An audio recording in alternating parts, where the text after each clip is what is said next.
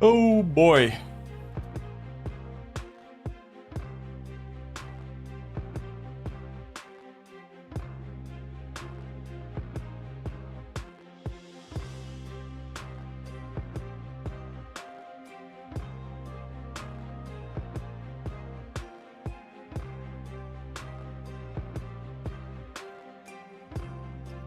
Uh,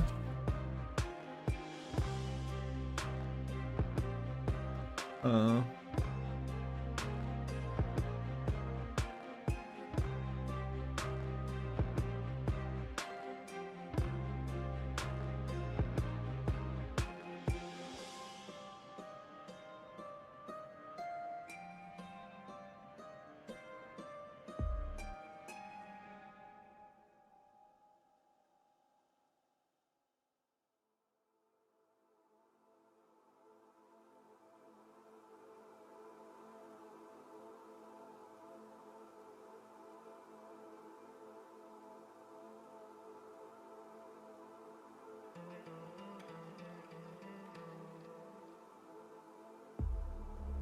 um,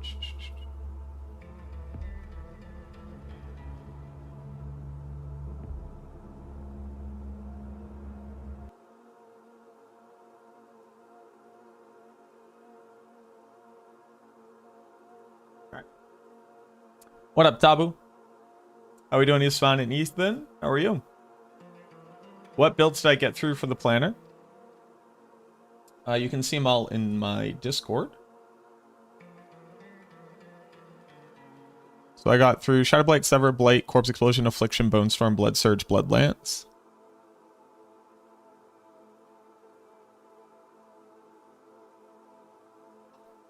So I need to do Blood Wave.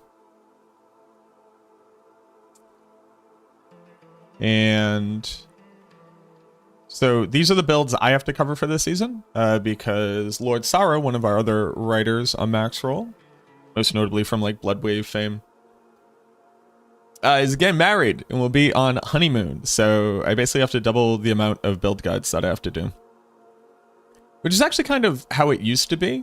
There was actually a time where I was the only writer for Max Roll's Necromancer, which is a bit rough. So I have to do Shadowblight, Sever, Blight, Corpse Explosion. I'm gonna put Affliction on the back burner for now. And then Blood Surge, Blood Lance, Blood Wave.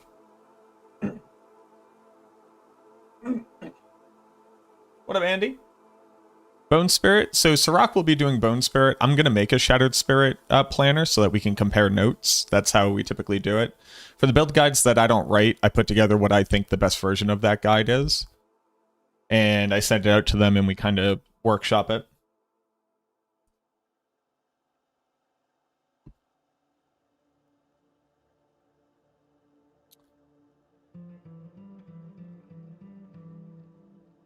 Yeah, yeah. Yep. Yep. Yep. Oh, I didn't see. So that was Ahu Cax.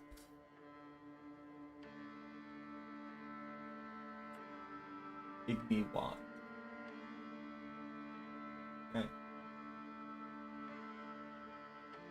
Yeah. Yeah. Yeah. Oh, you felt like you needed, yeah, you needed vulnerable.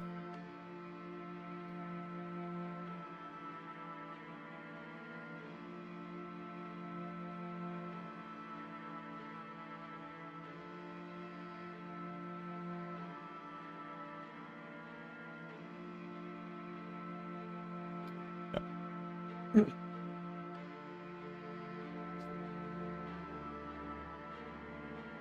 Yep. Yep. I don't know if I'll put essence there though. I'm gonna, yep. Whoa, pathing into and out of frailty is crazy.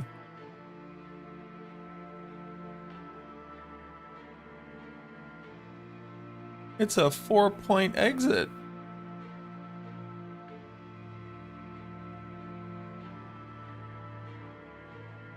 Sure.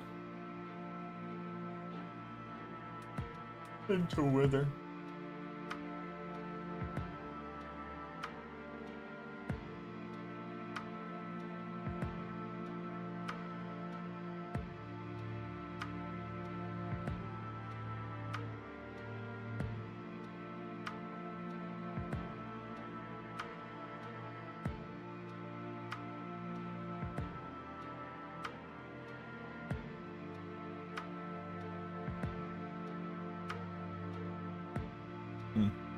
Okay. Okay. Let's do Bloodwraith.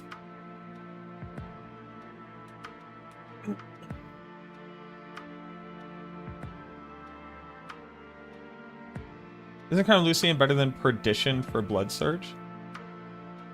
Isn't Crown of Lucian better than Perdition? No.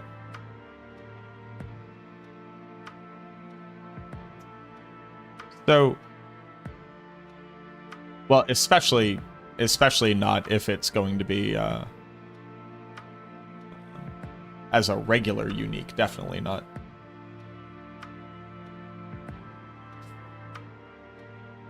But maybe you can explain why you believe that is better.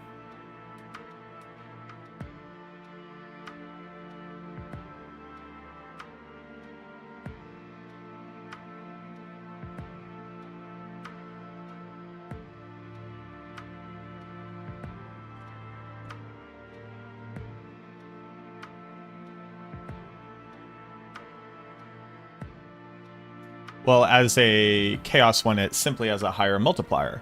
Sure, you can't put Crown of Lucian on a helmet slot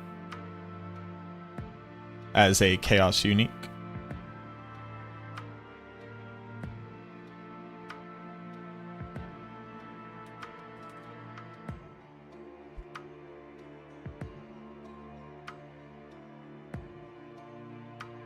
Chaos unique specifically go into other slots they don't currently occupy.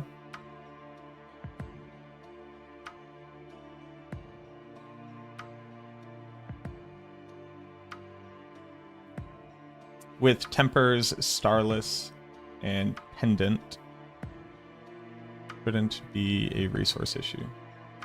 Can we touch on you literally can't equip it as a helmet first? Because I think that might put a big stopper in the line of questioning. So Blood Surge historically, with lucky hit chance to be able to restore resource, and Soul Rift, would actually sometimes run out of resource if Soul Rift wasn't off of cooldown against single targets. Same thing with Blood Lance, because you're casting at nearly 200% increased attack speed. And Blood Surge actually has our highest resource cost out of any core skill, other than Bone Spirit, technically. And we are no longer going to have lucky hit chance to be able to restore 100% of resource on our weapon as an affix. So we're not going to have percentage essence restore anywhere.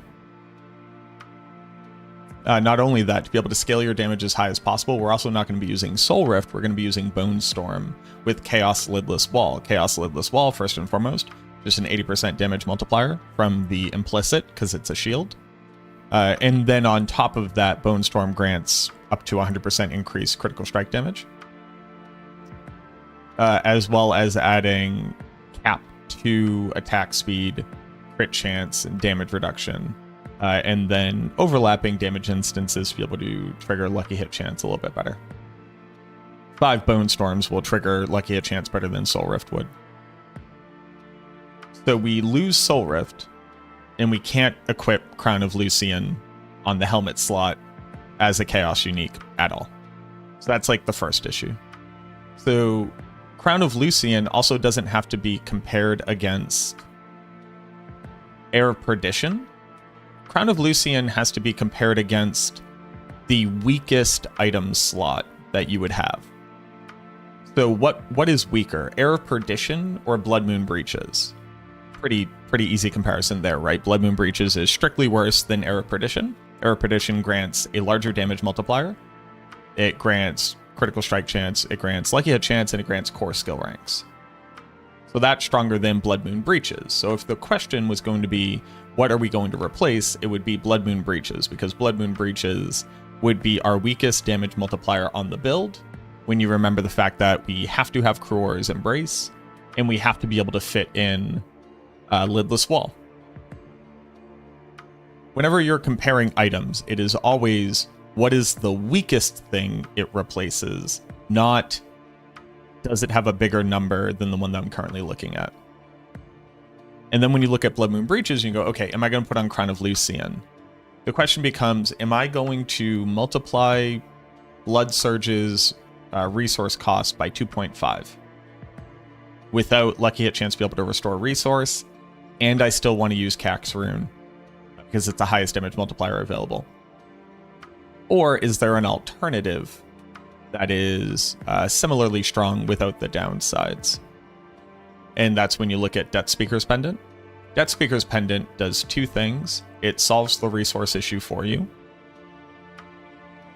It grants a huge amount of passive ranks. It grants cap 1 attack speed, which is actually very important, especially this season, since we have so much cap 2 attack speed. We actually need to get cap 1 attack speed somewhere. And then it also grants ranks to Blood Surge. So the question becomes, which one is stronger?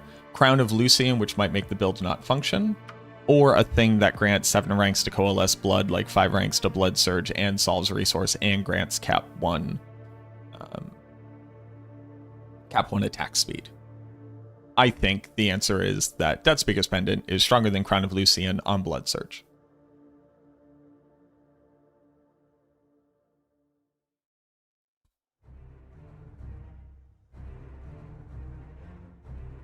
We do... Wait, does he do Ahucax? Why didn't I leave this open?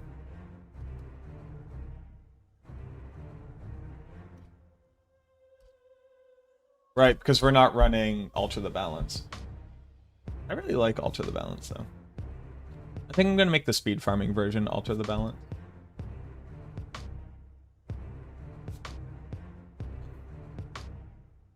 And that's Ahucax right there.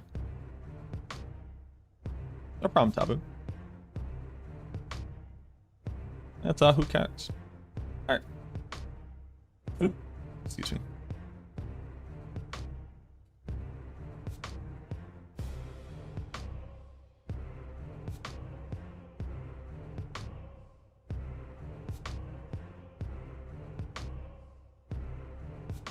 Well, the screen?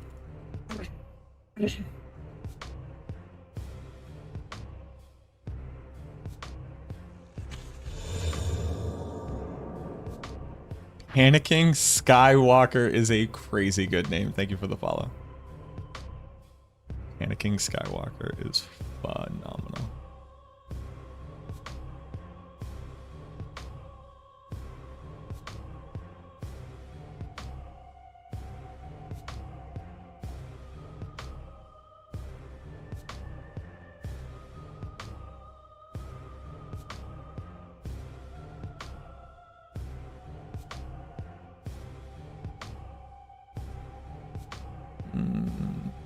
I don't know how I feel about those. What up, Raven?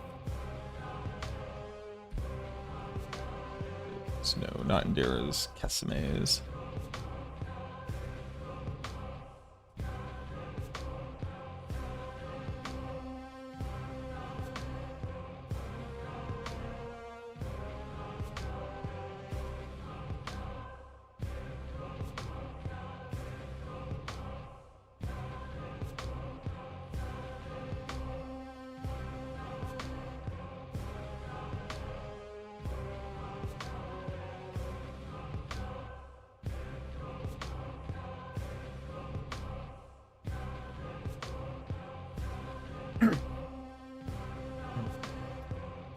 Got some juicy stuff today.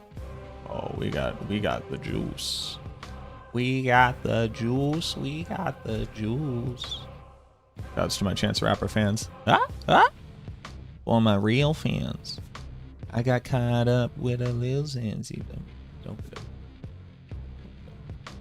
The radio still play me though. And new shit sound like a rodeo. Dancing the Ozy though. Ooh, I just want to break my neck on the key. But the industry begging for me. They be asking for me. This is what it sound like when God split Adam with Eve.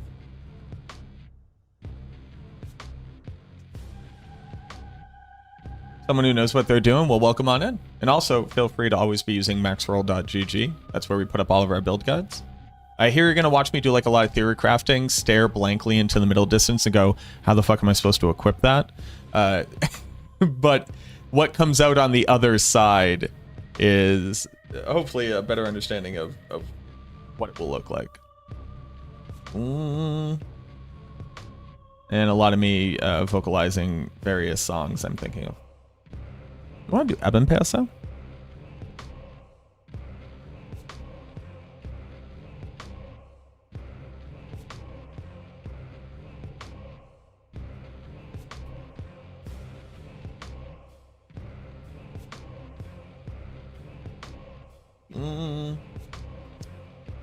I want to buy a phone with you. Like the industry begging for me, they be asking for me. It's what it sound like when God split Adam with Eve.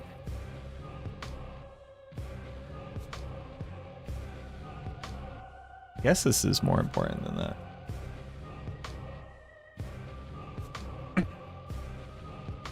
Part of the mystique when you stare off into the middle distance. Nice.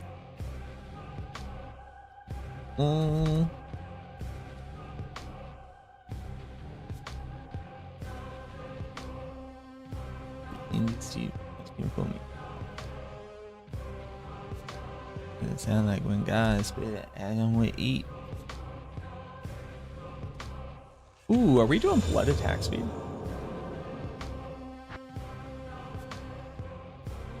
We're not? We're doing crazy, bro.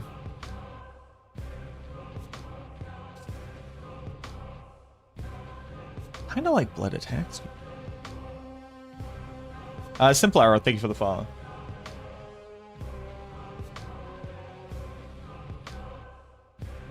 The area in the market where you have to combine multiple items to create something else.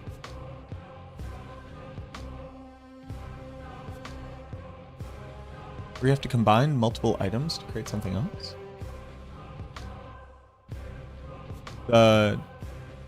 I don't know. I don't know what that refers to. Like crafting a mythic item at the blacksmith or the jeweler?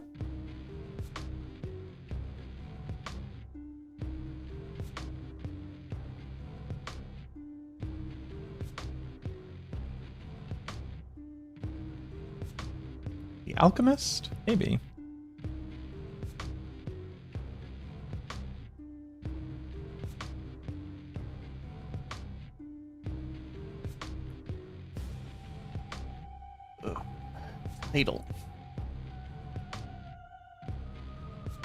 Title. Ooh.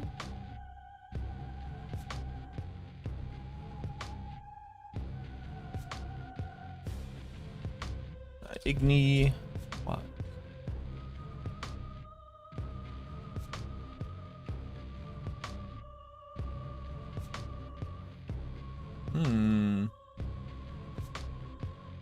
Sure.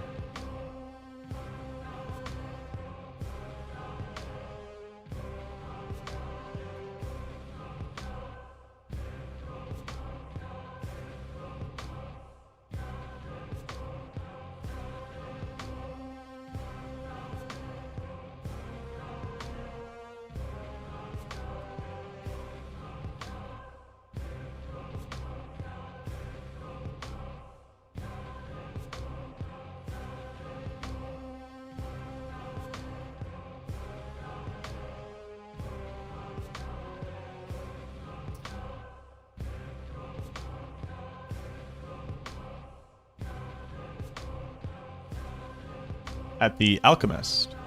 Interesting. What is the thing that you find confusing?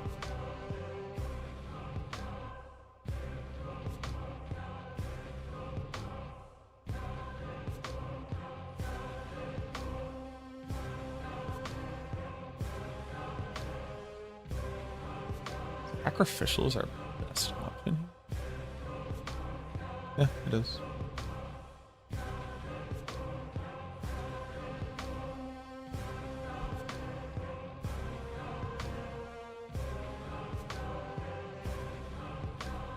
Do we know anything else about Necro from yesterday to today? I'm not sure.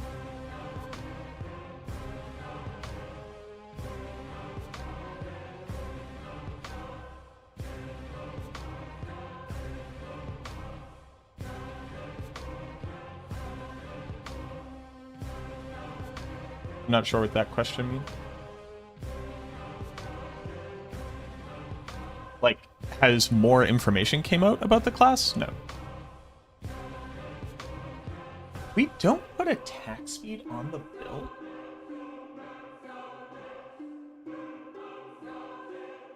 Are you sure, Sarah?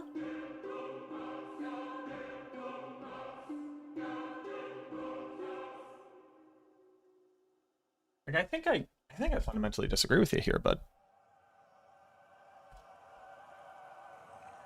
I think I like super disagree with you.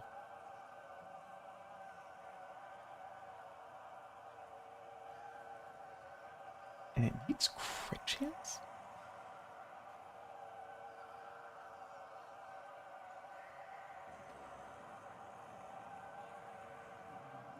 And we're using Subo?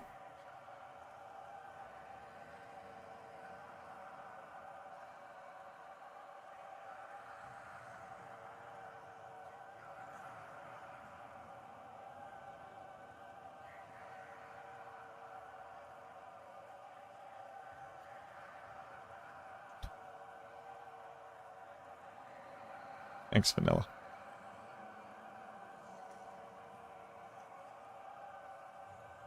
Was there not a second patch note with some nerfs to classes? There was the patch notes from the campfire chat. There wasn't a second set of patch notes.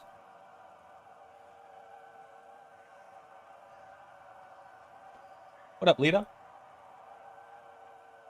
Like, there was a campfire chat, we got patch notes.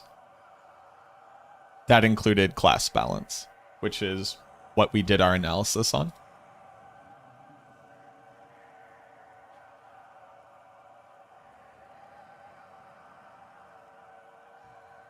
Like, the alter the balance change made it so that Bone Storm is now doing 5% of its previous damage.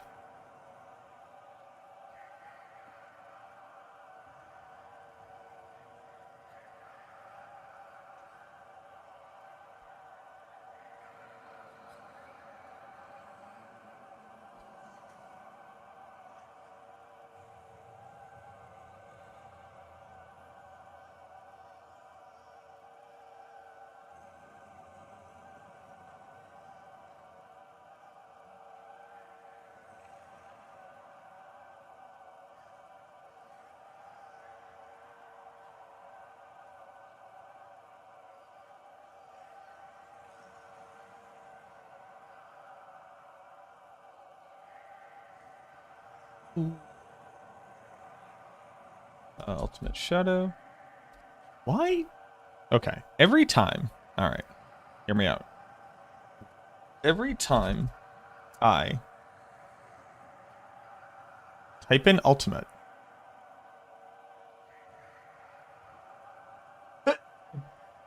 I missed the M. Imagine if there was a ring with that many passives on it. Would be pretty chill.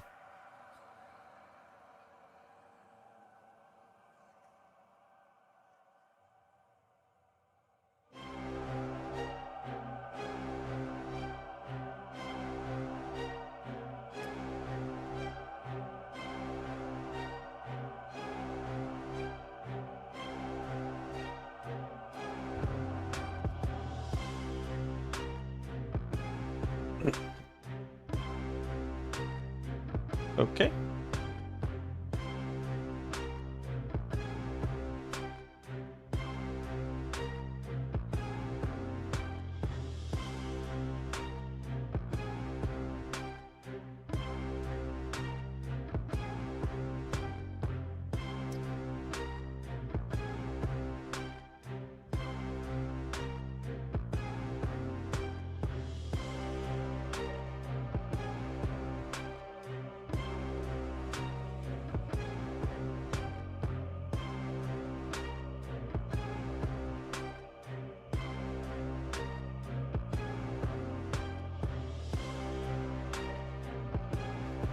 No, if Serpentine Aspect, the one for Hydra will eat all the mana, even if I'll pick up Mana Shield and have 10k mana?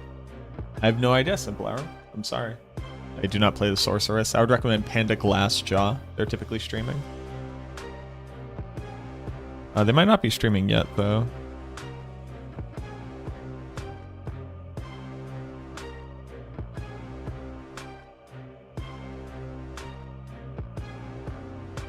But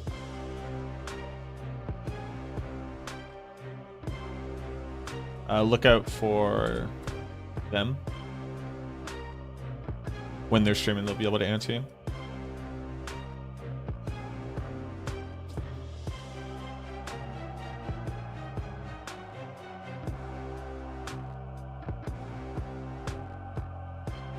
Do I need crit chance? I do.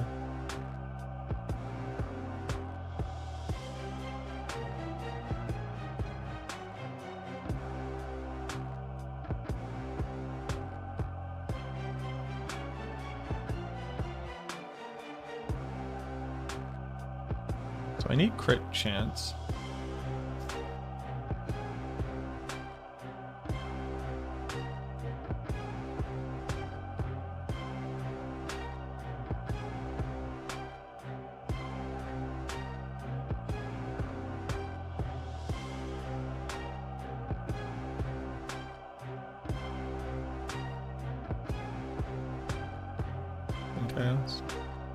Yeah.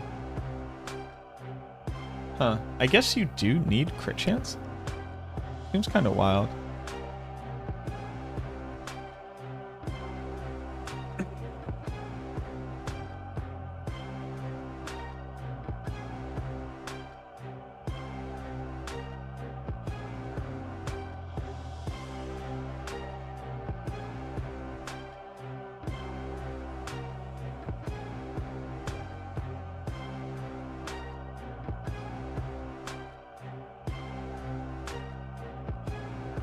Okay.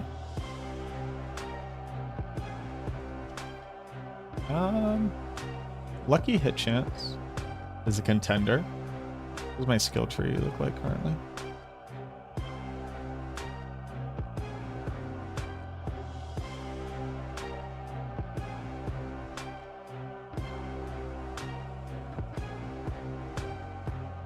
Oh.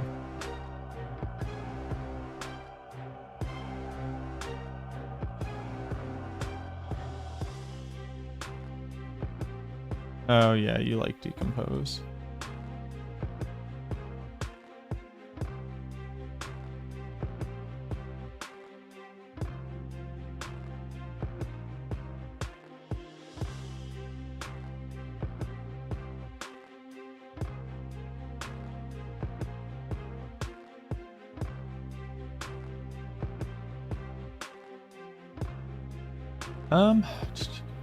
I guess I like lucky hit chance. I think I also like generating a blood orb more often.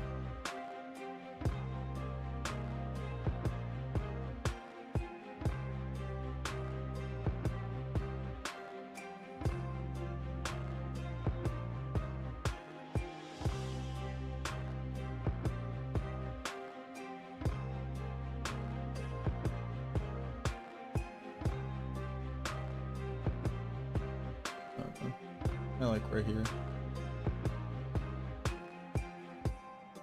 I like we're here, and I think it kind of doesn't matter.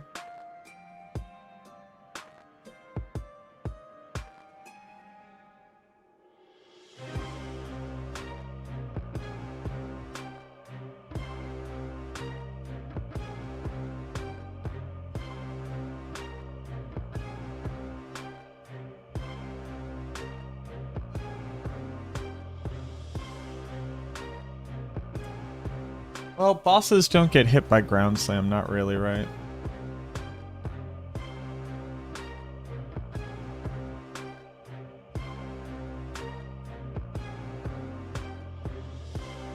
Unless they're staggered. Actually, I don't even think they could be affected by the ground slam then.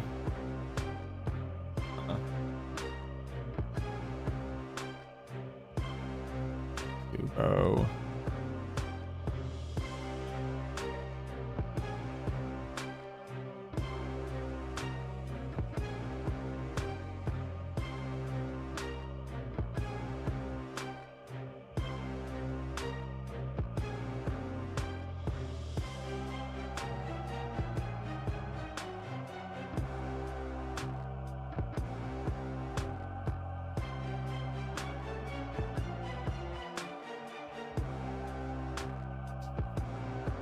fine.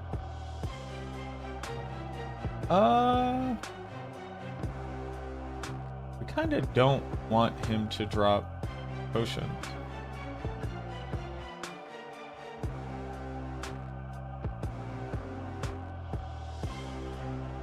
Interesting.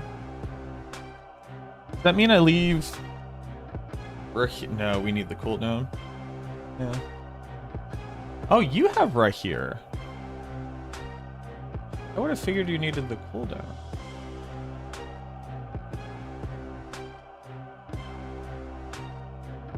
How do you not need the cooldown?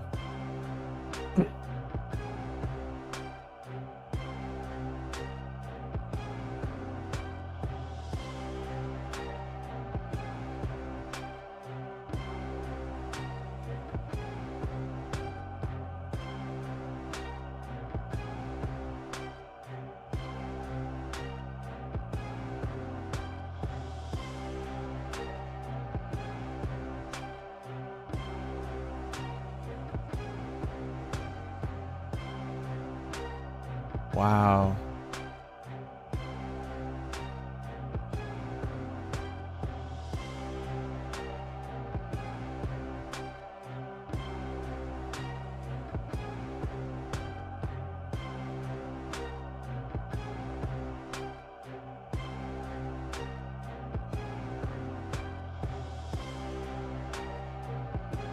Wow, that really sucked.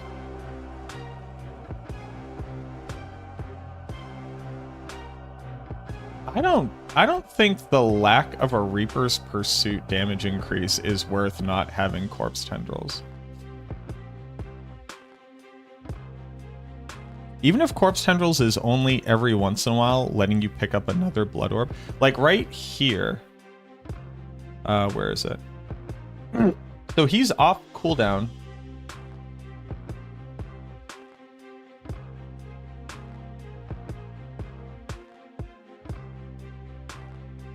And then just has to wait 3 seconds. It was like 4 seconds to be able to cast it again. I don't think this is it, dog.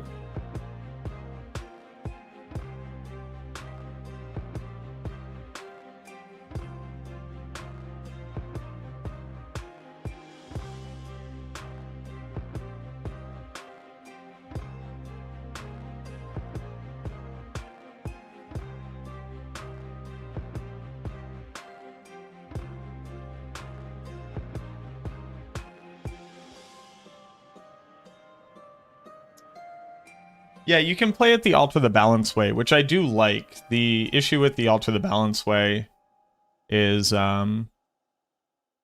it's just weaker. Like, this is a stronger version of the build.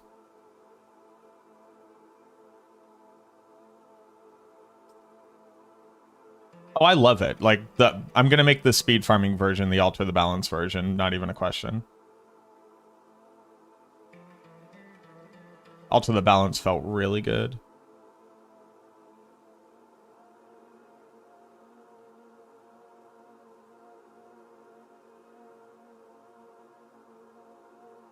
Yeah. But we can't make builds that aren't the strongest version of those builds, Garm.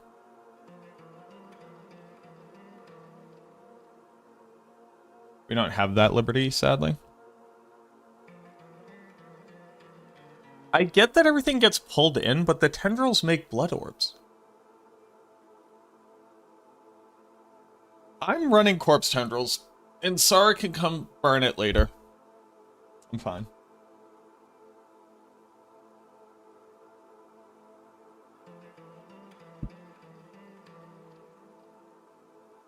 I don't care. I can't recommend.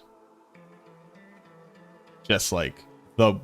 And it was against Spirit Caller too. Like, Spirit Caller gets ads.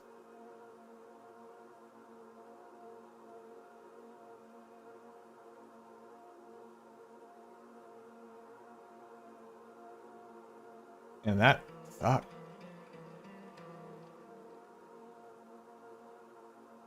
The pit run is done in... No, that's impossible. Oh, he only shows portion of it. Okay.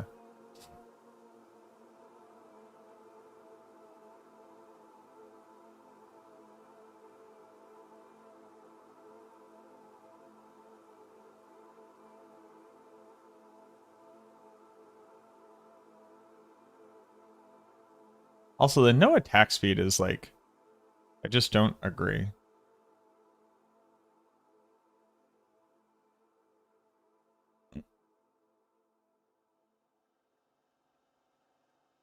That was a lot of wasted orbs. Dude, the gameplay is heinous.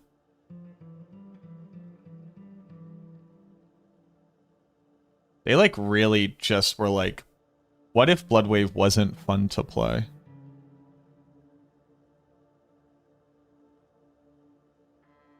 What up, Ava?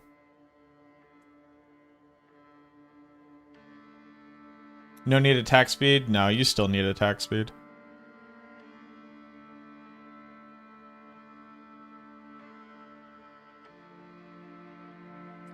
The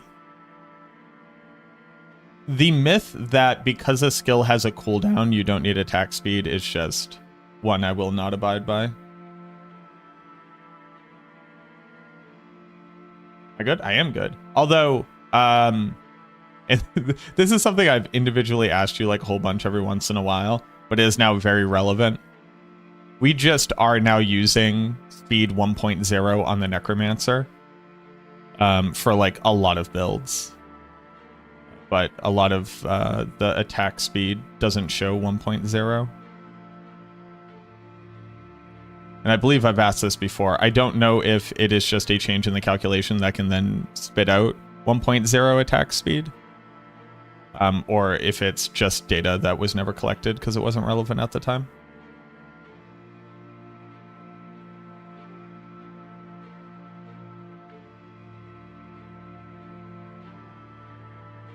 But if it's just collecting frame data, let me know. That can be something I work on this season. You don't need that much attack speed?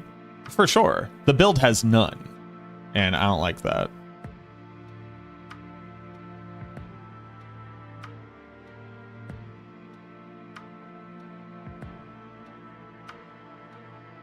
Like if you, the only attack speed that the build has on it is from frailty. That's heinous.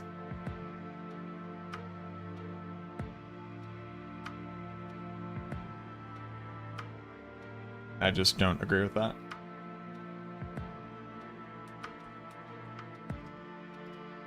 That build literally has no attack speed.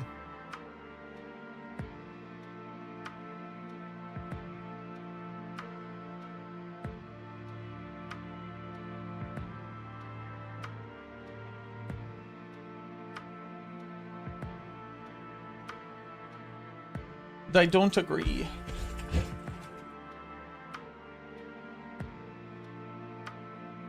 Blue Eyes, thank you for the follow.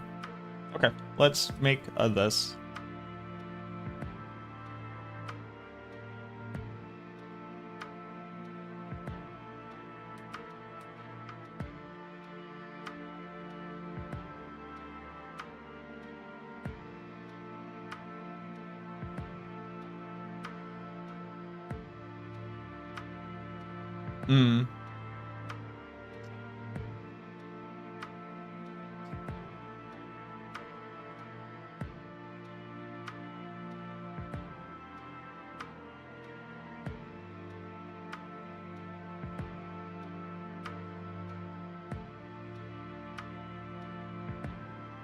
I think putting the weapon speed in the header makes a lot of sense. Because, like, people won't know that dagger equals wand. You have to make it foolproof.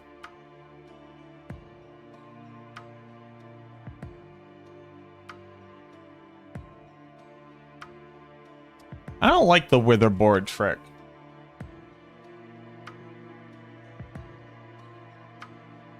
Let me tell you why.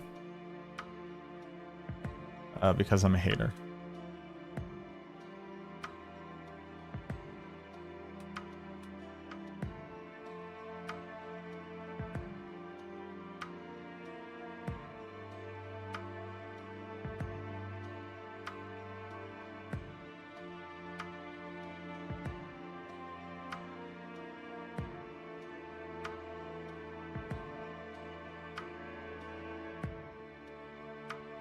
13 trillion is crazy. This is Bloodwave. 13 trillion is actually not even the top end of this. I think it hits like 31 trillion. I forget exactly what it hits for.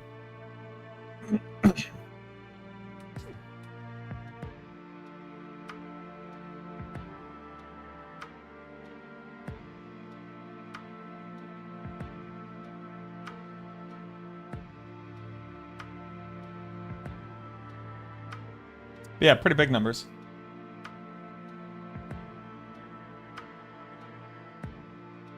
Allows you to fit min boards in at 230 points. Sure.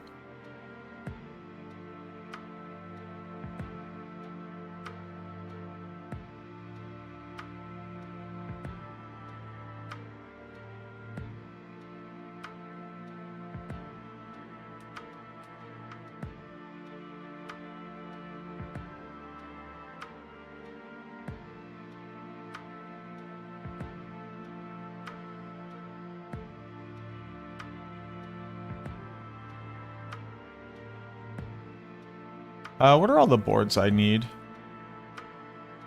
Blood begets blood. Bloodbath.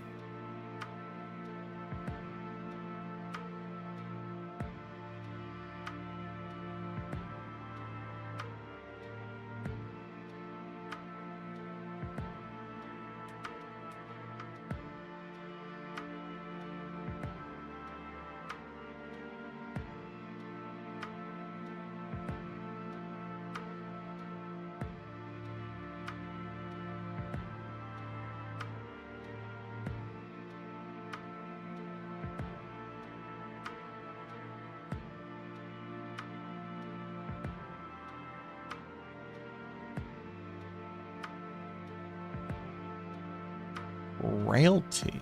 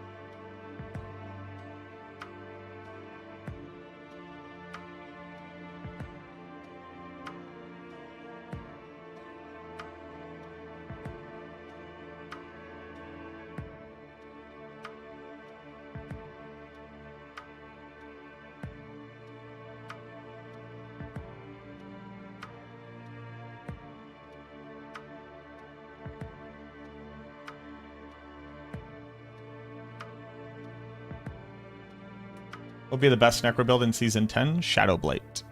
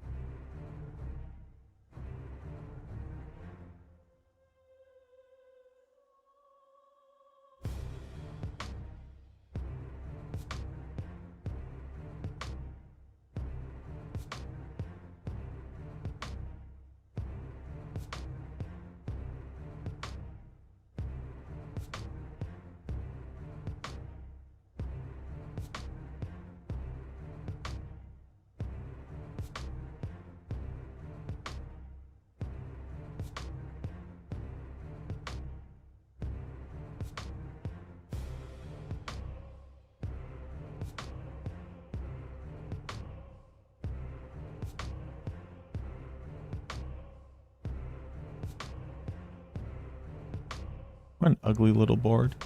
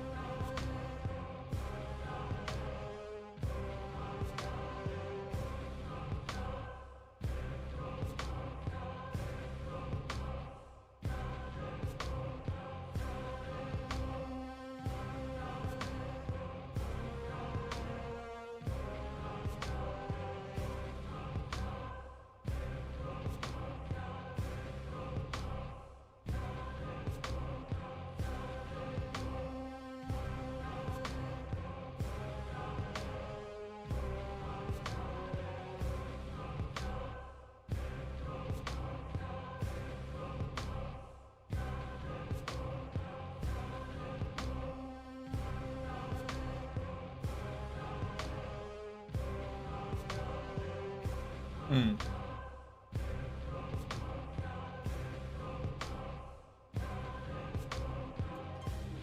Let's say when you masterwork and you don't get affixed where you wanted to go, you just scrap it. That's a big question. There are builds that require you to have a particular set of stats for the build to be online. A really good example of this would be hitting the point where you can teleport infinitely on a sorceress, or like 1 second teleport, or whatever they call it. You need a certain amount of cooldown reduction to be able to do that. If you don't have that amount of cooldown reduction, you would continue to reset your masterwork until you get to that stat. Everybody else shouldn't worry that much about perfect masterwork critting until very late into the season. But this is skill to skill. So a really important stat to have consistent damage output is to reach either 100% for your skill to deal double damage, or to get up to a really high percentage of your skill deals double damage. And how powerful your masterwork crits are gets weaker the more perfect masterwork crits that you get in almost every scenario. So you'll notice on our build guides, technically speaking, this is a perfect set of Kesami's Legacy. But you can use Kesami's Legacy if you don't have this. You will just be using imperfect gear. So what we'll recommend is the 2 best masterwork crits and then the second best masterwork crit that isn't getting a third one on the same skill, because most people should assume that they will never have 3 masterwork crits on every single piece of gear.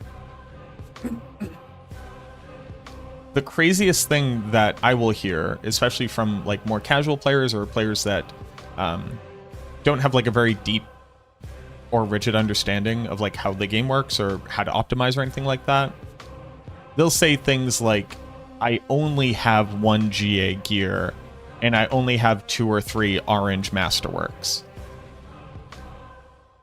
When during a season, me, MacroBioBoi, arguably one of the most knowledgeable people about the Necromancer, and a person that a lot of people come to for this information, will never have more than 1 GA on my gear, and will almost never have a triple masterwork crit unless it happened to happen.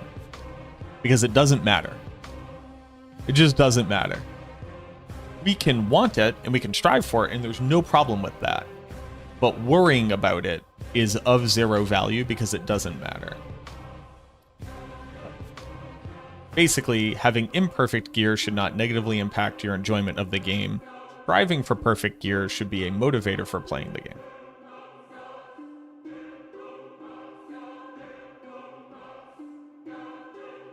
The only people who need as in to be able to play the game in the way that they enjoy it the most, the only people who need like multiple GA gear and triple masterwork crits on perfect stats with perfect aspects are people trying to compete on helltides.com for the #1 clear on a build.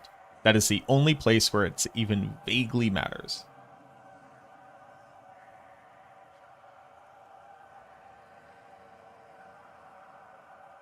Yvonne, thank you for the follow.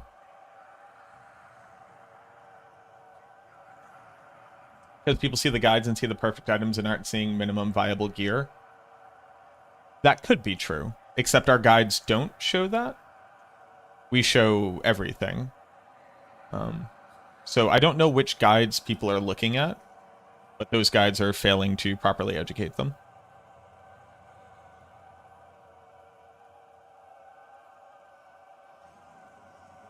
Starter, your ancestral setup without mythics. Only ever recommending the 2 highest. Mythics, still only recommending the 2 highest. And then we'll also include Pit Push, the thing that only people do when they are competing, where we will ever show what the perfect stats are to be able to educate people on what to strive for there as well. But if your guides aren't showing you like this level of information, I would recommend using different guides. We also have like stat thresholds that you need to get to, with like good stats to find on gear through each one. like checklists for what you're looking for, and breakdowns of how like the. I will agree that people probably don't look at this, but we can't make people absorb the information that we make available.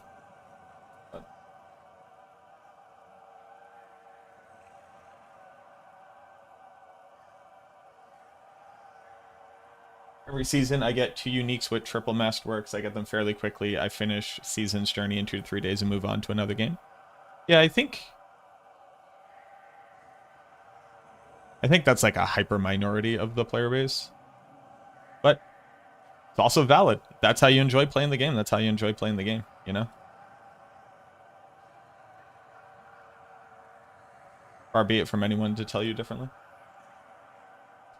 Since Frozen Orb will be crap again, I think I'll just play Tornado Necro. I just really wish we wouldn't call it Tornado Necro, because it has a name, and it is Bone Storm. I don't get why people are calling it Tornado Necro, and I wish they would stop.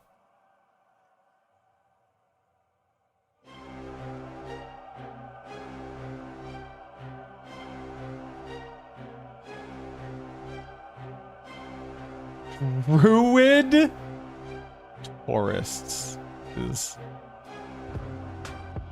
powerful.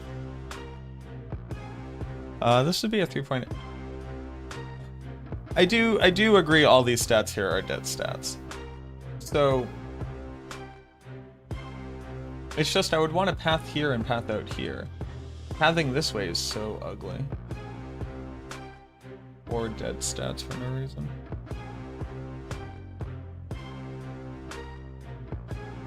Oh, what if I do a cheeky little... What I don't agree is that this is all dead stats. I just agree that, like, this is. 1, 2, 3, 4, 5, 6, 7. 7 dead points for no reason.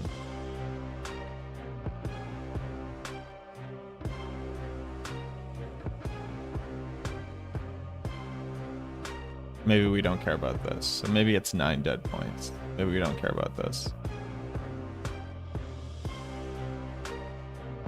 This is a 3-point entrance. This is a 3-point entrance. This is a 2-point exit. Can I go like boop, boop? No, I can't.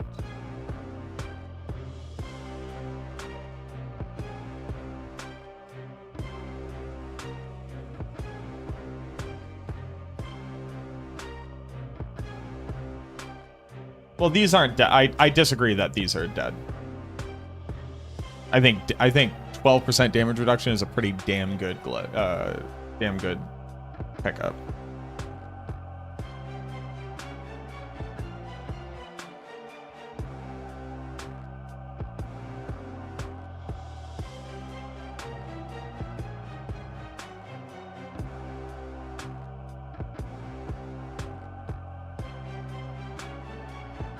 What, this? No, the intelligence aren't dead. Intelligence aren't dead stats because we'll just pick up extra intelligence later. So you only count the dead ones. So it's 1, 2, 3, 4, 5, 6, 7. Arguably 9.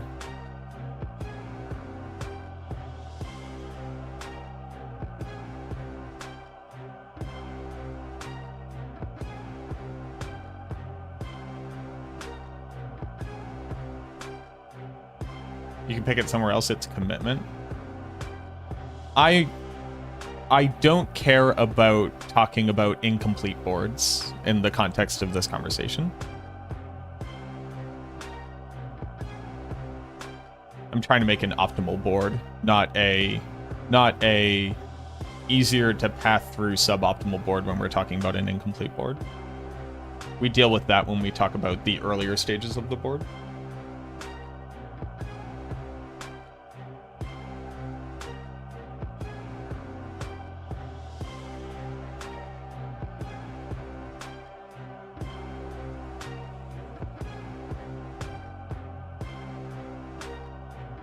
Also, I need a dick ton of armor.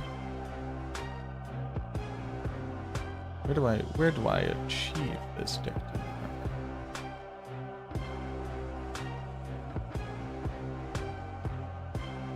Wowie, not good enough. Oh, you just have to use an elixir? Okay.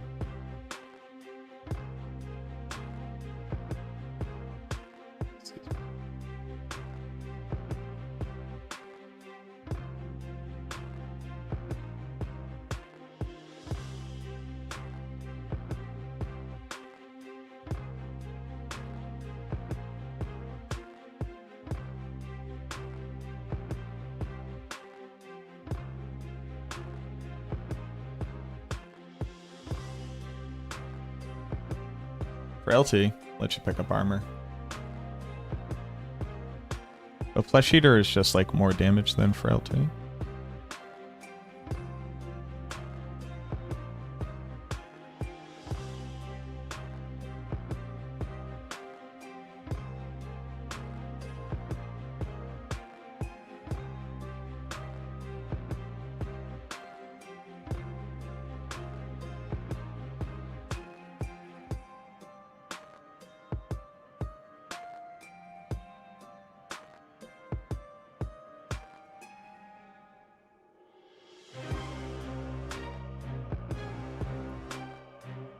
What if it's just not Wither?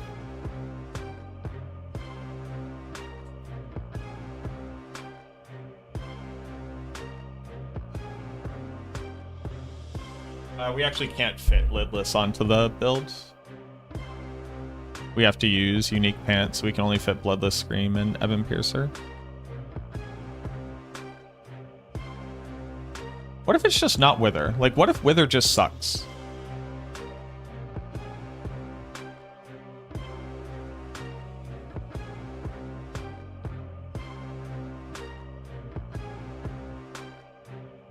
Like, it's an on average 60% multi versus an always 40% multi.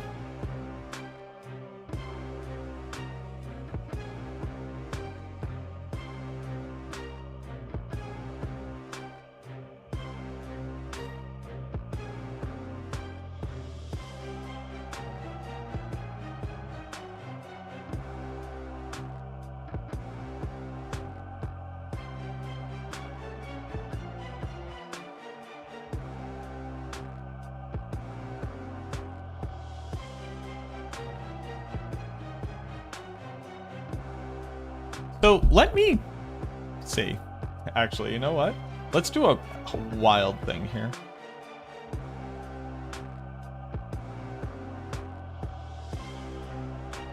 One cast of Bloodwave. 2 casts of Bloodwave. 3 casts of Bloodwave. 4 casts of Bloodwave.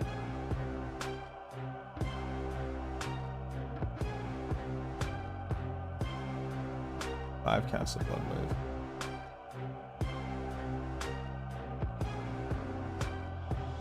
6 casts of Bloodwave. 7 casts of Bloodwave. 8 casts of Bloodwave. Casts of Blood. 1 cast of Bloodwave. 11 casts of Bloodwave.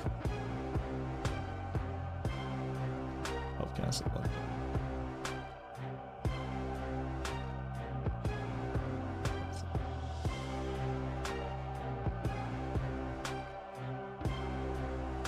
13 casts of Bloodwave. 15. 16. 17.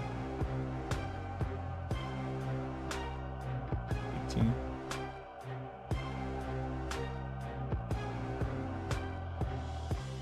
19.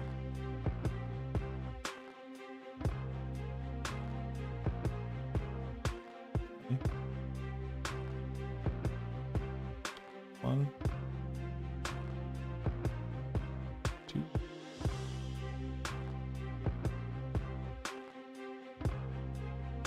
40.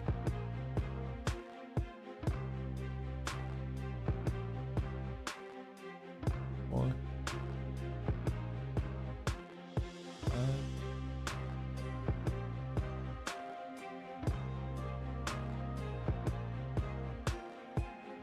6.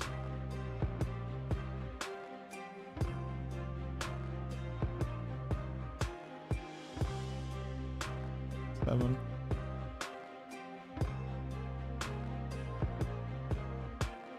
I think I missed one. 28, 29. 30.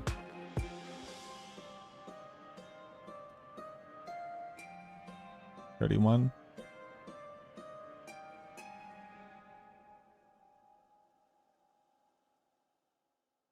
32. 33.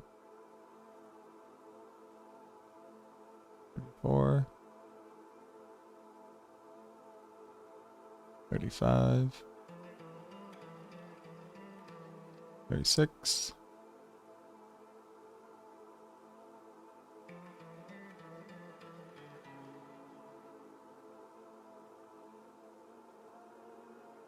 37.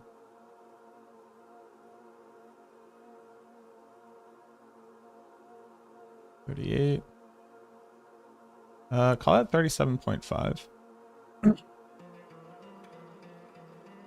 38.5.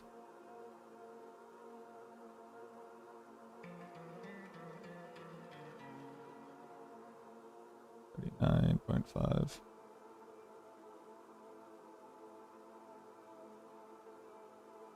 40.5.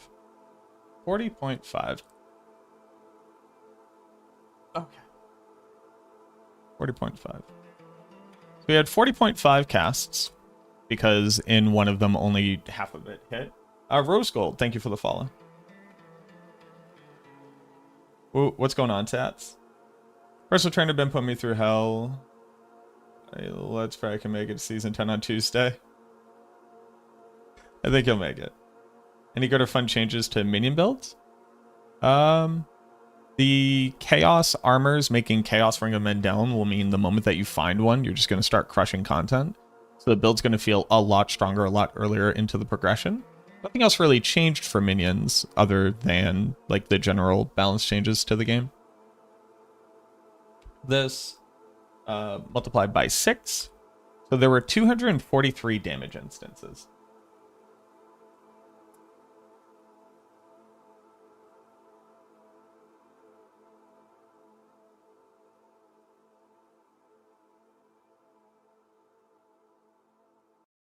Sorry. 243 damage instances binomial distribution calculator.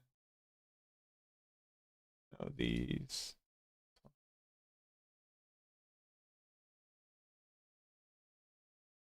Number of trials is 243. The probability is 0.2.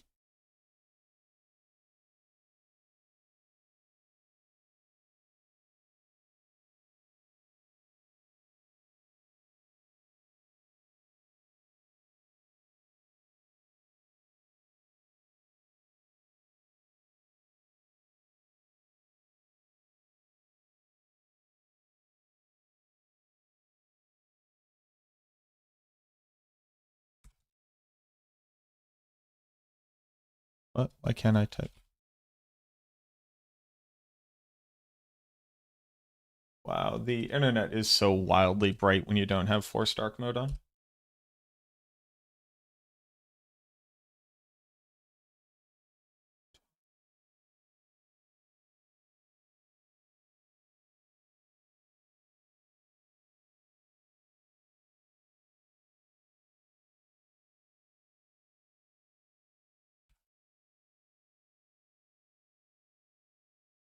So 48, 49.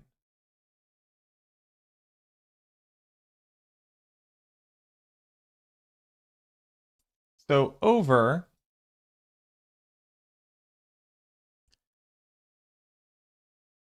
the expected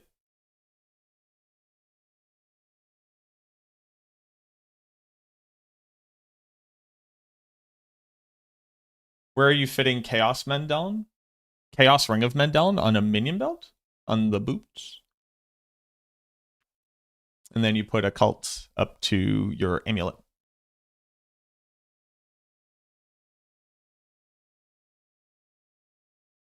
We did the math. The maths.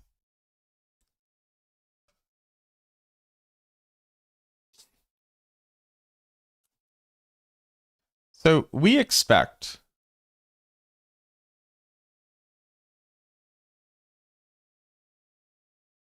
over 243 damage instances. We expect to get the average damage multiplier about 50% of the time.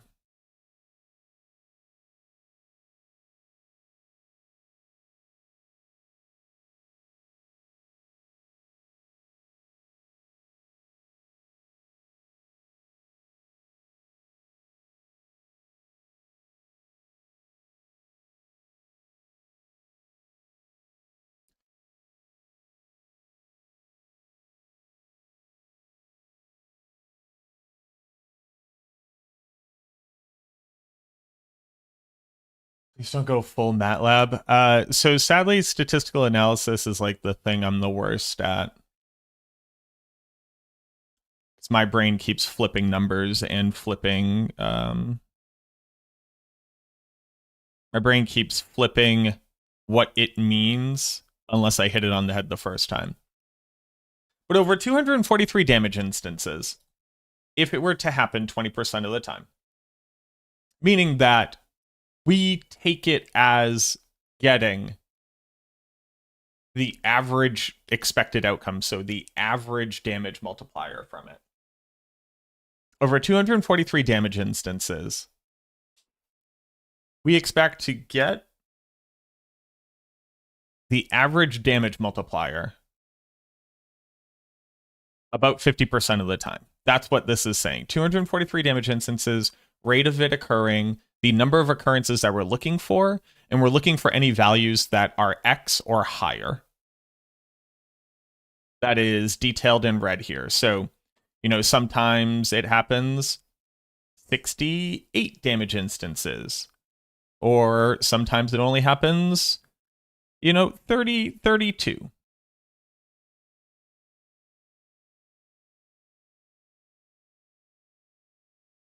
And then the numbers get astronomically low.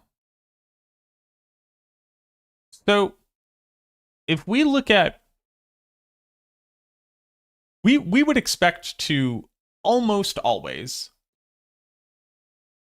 get 30 or better.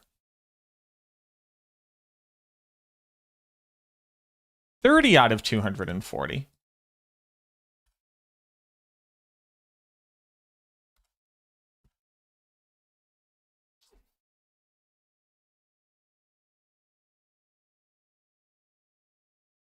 Wait, no.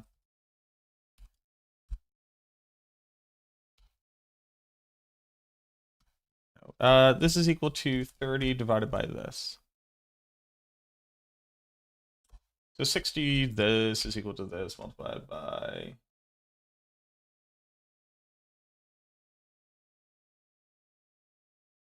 So at worst, this ends up only being an average damage multiplier of 37%. Right? Out of 243 instances, only getting 30.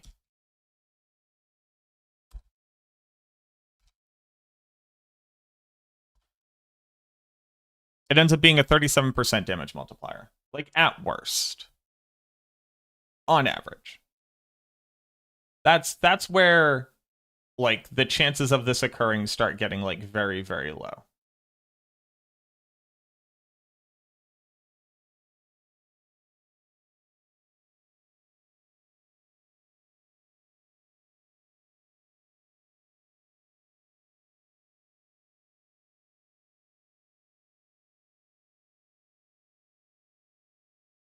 But we only expect to get, like, the full average damage value out of it about 50% of the time.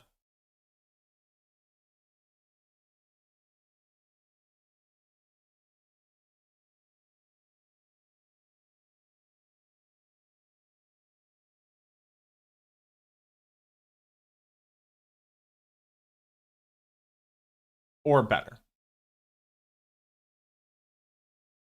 At what number of damage instances where this like stops being true?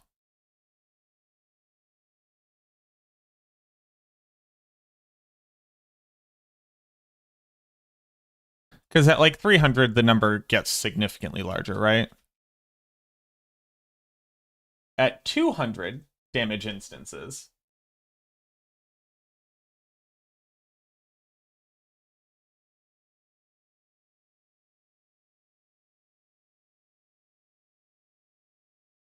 the chances of that happening are like astronomically low.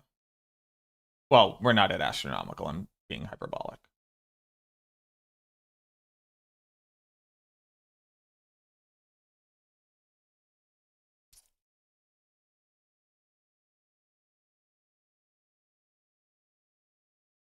Also, where did music go? There we go. Oh, I really don't like Wither on the build. Like, what are the other downsides of Wither?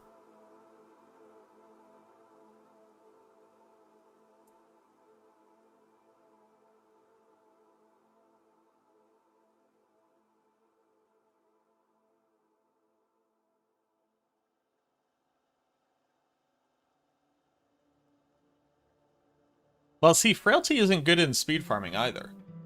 Frailty has a lot going for it, though. One, the additive damage values on it are higher. That's kind of true.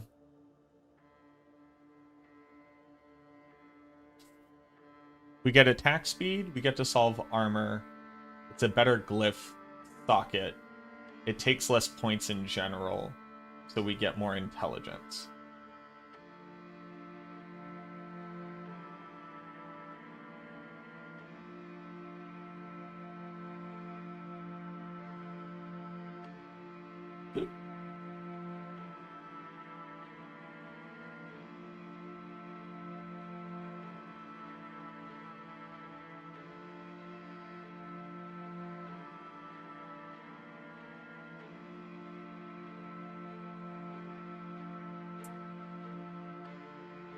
So how do I equate these two things?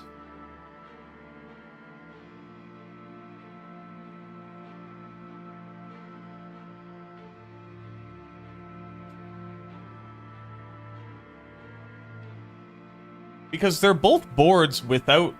They're boards that offer survivability,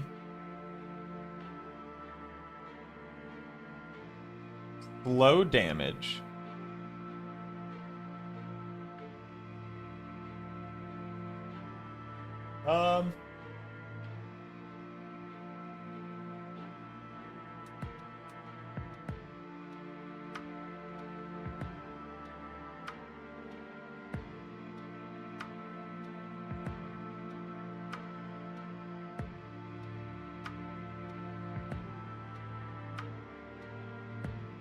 Oh, I know what I can do as part of the calculation here. What is the top end? 68 procs.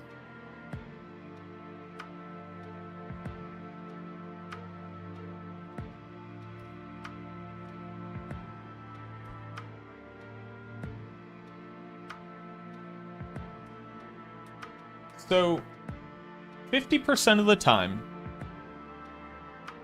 Wither is worth between 60 and 83%.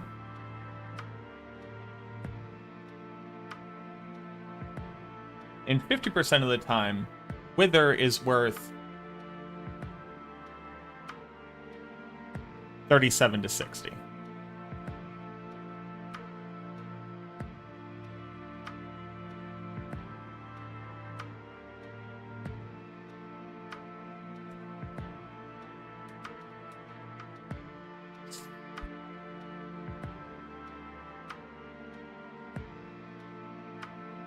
I'm gonna hate this so much.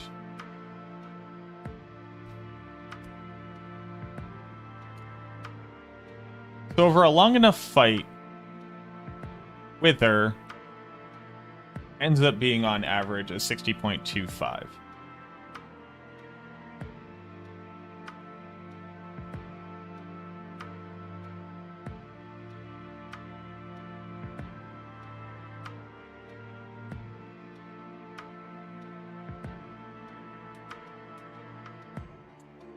And this shouldn't be true. Yeah, okay. I don't know if that's mathematically different, but...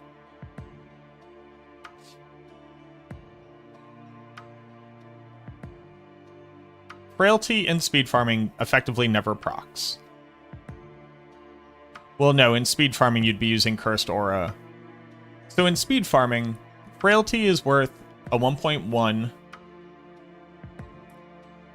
and, you know, Wither is worth nothing.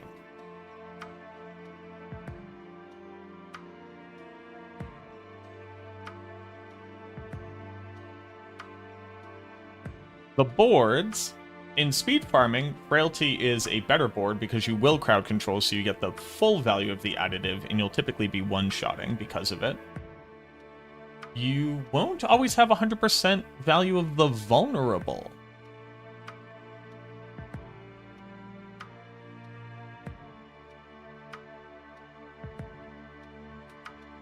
Huh.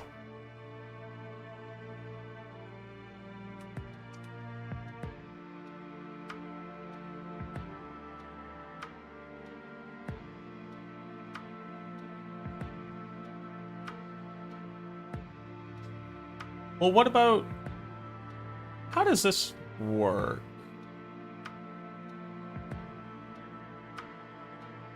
Are they considered affected by Desecrate before they take the instance of damage?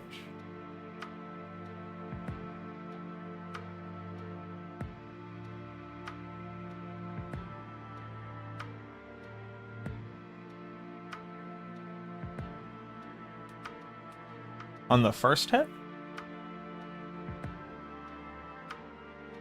I don't know the answer to that question.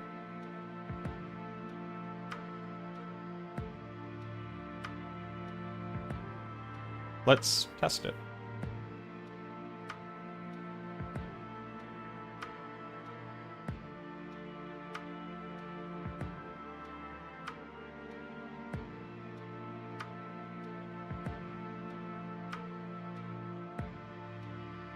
Biggest downside to Wither is that they keep making it worse. Yeah, it's wild.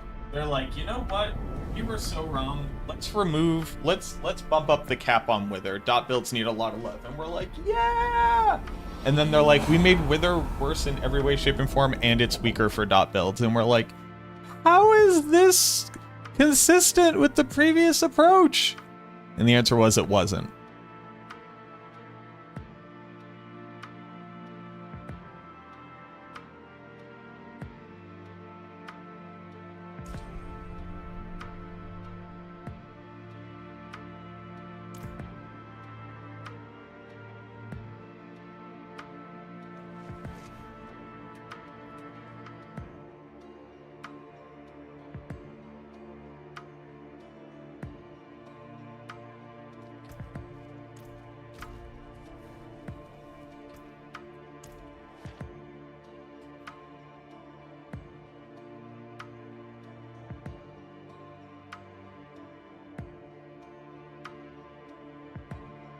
Go off scream to scream into the abyss. Oh, what a time to be alive.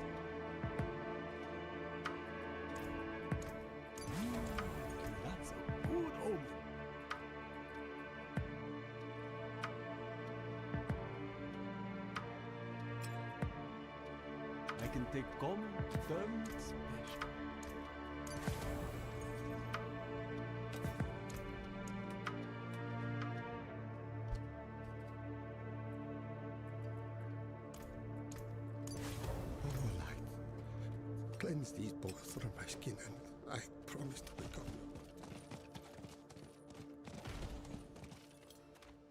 What were you do? Oh, this? Imprinting? So.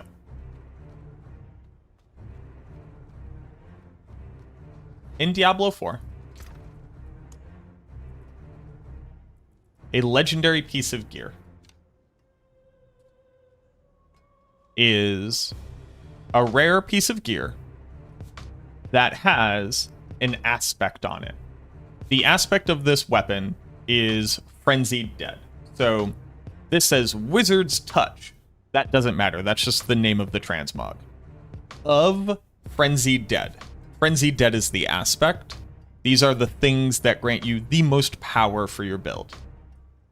The aspect of Frenzied Dead is the thing that says each time one of your minions damages an enemy, they gain 15% attack speed. Ba ba ba ba ba ba ba ba ba.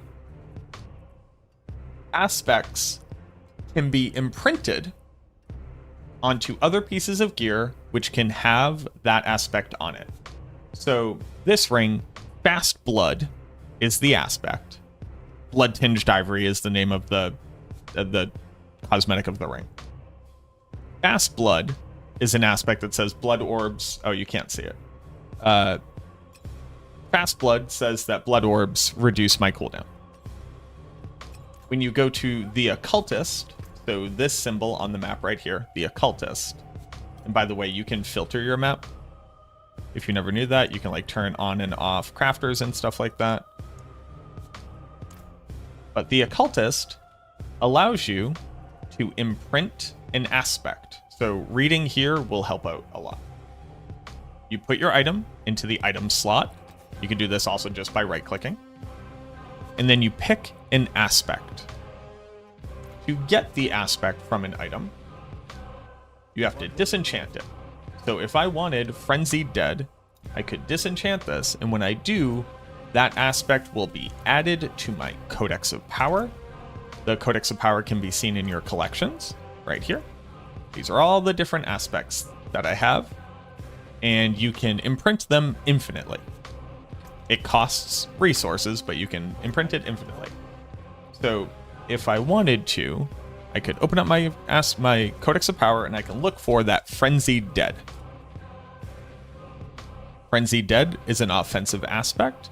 This can go onto weapons, your glove, and your jewelry. And I could put this onto my ring if I wanted to. That is called imprinting. That is probably like one of the more important things to know about how the game works.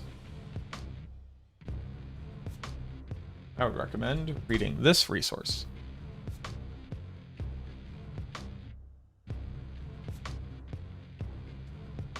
We have resources for like all of them. So like if you were to go look up like the blacksmith or the occultist.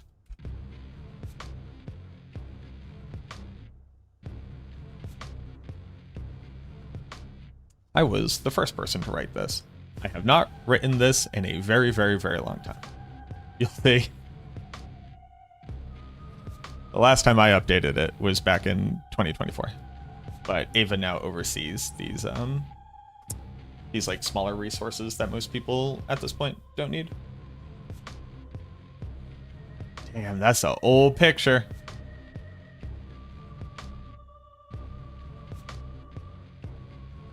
Oh, why are you playing?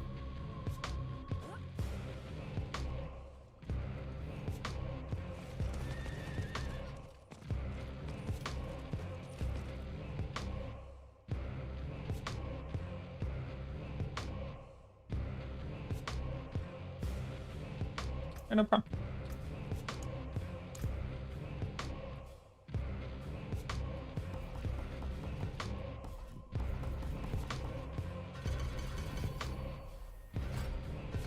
Okay. Paragon.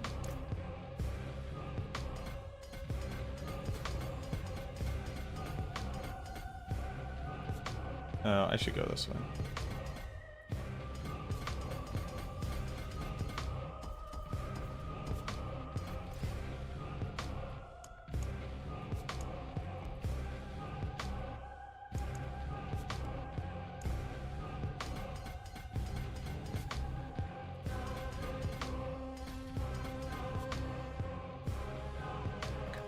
So.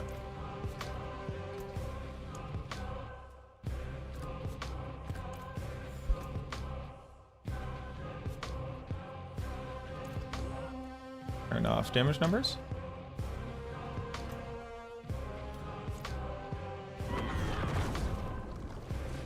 Three, 8, 4, 9. Actually, I don't want. Why did this only spawn one puddle?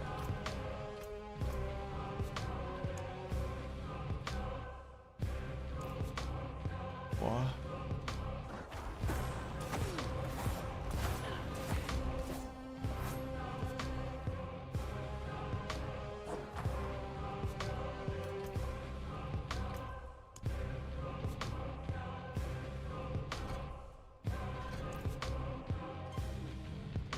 So 1763.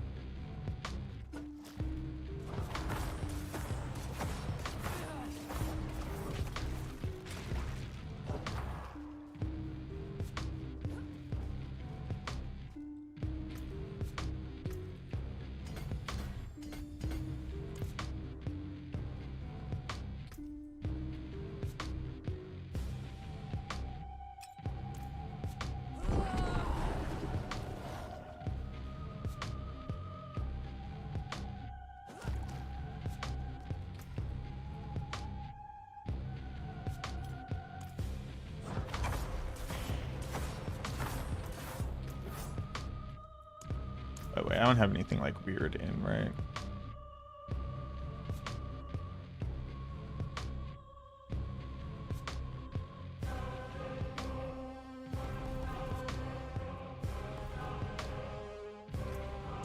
Okay. So, Ultimate Shadow will apply Desecrating.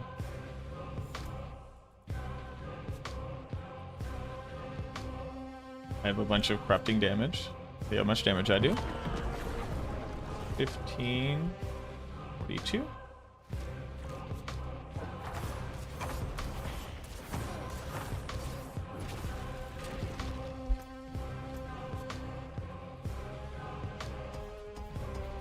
Take all that out. Oh. But I need 2 more intelligence.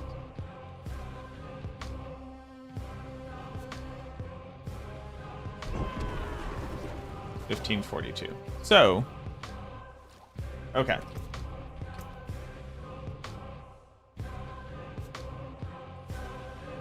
For the first image instance, I am unlikely to have applied vulnerable. For the first image instance, damage to corrupting enemies doesn't work. Crowd control damage does work.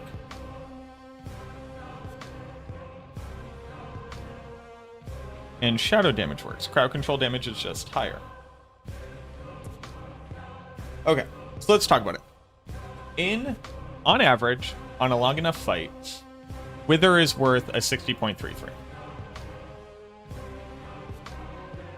On average. So for pit pushing, it's a 40 versus 60.33.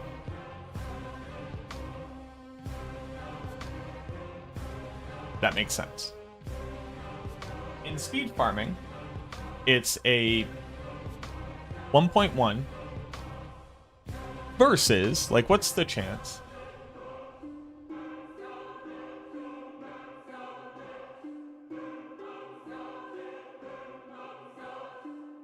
Sure, 20% of the day. Sure, but like, so 1 in every 5 times I cast it,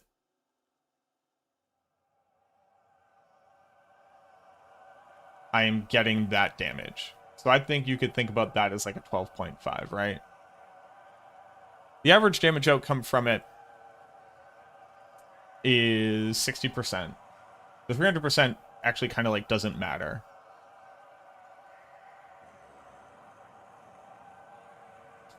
Would a 1.1 make me one-shot something? No. Would getting nothing make me not one-shot something? No.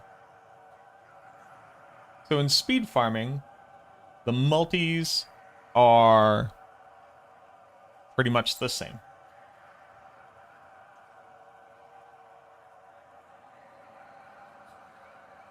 If we're talking about that place, the additive damage kind of doesn't matter.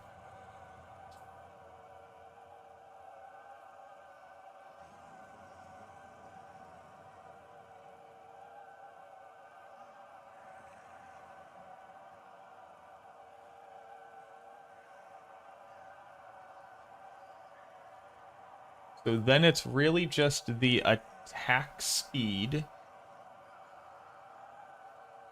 and the ease of survivability stats versus the in-combat survivability stats.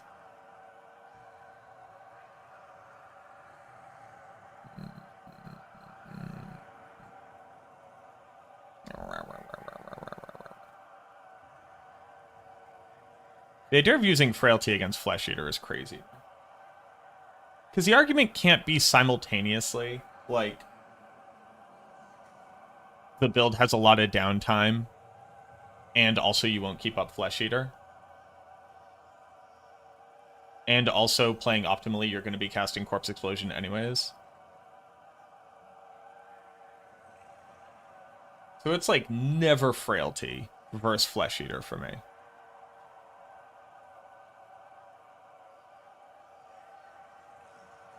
Especially when the stats on Flesh Eater are just better.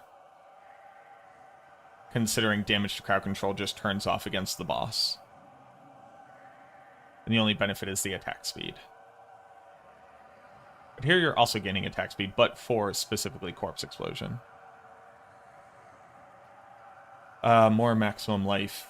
Actually, comparable maximum life, right? Yeah, comparable maximum life. No, more maximum life. Significantly more, actually. Oh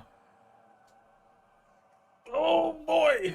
I hate this. Yeah, I guess it's just Path into Wither and just Path into it twice. So I guess I can't be mean to Sirach.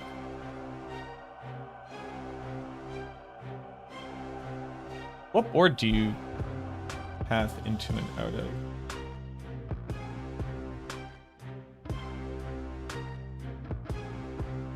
This is just such a bad exit. Is there any way to do it differently? I want to pad that at 2 separate exits, basically. Or I just cut this out, and then I can pad through it. Because I do like the DR. Yeah, that's fine.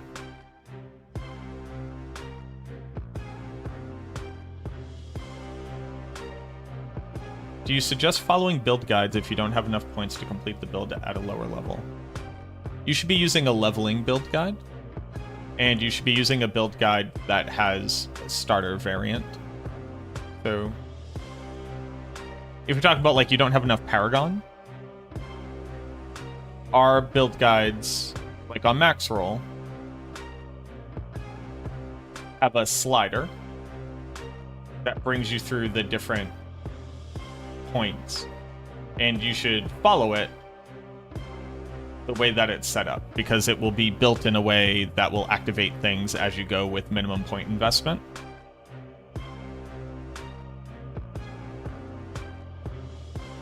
And if you're using a build guide that doesn't have this, that means that you're not using a Max Roll build guide, and I wouldn't recommend that.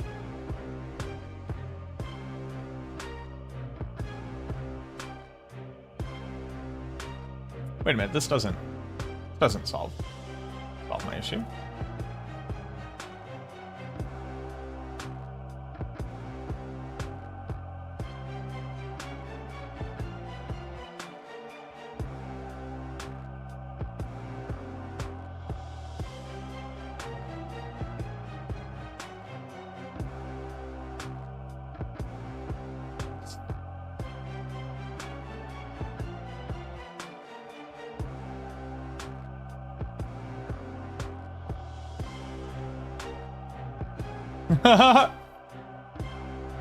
Doesn't quite make sense, huh?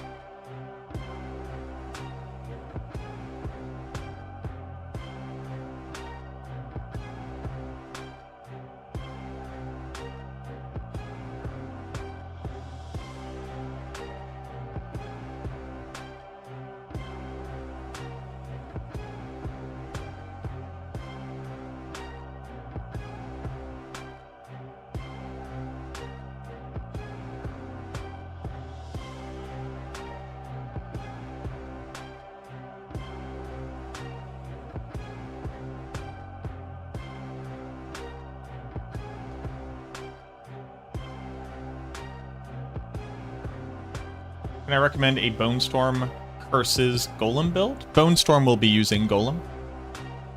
But I don't know what Curses means in that regard. If you could expand on that concept.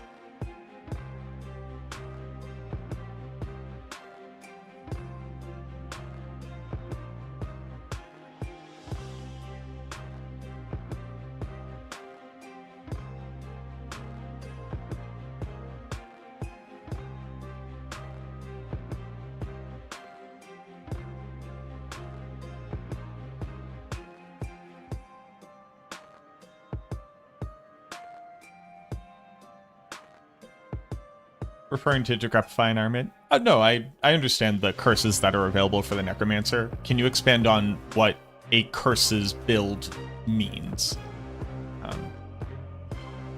Curses don't have an avenue through which they directly apply damage except through the use of Affliction. But you wouldn't be using Affliction on a Bone Storm build because you'd want to be empowering Bone Storm's damage, which would be via Ossified Essence. So you always apply Decrepify on every single Necromancer build. You don't use Iron Maiden because it doesn't really do anything altogether that important.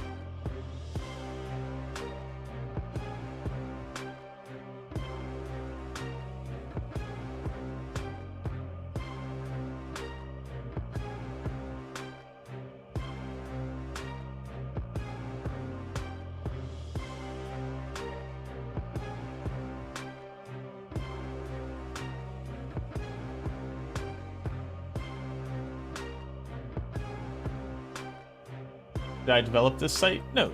I'm a contracted guide writer for this website. The developer for this site's name is Riv. Riv's a really cool guy. You're Diablo 4 and just playing around? Gotcha. Well, you can still tell me what you want about the idea of curses, right? Like, you have something in your head. What is that thing?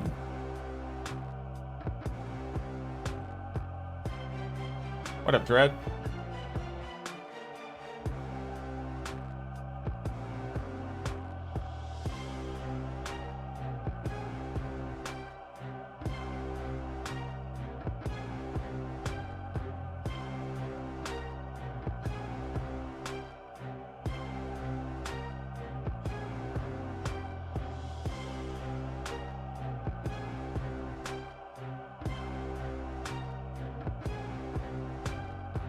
So one point here ends up being this. One point here.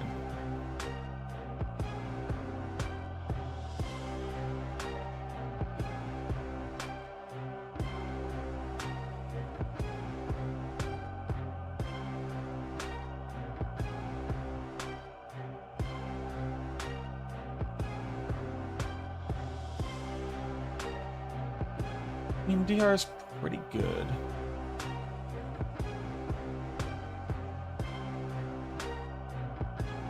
And now just intelligence. Okay.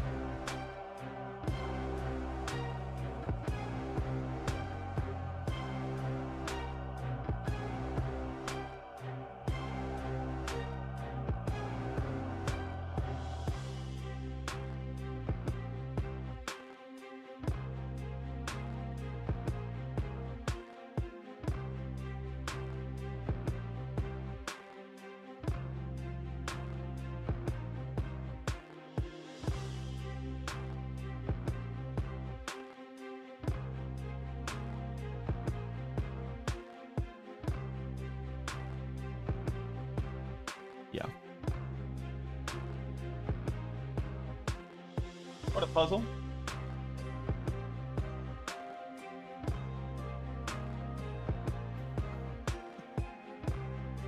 Thank you for the dad joke. I appreciate that. So that's pit push.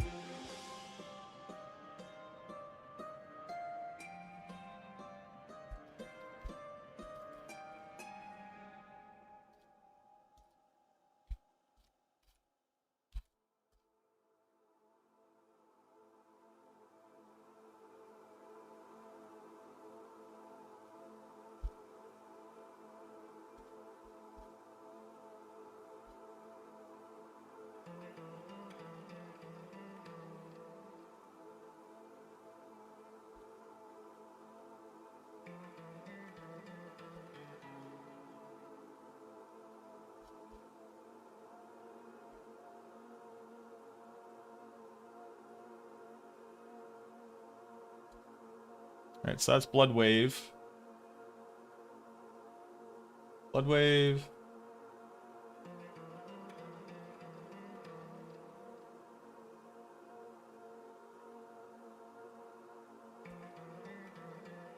As always, putting them all into my Discord here.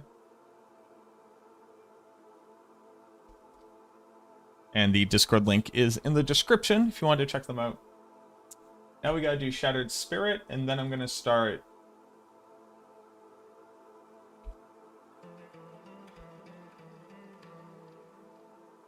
Yeah, it's strictly more fun to spam with Alter the Balance, and that's how I'm gonna recommend the build. And then the Pit Push variant is going to be not Alter the Balance, and that's like, okay. But it's I don't know, it's rough sickles. I think people are gonna have a very bad time. I think people are going to have a very bad time playing this build this season. So I'm going to offer them the much easier and more fun way to play it. And then talk to the fact that there is a sweatier version of the build that is this, that you can do. Excuse me. Alright, new! Shattered Spirit.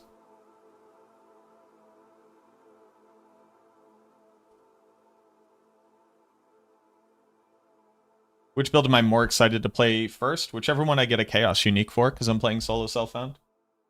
I can't really choose what build I'm going to play, I just have to get loot. I want to try Shattered Spirit, it's been a long time. Bone Spirit for a very long time was my favorite build, so it's been a very long time since I could really enjoy it. For Shattered Spirit...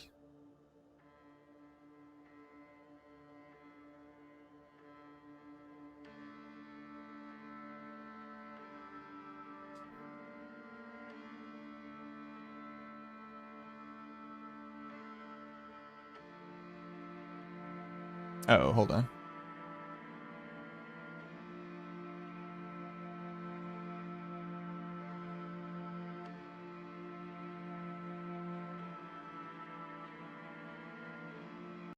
Soft launch.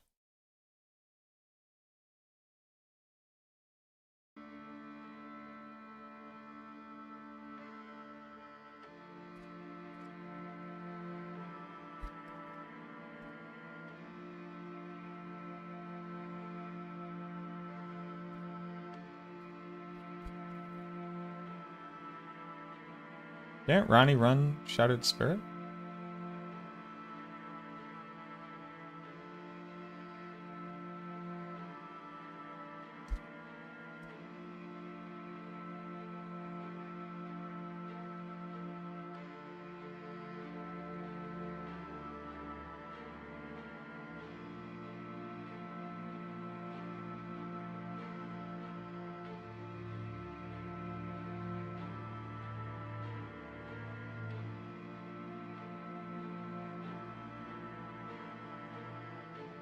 I thought Randy ran Shattered Spirit.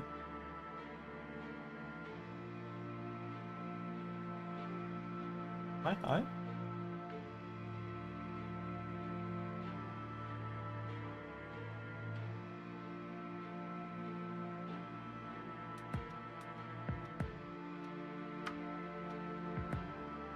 Ooh. What have you been up to, Randy?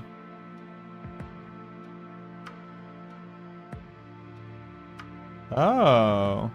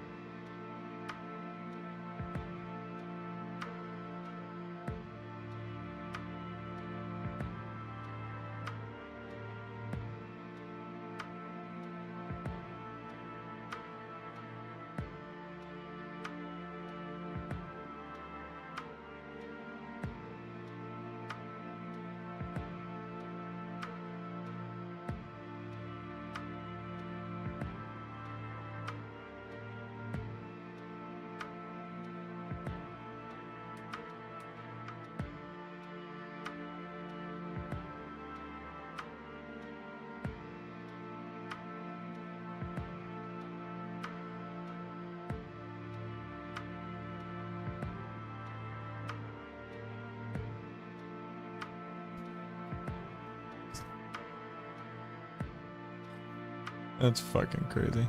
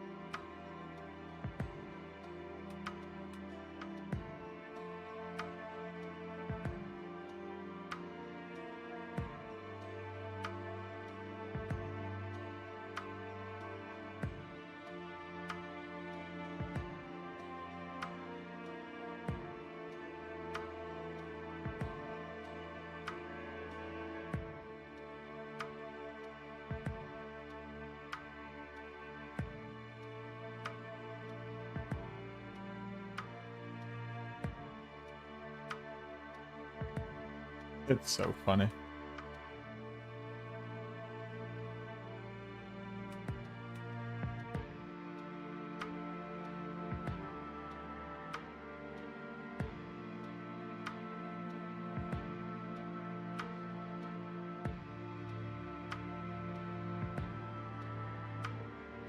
Yeah, okay. Very funny. Oh! That's why I have to change that. So. I guess I'll go from this direction. We don't care about core skill damage.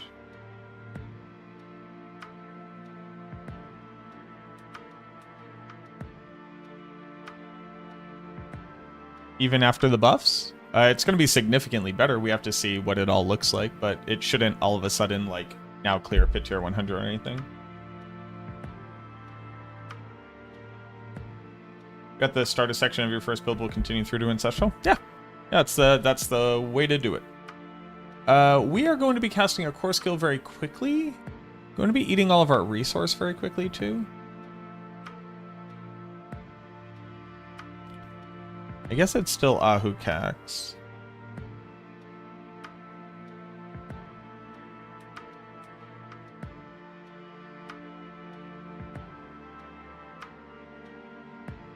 Then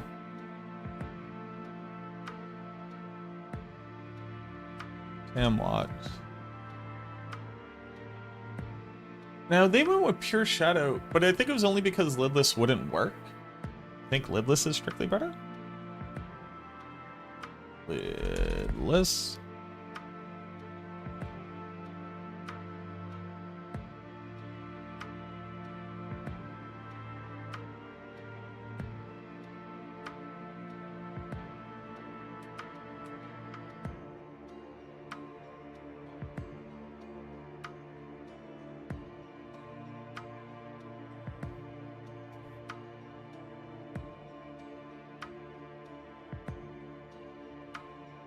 I make Bone Spirit have no cooldown.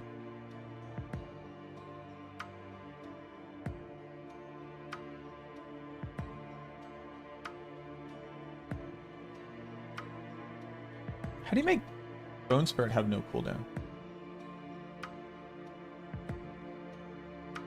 Rapid ossification?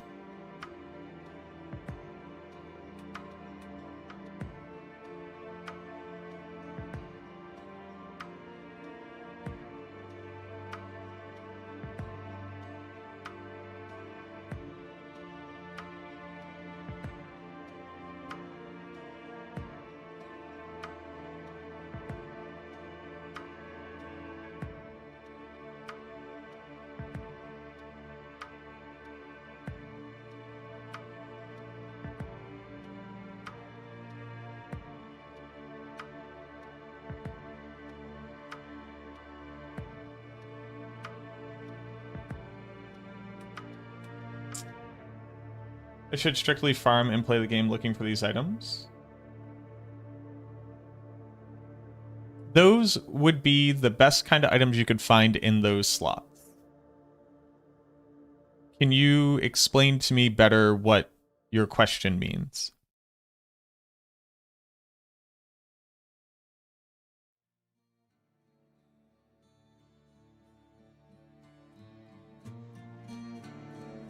I was hoping I could increase my bone storm damage by doing different vulnerability damage before. Nope. That is just not how it works. But if you had other questions, like you could type out your questions in your native tongue and then like put it in Google Translate and then put it here. And then I'll just try to speak very clearly. For starter gear and skills. Yeah, so like okay. How rare chaos gear gonna be, and can we get it from Torment 1, 2, or is 100% to drop one piece in Hordes? Thank you. It's going to be fairly rare to get the chaos armor that you exactly want. It starts dropping in Torment 1. And it doesn't have a 100% chance to drop from Infernal Hordes. Oh, they made a change to that. You can read the change in the patch notes. I don't remember the exact numbers. But they have them in the current like dev blog patch notes.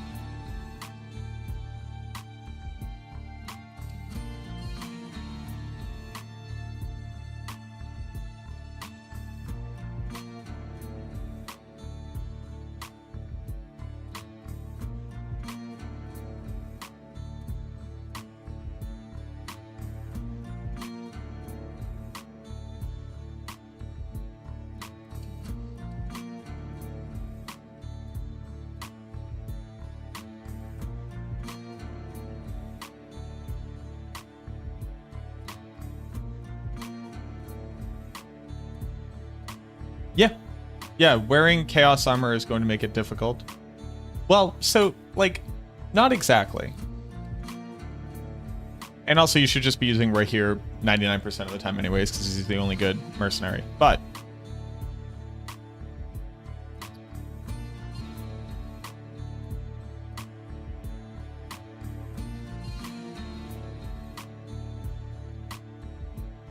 you shouldn't expect to have both mythics and 3 pieces of Chaos Armor on. You just shouldn't, right? For the majority of your playtime, you won't have the mythics, and you'll just have random Chaos Armor pieces that may or may not be good for you. Putting on a Chaos Armor piece will 99 times out of 100 just be so much more powerful it kind of doesn't matter. But yes, players are going to have to be more aware of their armor and resistances on their gear in general. And then in the end game, you're just going to have to use incenses to be able to play with like perfect gear most of the time. Some builds won't because Mardguard exists, and a lot of people will be running beast, cornered beast and Mardguard gives you like 10% armor. And at least on the Necromancer, a lot of builds will be using a Lidless Wall, which will also help dissolve armor. But yes, utilizing gear that doesn't give you defensive stats always comes at the cost of having to solve for defensive stats. That's true with and without Chaos Armor.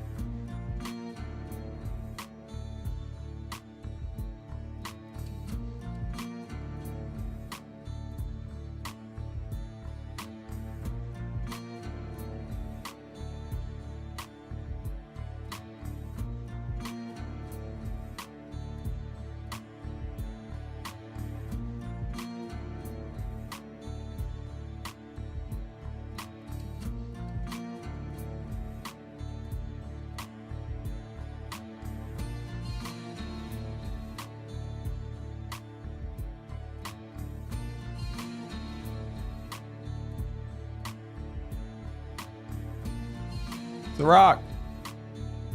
Rock, are you here, my boy?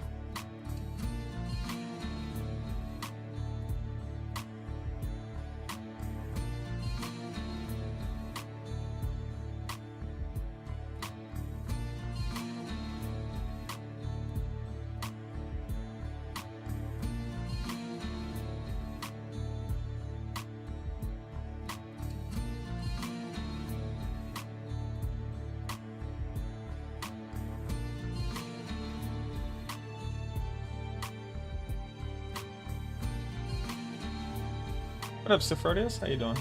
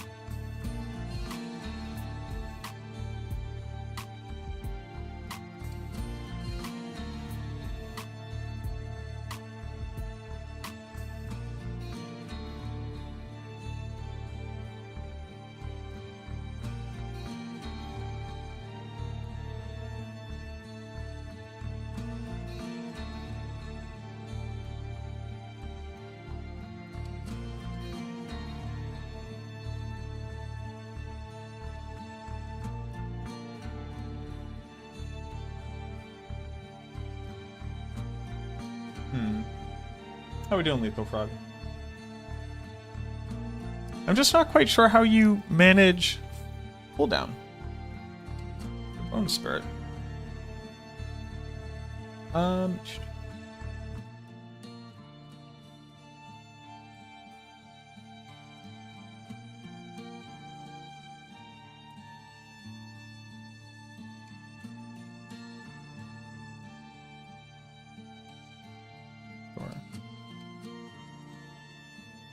And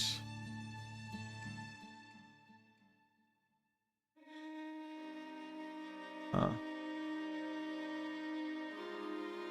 I actually excited for anything in season 10? Yeah, absolutely.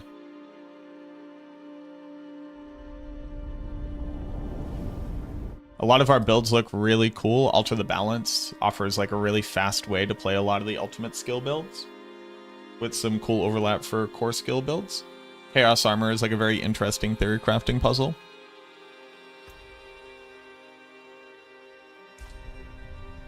I think there's a lot to be excited about. New season start, you have to create a new character? Yep. New season is a fresh start every time. Build am I most looking forward to playing in the new season? Probably Shattered Spirit. D4, thank you for the follow. I do not speak that language, though, so sadly, I don't know what you've said.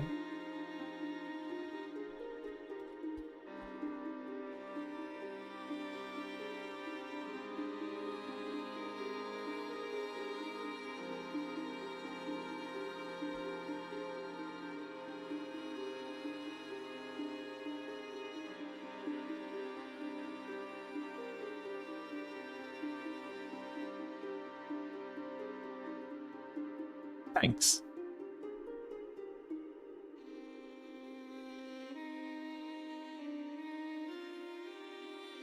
I'm doing well. How are you?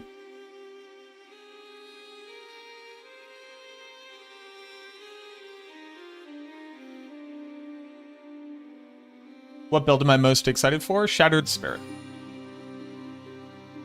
And thank you for the follow. Realize that brain immediately links up Boston. Let's go. Fuck yeah.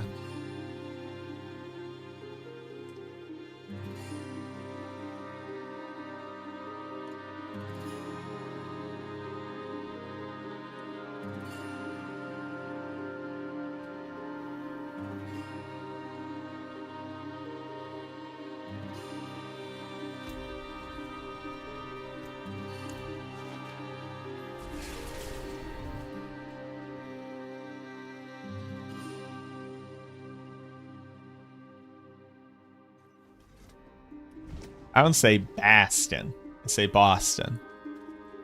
Like with a W.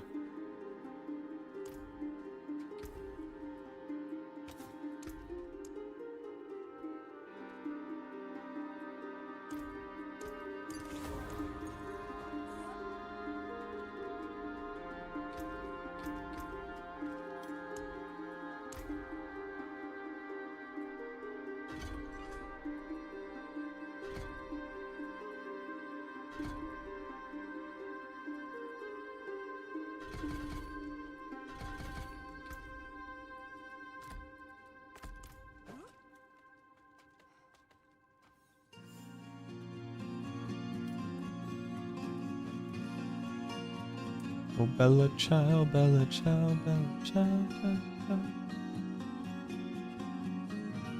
Yeah, no problem, Panic. Have a good one.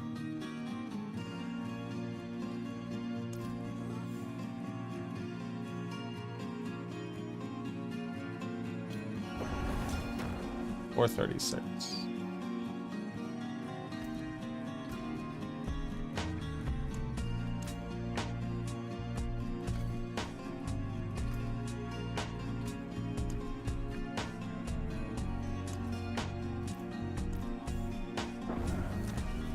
Or 36.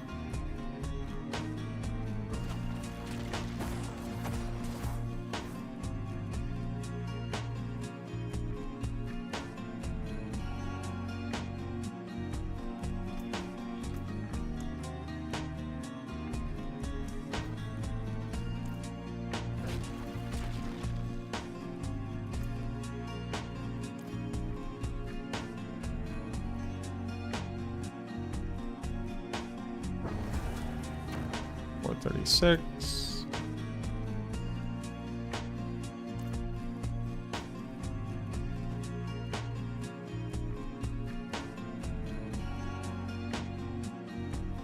It's actually faster to do this, which sucks.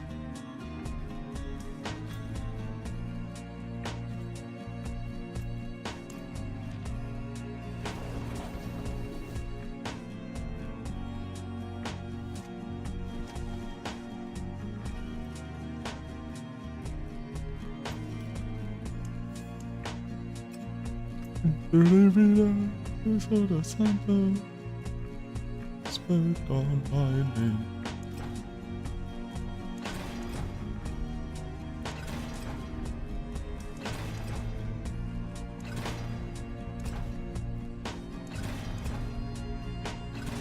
Come back if you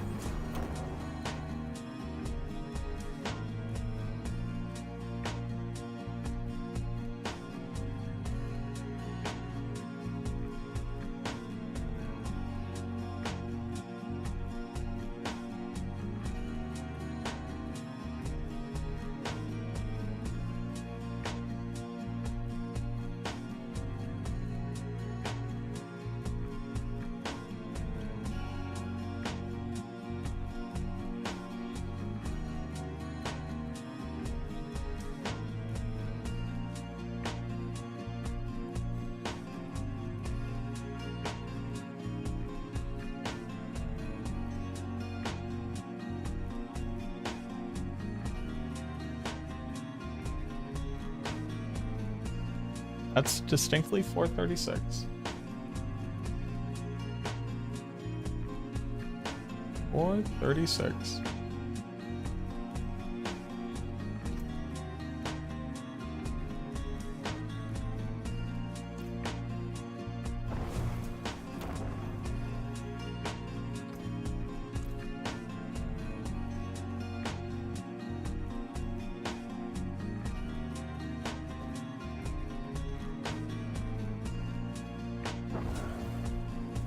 $25.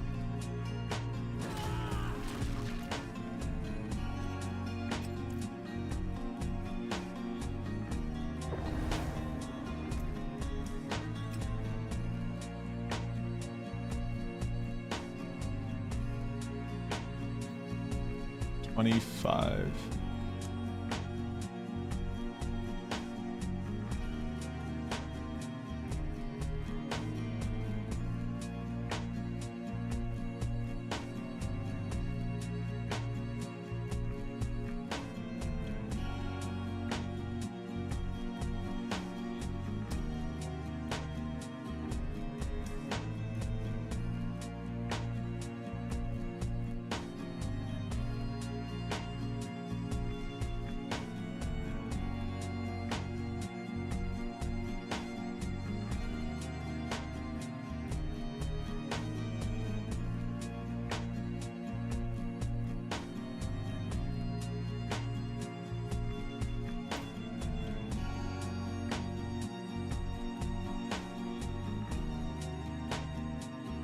Huh.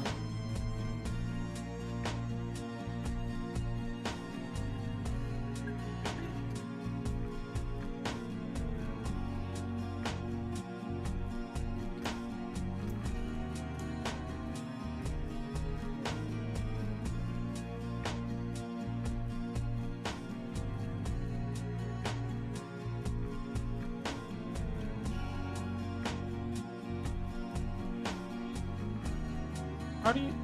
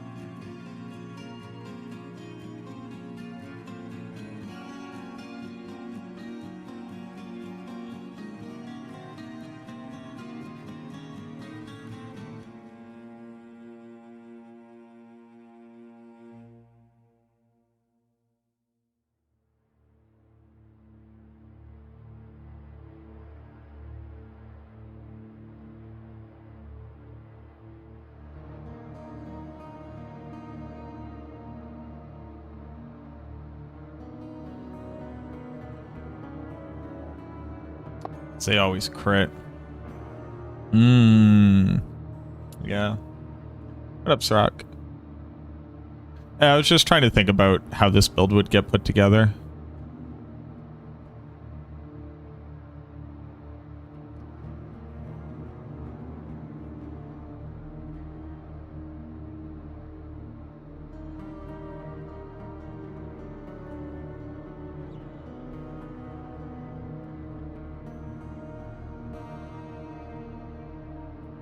But how are you generating resource to actually have it count?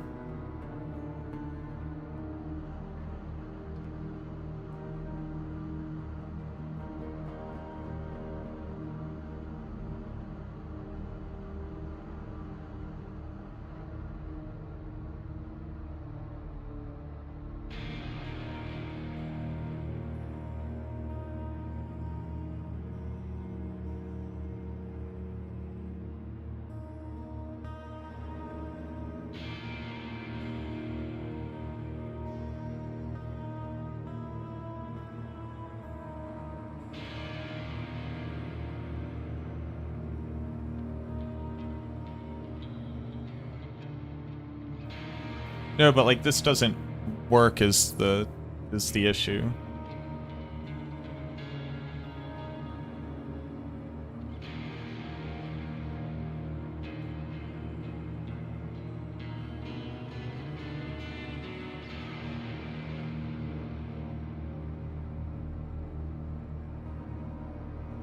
One improvement in your Bone Storm build, use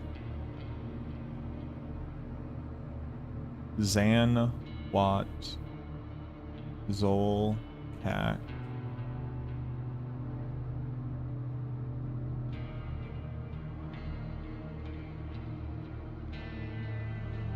No, so that's what I'm saying though, Rock. So like, quite literally, this doesn't do anything unless you have resource when it hits, right? That's the thing I'm trying to understand from here.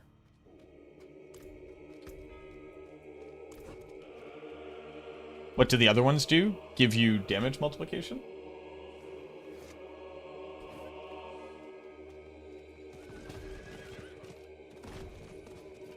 I'm confused by the obstinance of the question because I'm confused what it's meant to do if you're not using casting Macabre skill. All right, travel.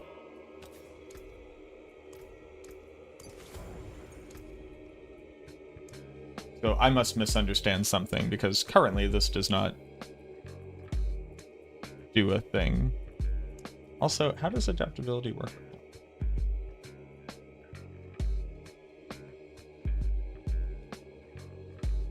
I need my bad rings.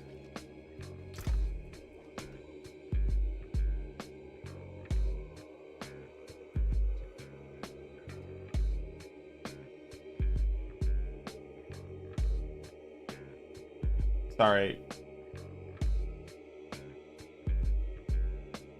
Nody. Can you give me some context to what we're hoping to accomplish? Skill from another class. Nody, what are you talking about?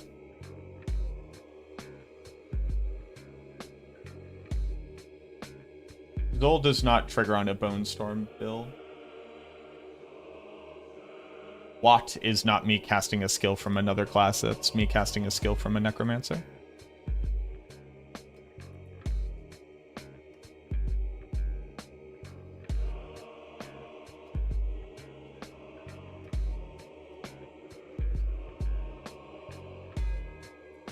Why would Zol trigger from Decrepify? Is Decrepify a skill from another class?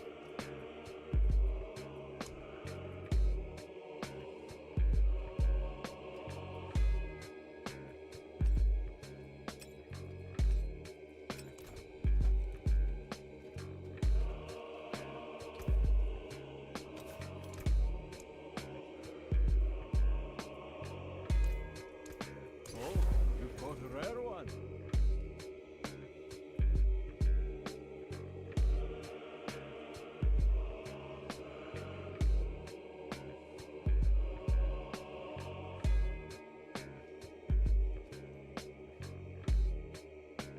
Beast Corner does give you a resource. Oh, does that work with Bone Spirit? That makes sense.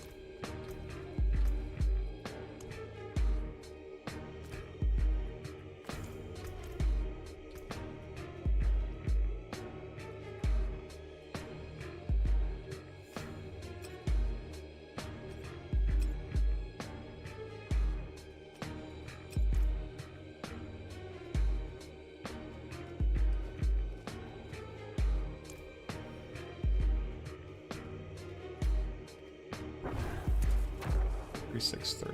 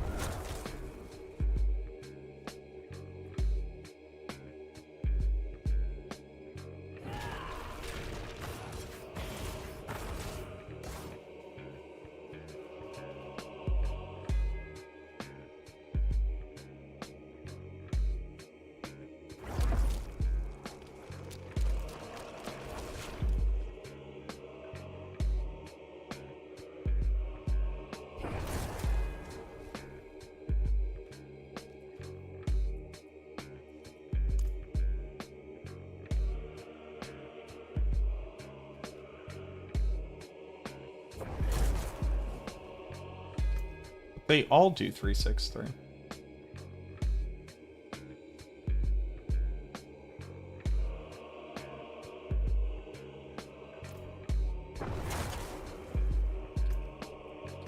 Like none of them are doing more damage based on me getting resource for adaptability.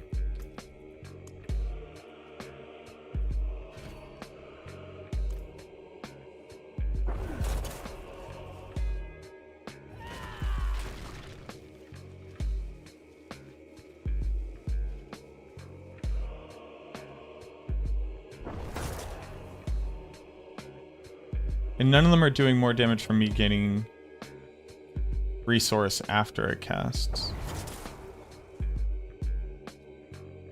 So it's just beast cornered?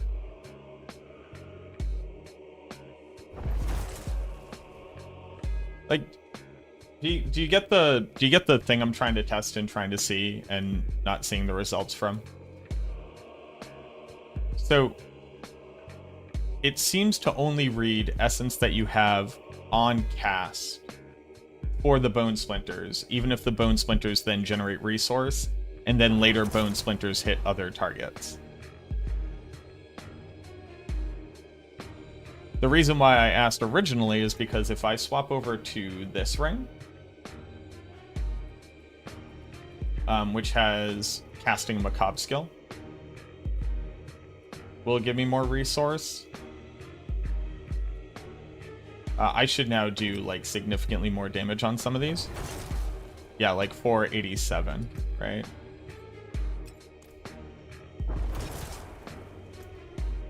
And that's because this is granting me resource when I cast Macabre. And I'm generating 25 resource from that. If you were to see it. So when I look at the planner, the reason why I'm confused is because there is none of that. Like, none of this will be generating resource. So it can only be that resource generated from this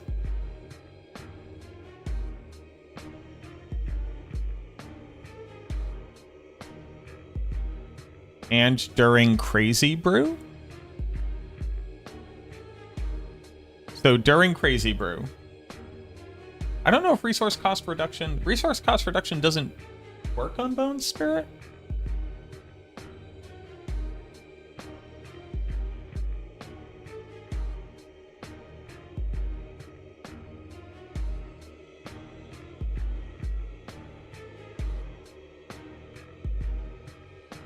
It was first cast here, right?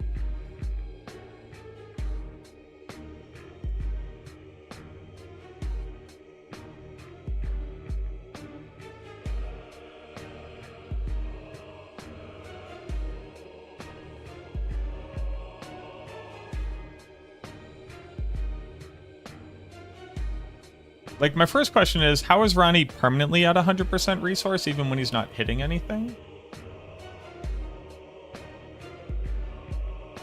Is it just beast cornered with a lot of resource generation?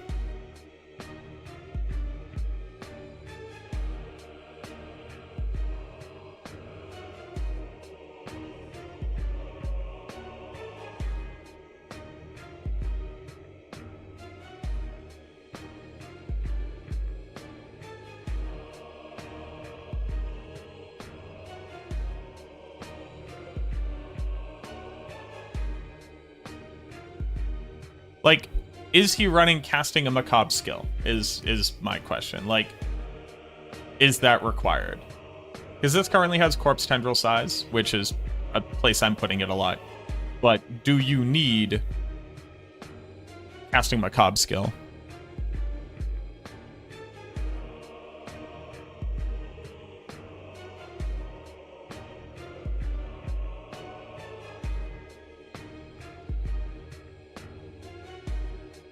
It's also kind of funny, like, Pain Gorgers kind of isn't doing anything during an Infernal Horde.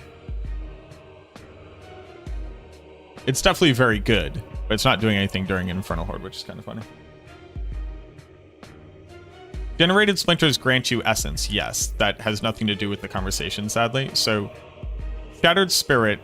Shattered Spirit says, on cast of Bone Spirit, generate bone splinters. Everything that says increase your damage based off of how much essence you see sees how much resource you have at the moment of the cast of the Bone Spirit, and not at the cast, or not when the bone splinters hit targets. So, like, it doesn't matter if I were to cast Bone Spirit, then generate 100% of my resource, and then every splinter were to hit. They are calculated for things like Ossified Essence as having 0 essence on cast.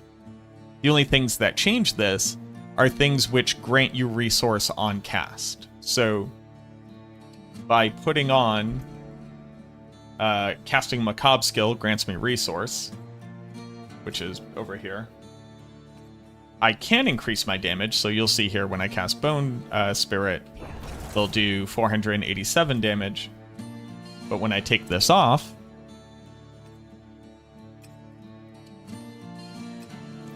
I won't. I will do 363.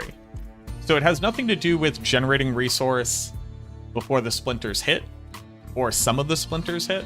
It is how much you have when you cast the Bone Spirit.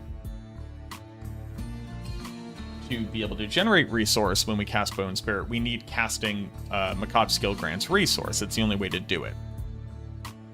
In the upcoming season,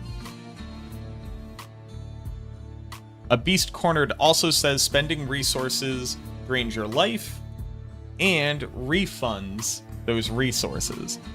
So there's a really good chance that this works like when you cast a Macabre skill.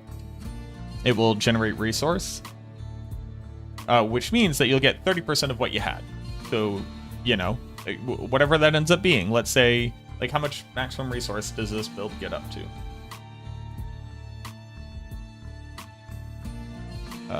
217, and then what, like 20 more? 227. So theoretically, you get 68 back,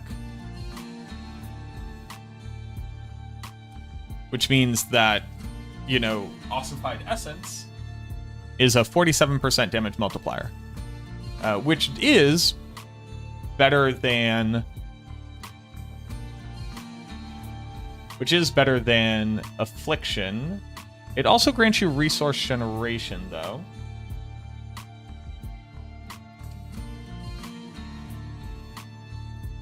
We actually get 74%.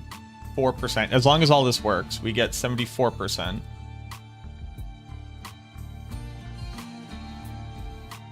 We actually get this much. So it's around there. And then similar with adaptability, but at 0.6. So as long as this works in the way that you would think that it does, that's fine. But I think that by putting casting Macabre skill grants resource here, you get more damage out of it, especially when you're getting it from adaptability and from what's it called?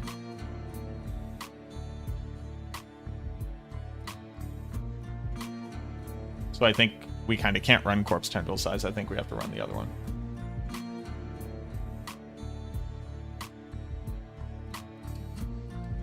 Oh yeah, I wasn't even thinking about that. It's absolutely worth more than the additive. No question there.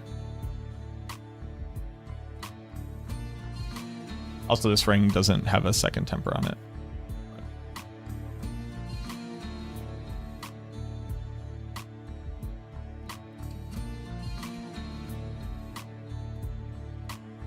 Well, Thrak, you're fired.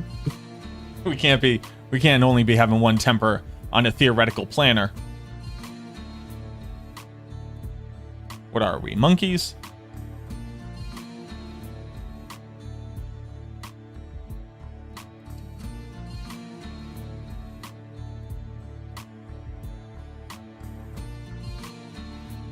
Damn, you really do have to have triple masterwork crit rapid ossification. That's fucking insane.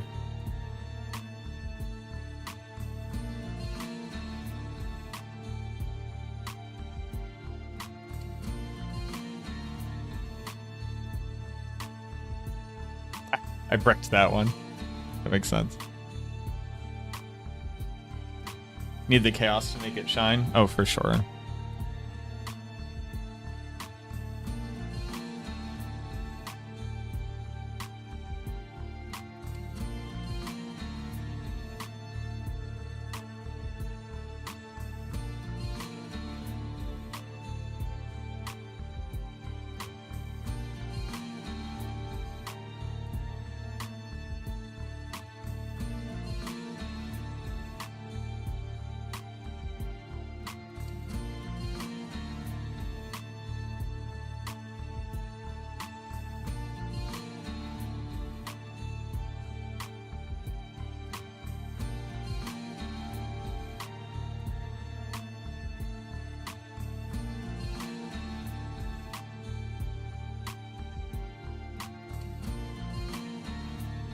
No.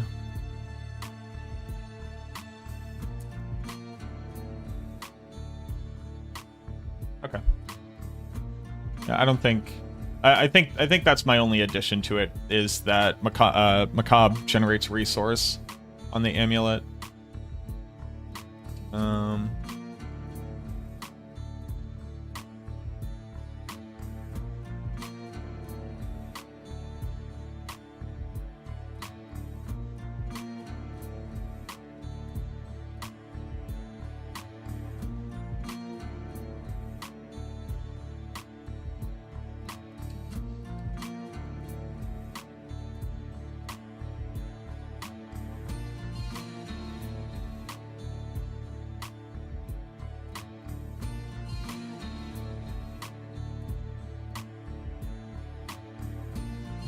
Yeah, I think that's it.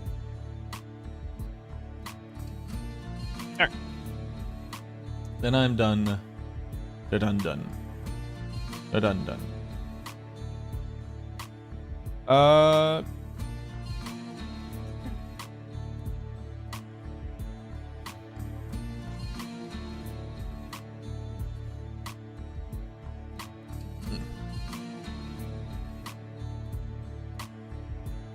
Forgot about Varathiel and Pain Gorgers. Alright. We've been sitting down for a little bit. Let me get up and stretch.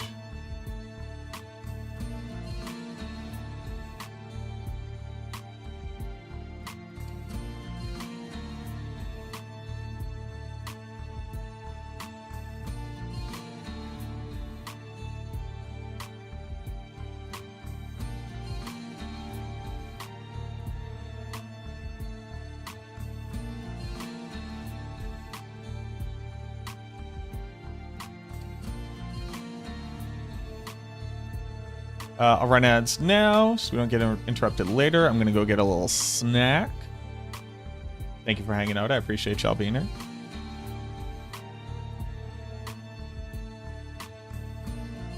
And thank you for the likes on the YouTube stream. Upcoming next. We're going to start from the top. It's going to be Sever Necro, and we're going to build out the starter to the endgame versions of them. Alright. I'll leave the tunes on. I'll be right back.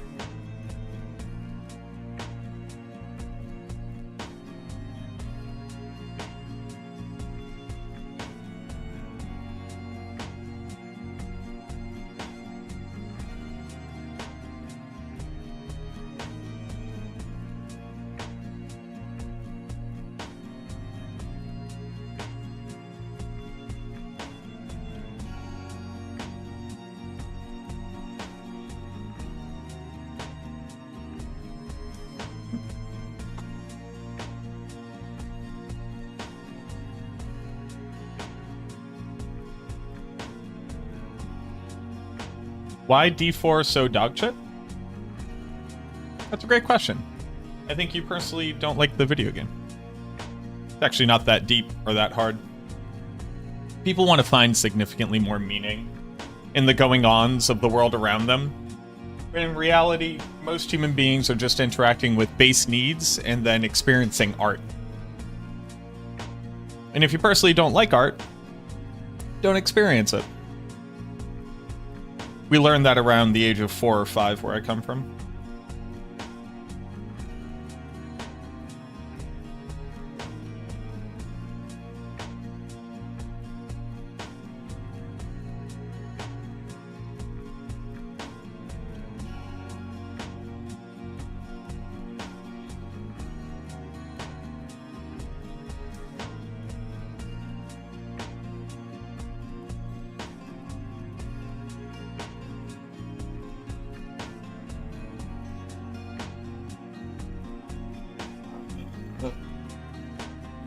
Does rune word count? I'm not sure. We would have to check it out. But we really can't fit rune words in because we have to be able to apply Watt.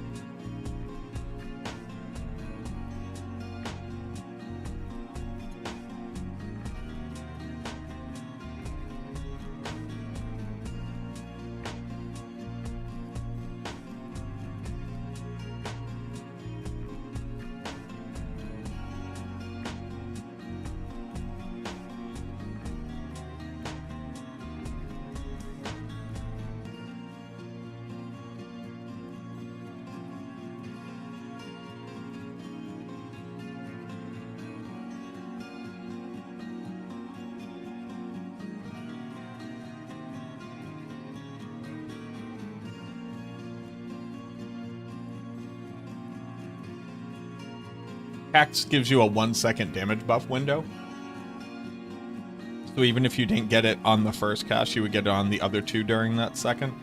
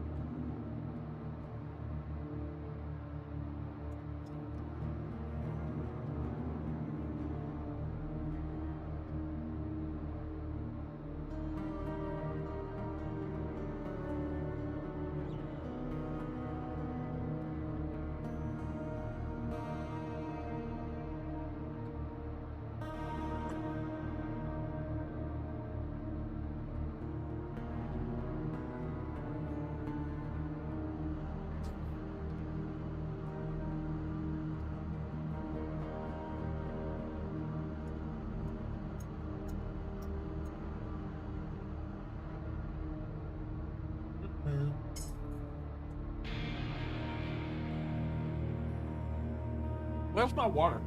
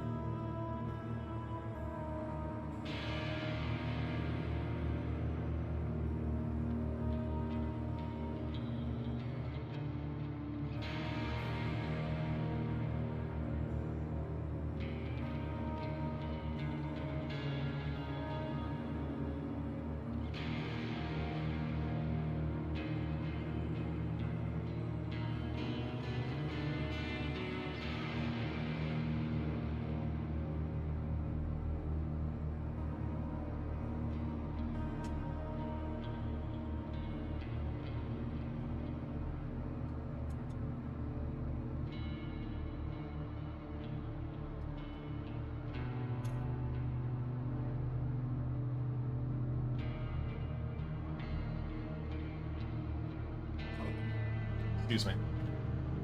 Also, nice. Nice one. Okay, so now, what we need to do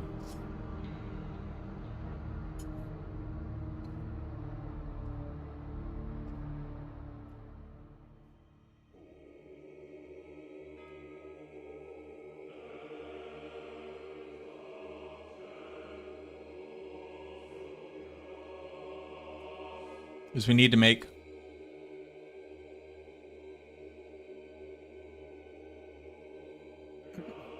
from here forward.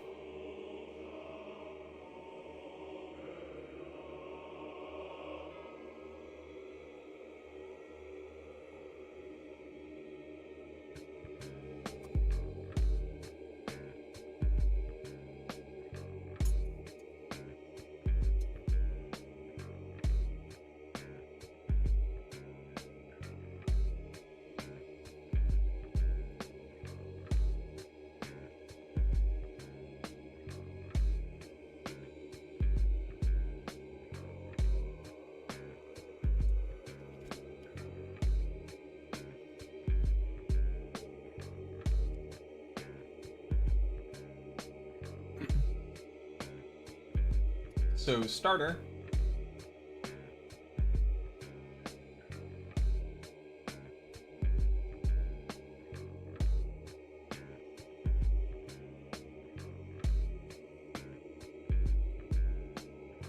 What up, Moon Man?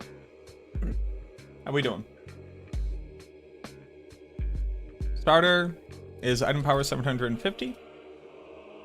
4 out of 12 masterwork.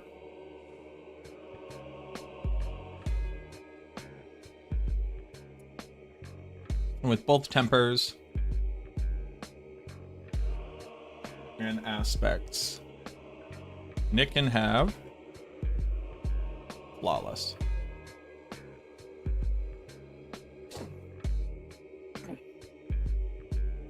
In addition to that,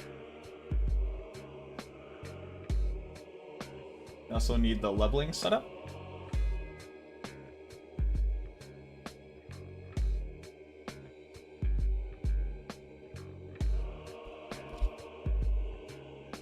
Leveling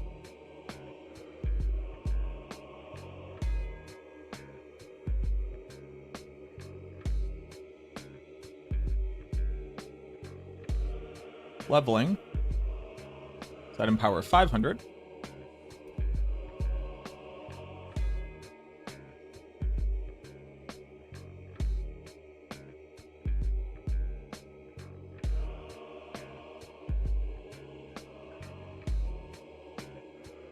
Single temper.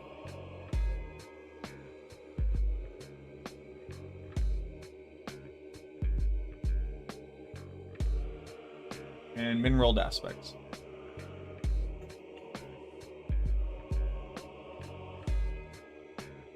Nothing on the weapon. And these are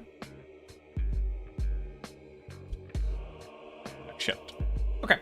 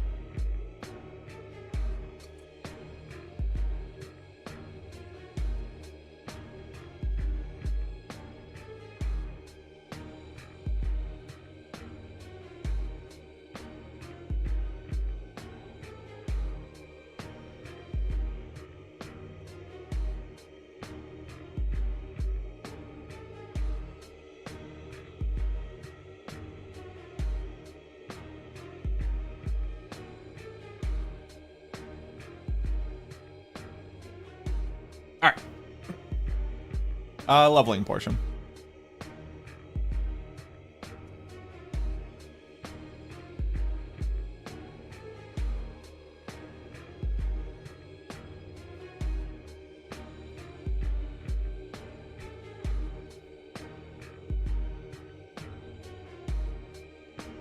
What pit tier do I think that surge will peak at?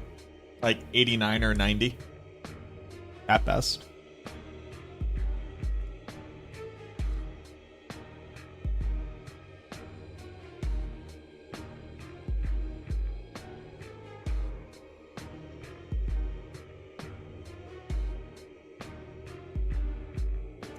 Maybe a little bit higher than that.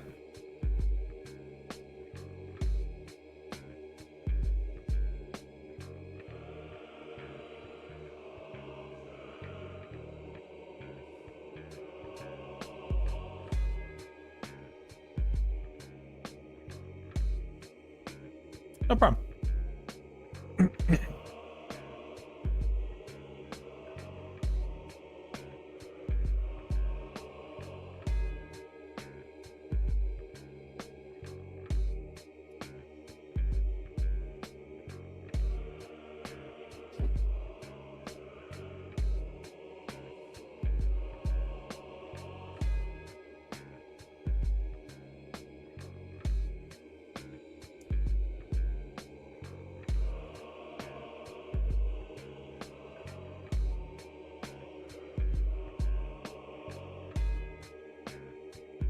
And reduce cooldown for ATB core skills? I don't know how I feel about that second part.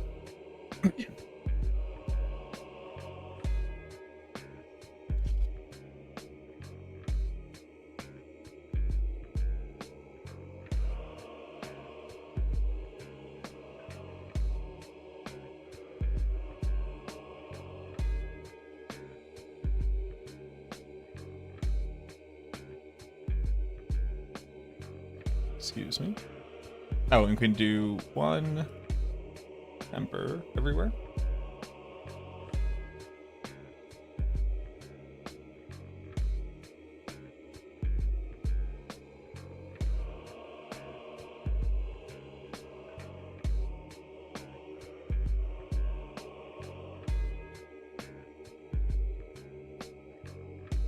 Damage reduction for your summons actually helps quite a bit.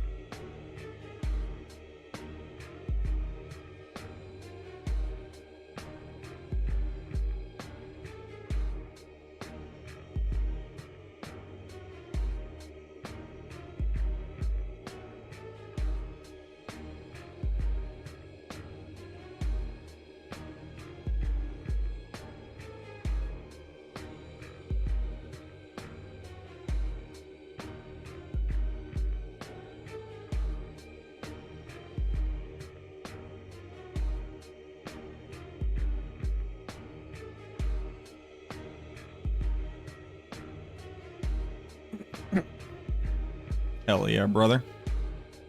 We love that.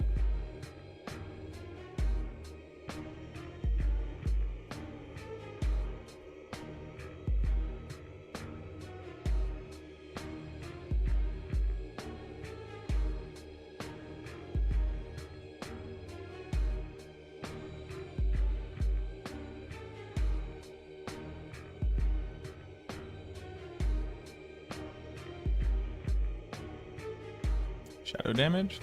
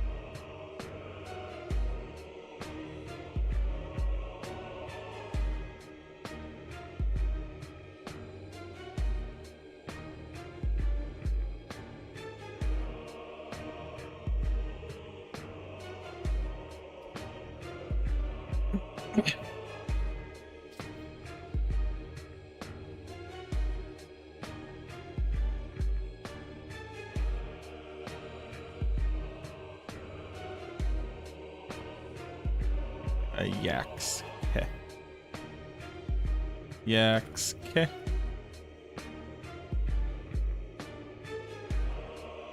Yaks Keh actually goes pretty hard.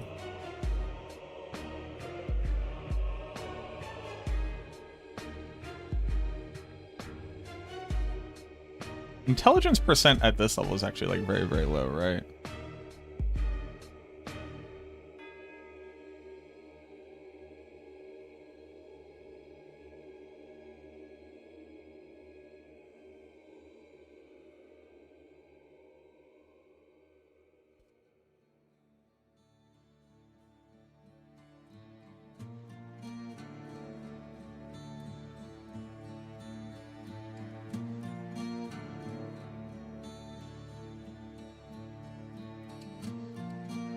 All res, other stats that are good here.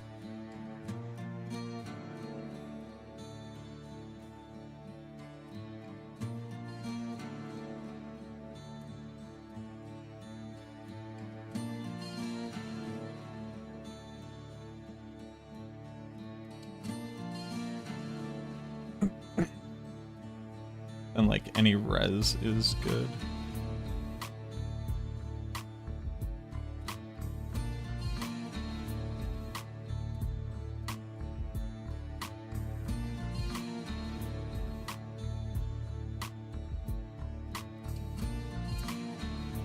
Other things that are good here. Vulnerable damage, resource cost reduction.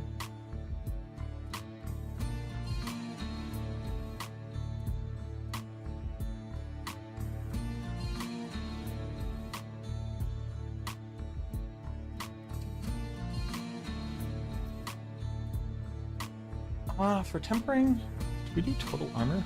Sure.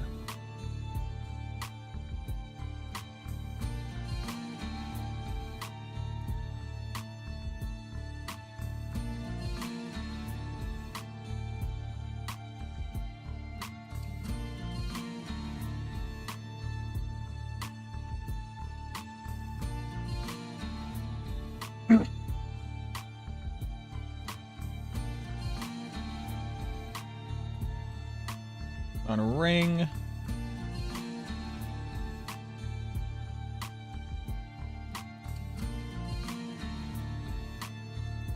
Chance, and then other good things. Our max life. All res.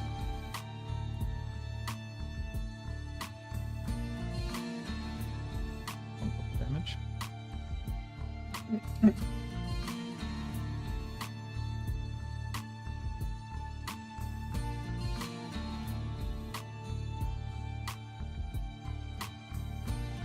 I mean, I guess resource. Then here, we can do...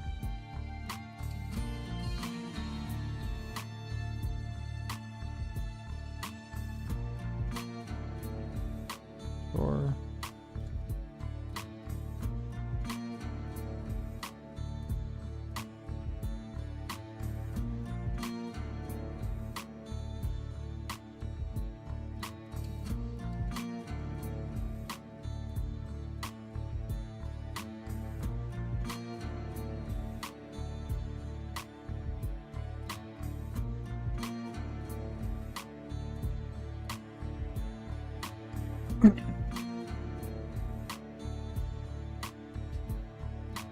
Nice. Got this.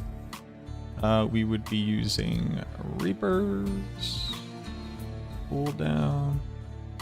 Cold Mages with generating resource.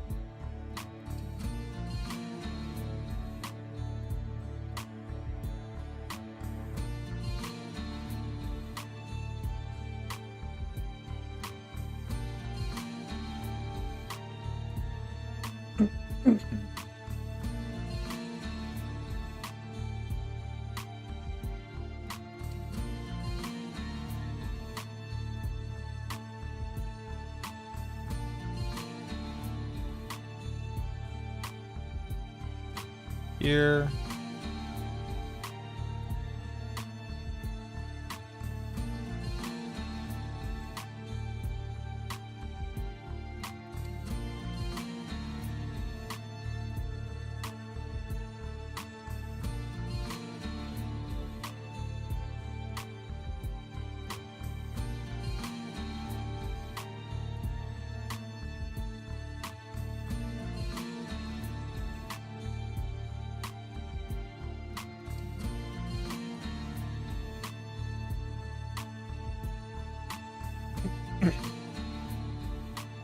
We'll call this one Resource Gen. Okay, so for this variant, so we're already here.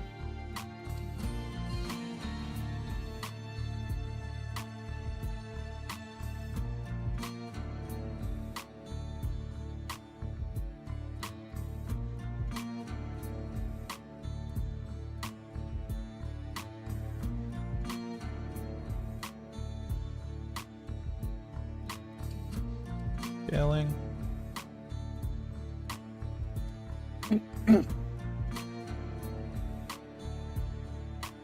That one damage scaling. One call ultimate.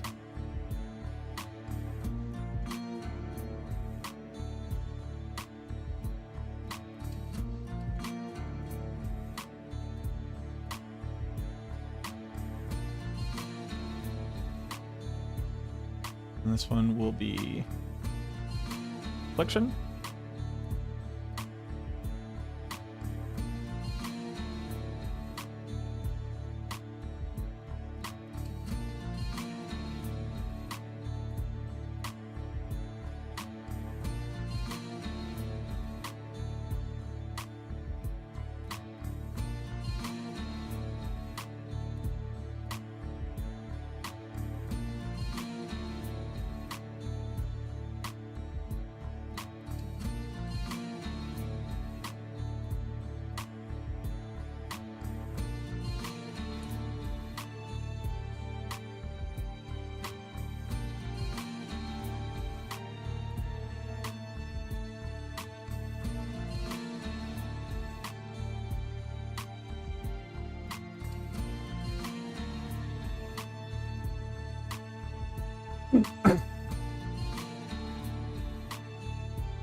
Oh, that one.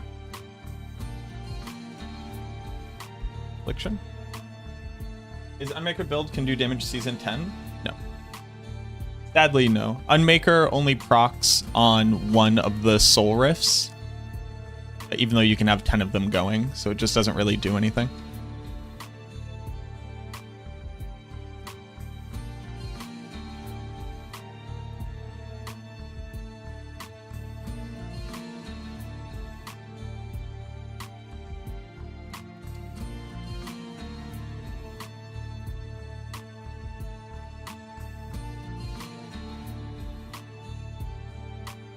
No problem.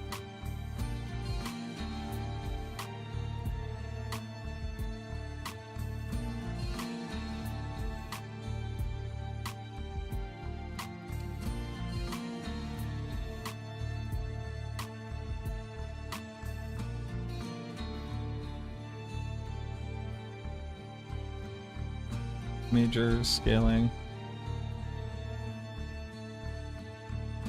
Ability scaling.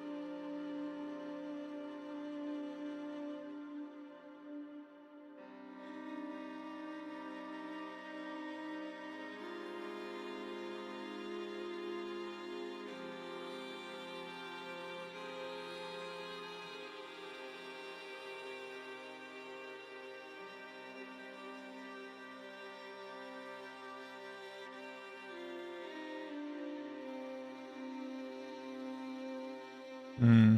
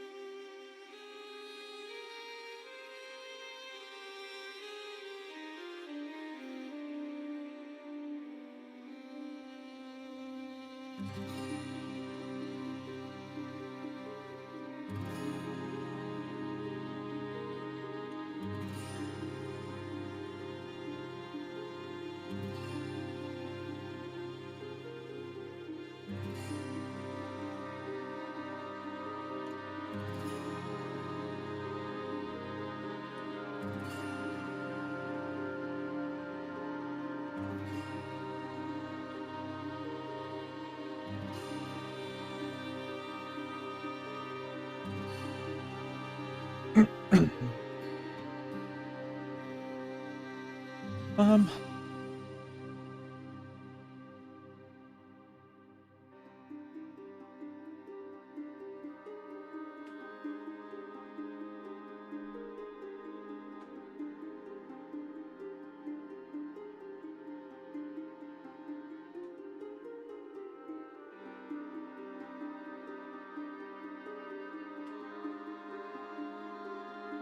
Yeah.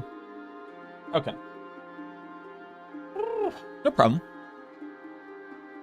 So that'll be the leveling portion.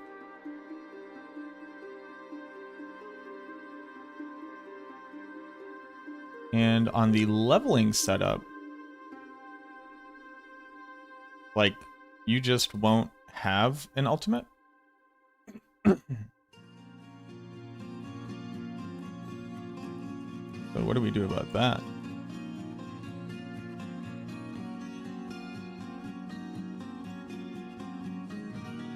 Did the Bone Golem get 10 Bone Storms?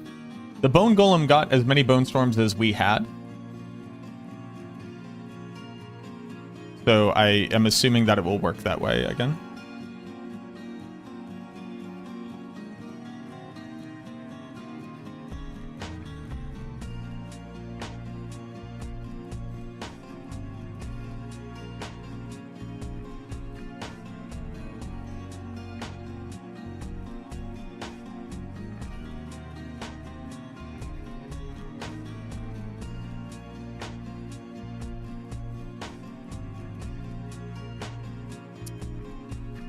We weren't right here.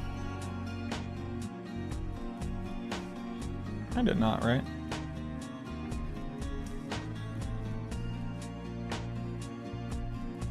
So that is a leveling setup.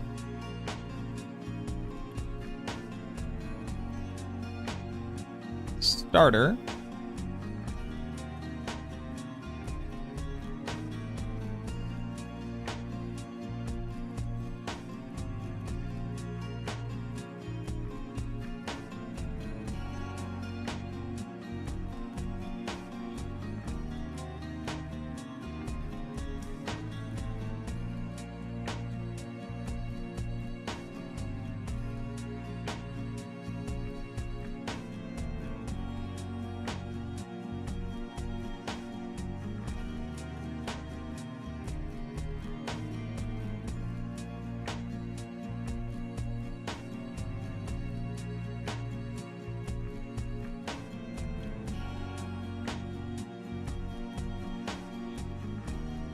There we go, that's what I wanted to do.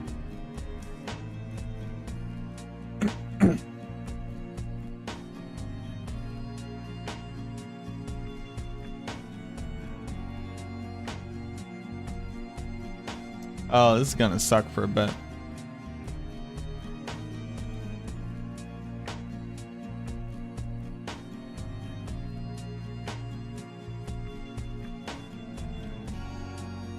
Oh boy.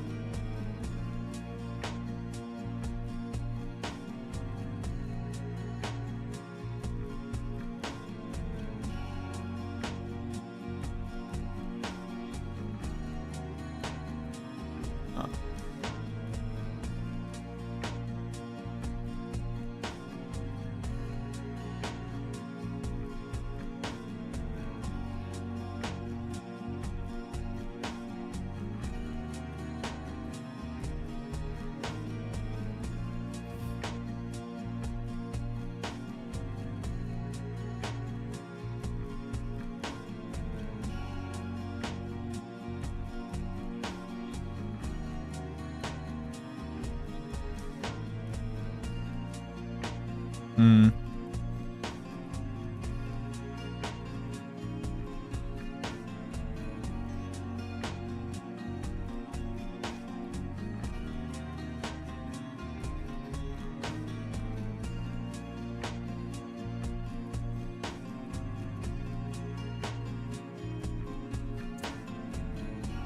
Hmm.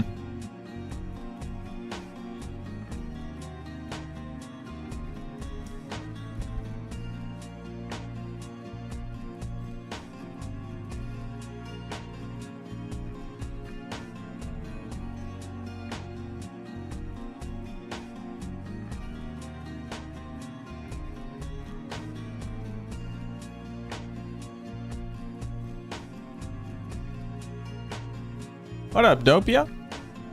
We are now, like, fleshing out the planners. So I've created the perfect endgame version of them.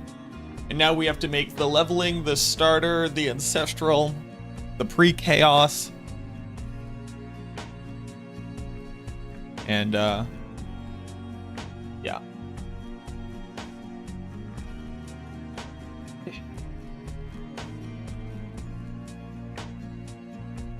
Now we got to do all the big grunt work.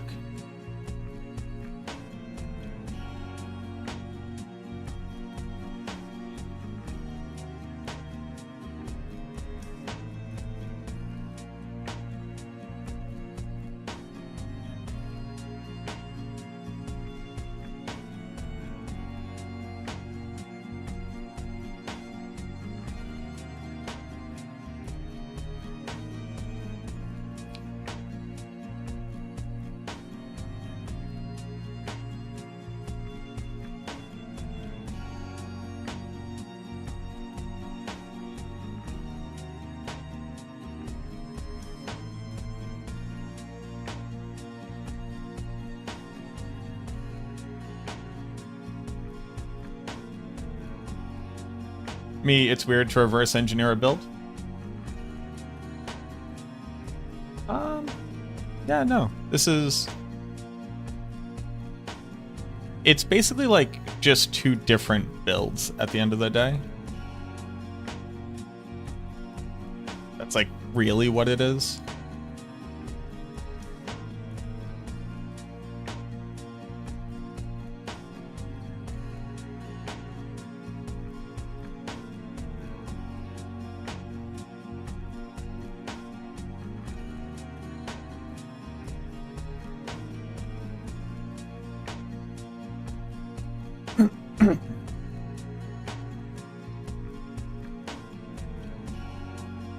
For every item that I pick up and don't need, I should be selling them for gold.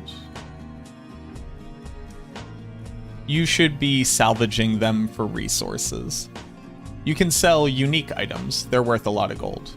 But everything else you should be salvaging.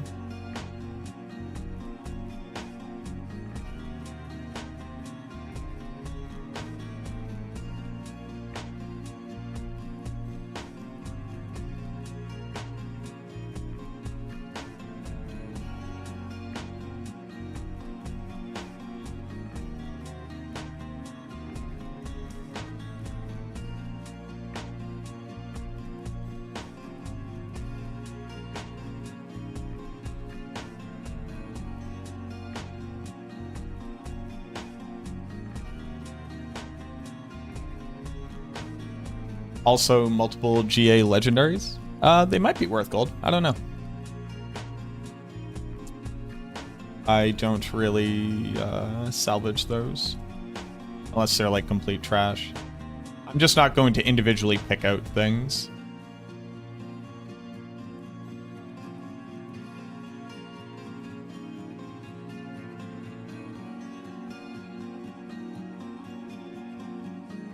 That could be a true statement.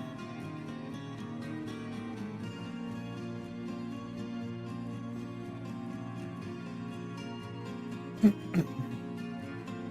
much more do they sell for?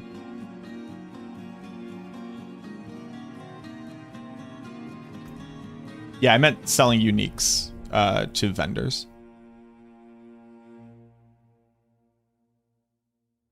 No, look at the context of the question. The question is, for items that I pick up that I don't need, should I be selling them? We're talking about a person who's like very early on in and trying to figure out what the economy of like gold versus resources is and what to do with items.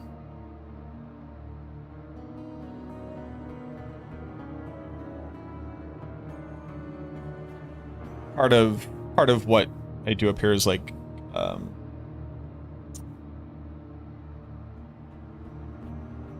contextualize the answers to questions. To the question being asked.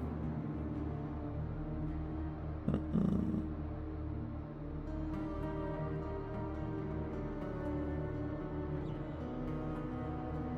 think you'd be surprised how often it ends up causing confusion.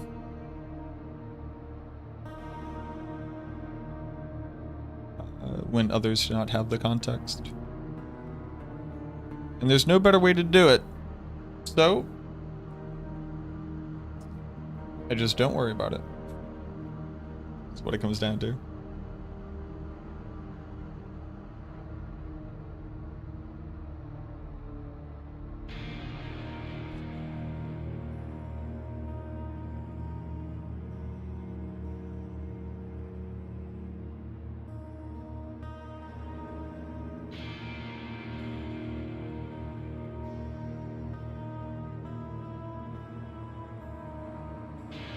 Thank you, Papa.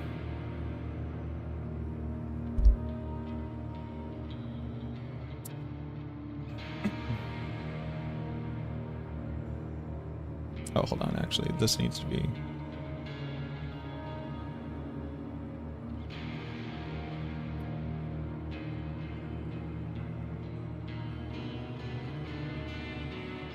that. And these need to not be armor rolls. These need to be like individual res rolls.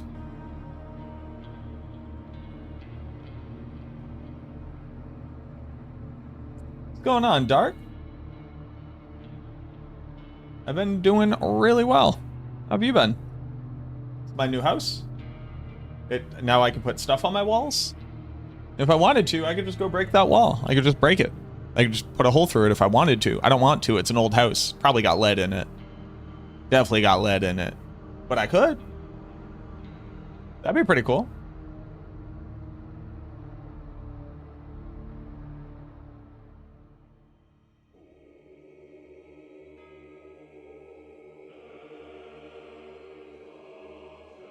Went skydiving. Very nice.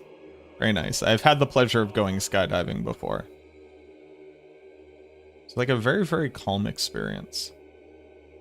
Which I hear is not everybody's typical experience, but it was absolutely mine. It was like quiet.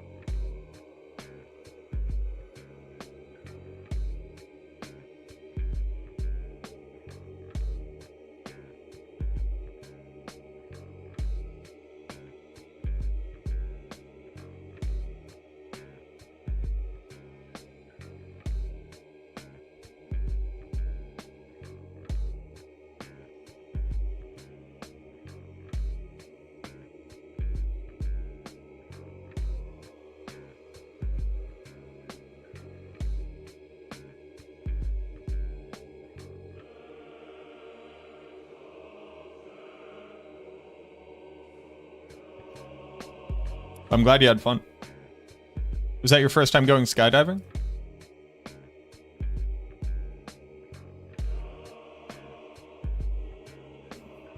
What up, Ken?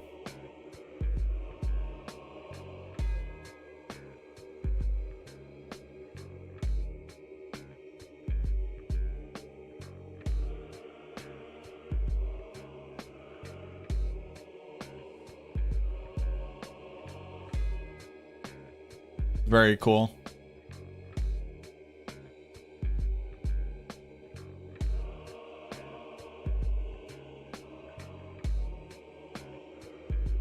I'm glad you had fun.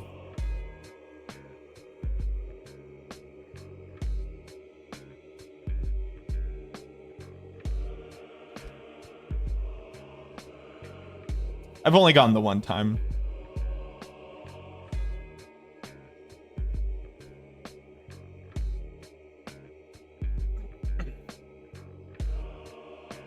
Hold on.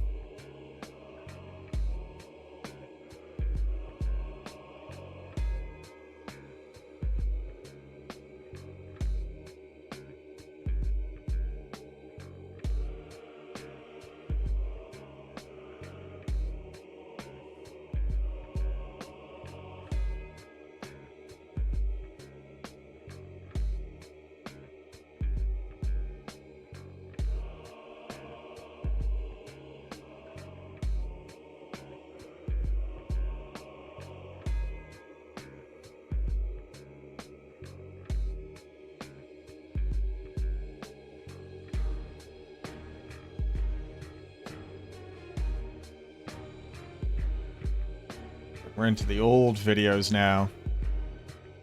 We're into the old videos.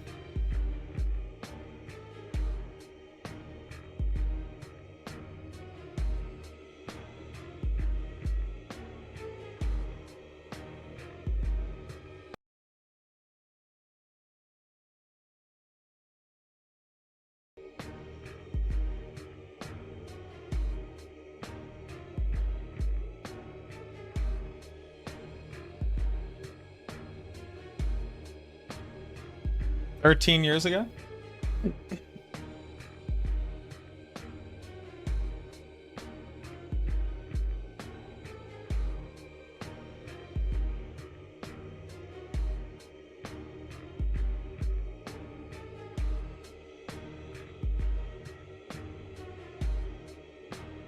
And now your jump.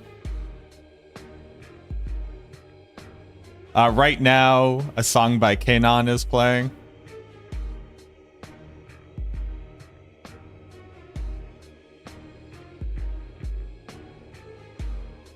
A lot of going up. My pilot looked like Neil Patrick Harris. This guy right here looked just like Neil Patrick Harris. The guy who jumped me has done like 17,000 jumps or something insane.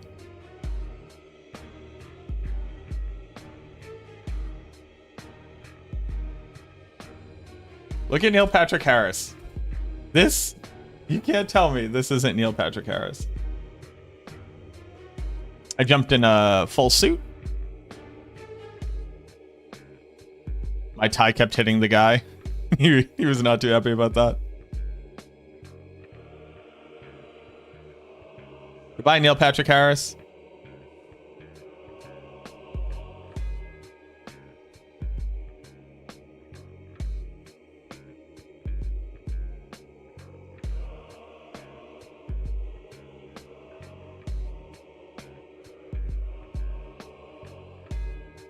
You just jump out of a plane.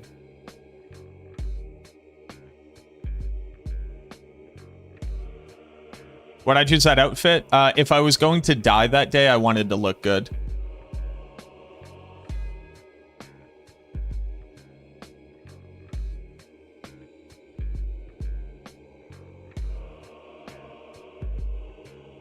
I had white leather shoes on.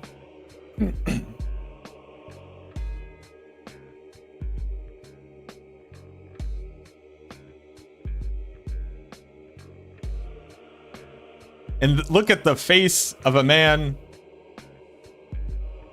who is just enjoying That's Serenity.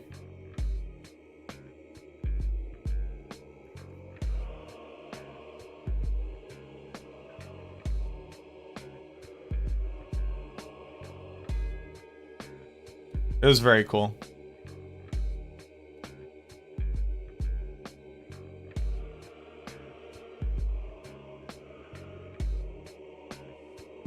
He's like pointing out things about...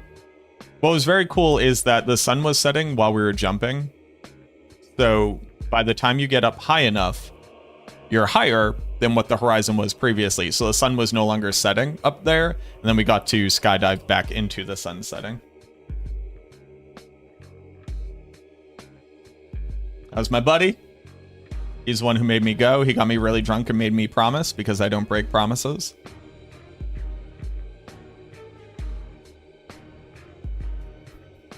Okay.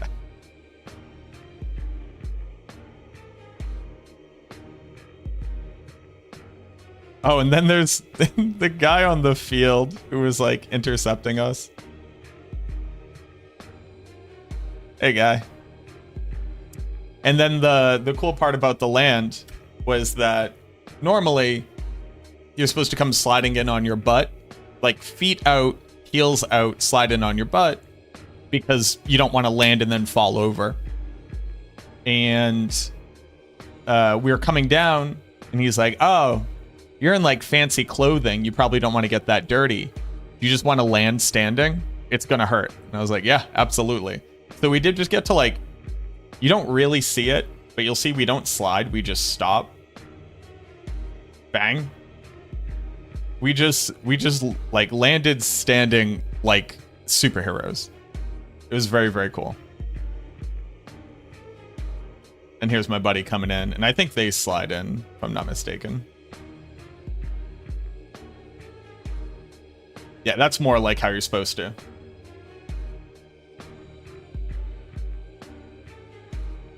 It didn't really hurt, no. But I also, I was a parkour instructor, so I don't have a better way. I just know how to land better than normal humans. I don't know how else to say that. I'm better at not getting hurt by falling.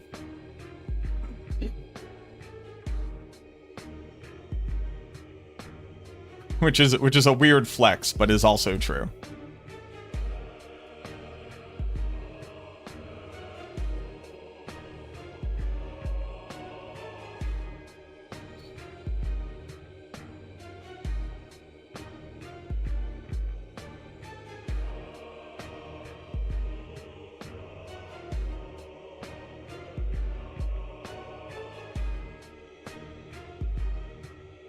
Yeah, I was a parkour instructor.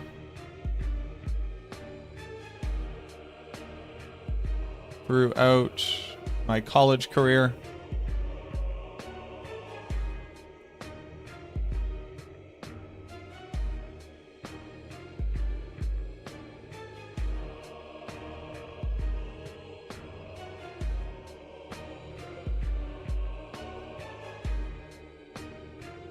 If I'm willing to go up to rare runes, what else could I do? I don't know. I think people will just have the best time with K.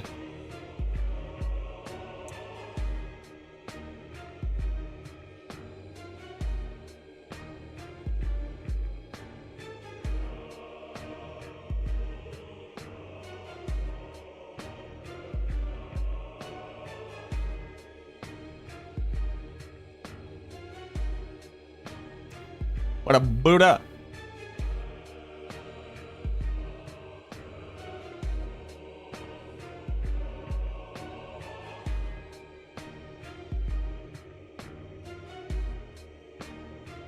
Any of these might be good.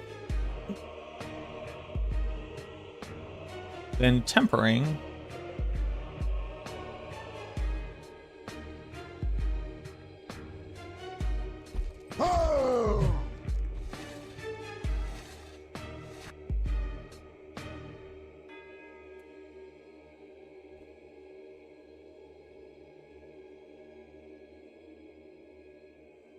Quadrat, thank you very much for the follow.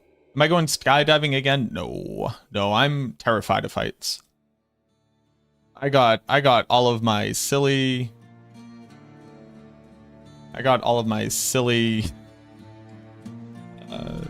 guy diving out of my system.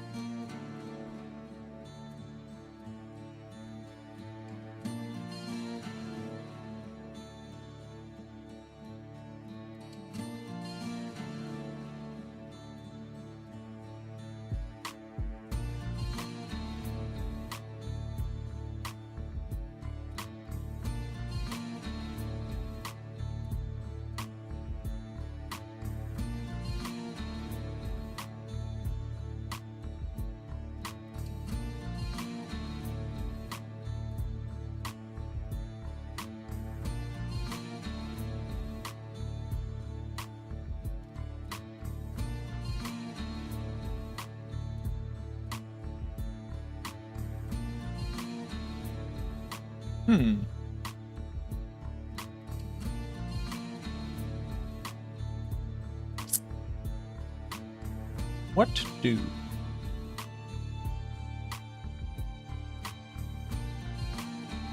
Definitely not great feast on starter.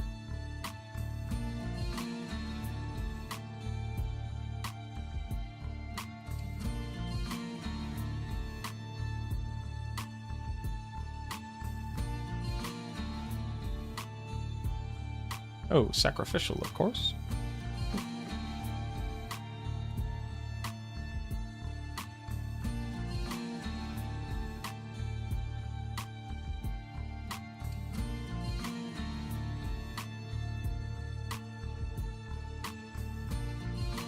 Sacrificial, and then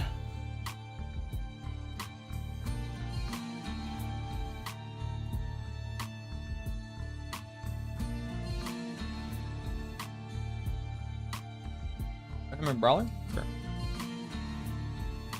Yo, be good, Dopium. Have a good time. What up, Geeky? Oh, thank you very much. I appreciate that energy. Was there a Maxwell class lead for Druid? Yeah, that would be Boiler. I Boiler up. Is the class lead for Druid. You also have Danger, who's one of our writers. Do they have a third writer? No, it's just the two of them.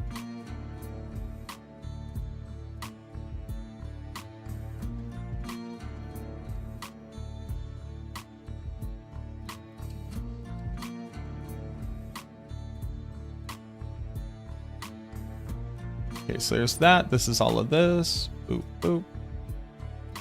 Boop, boop. Boop, boop. Once you're into Torment 1, though, you can get these things.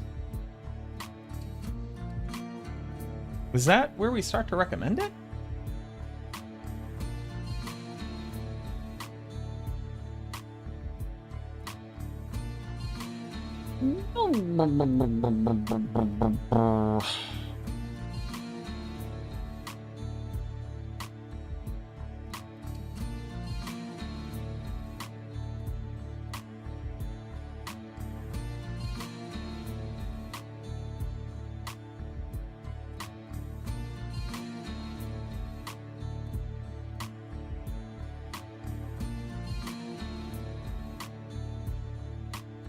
Specials Hermit 2.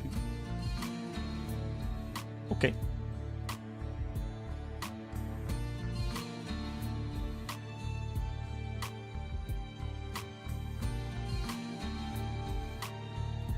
I mean, so like the answer is technically. So if that's true, then I should put it in.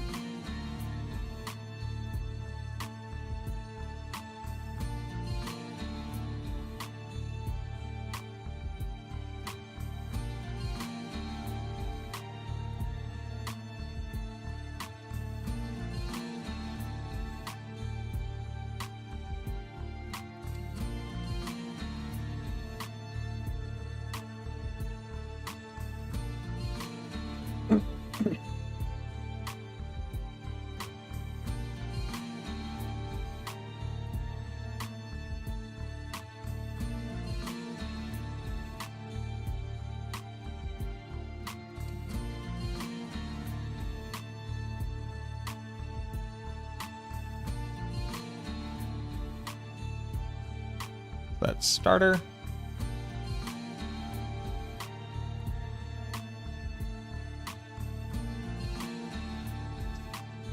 Then we edit sets and we copy starter.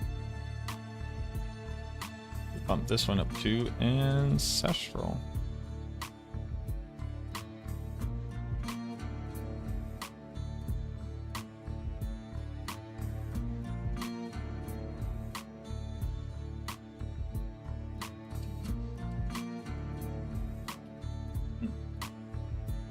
So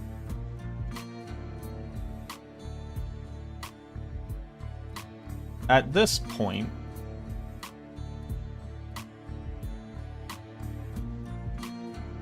Special is now Torment 2.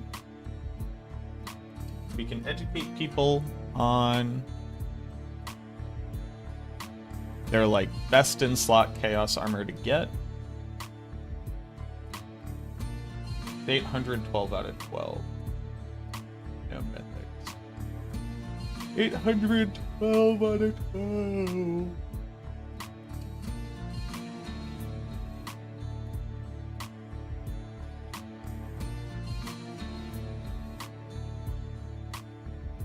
So instead, should I go the other way?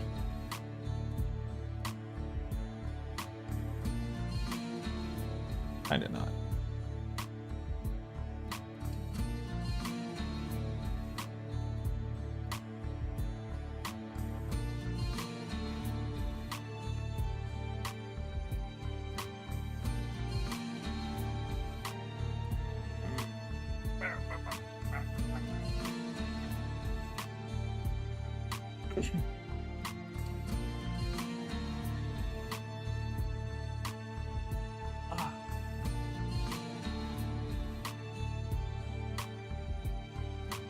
How do I want to educate people on these things?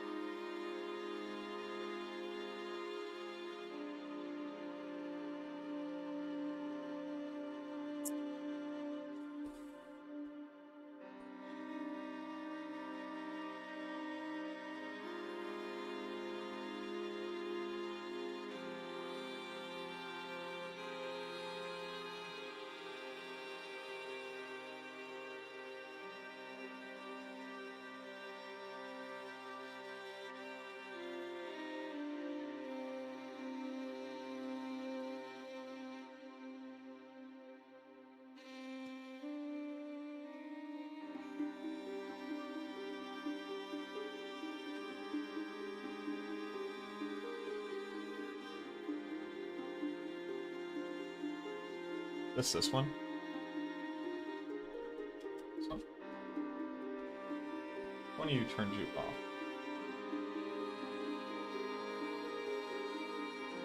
That's one of them. It's that one. This one is supposed to be off.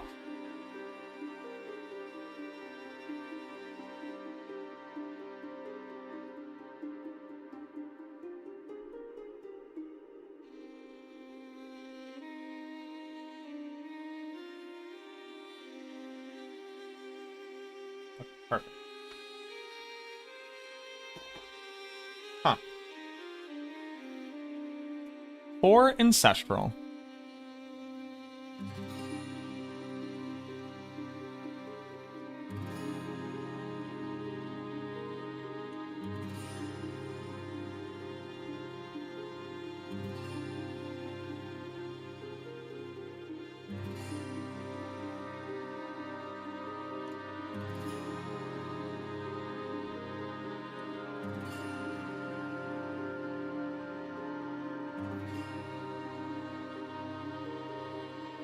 Ugh. So the thing I'm currently thinking about, I realize I haven't really articulated it. Ancestral is where we get to bump up to item power 800.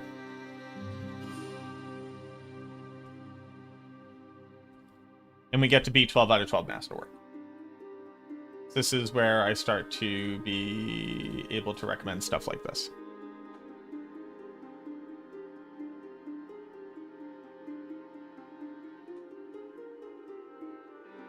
And the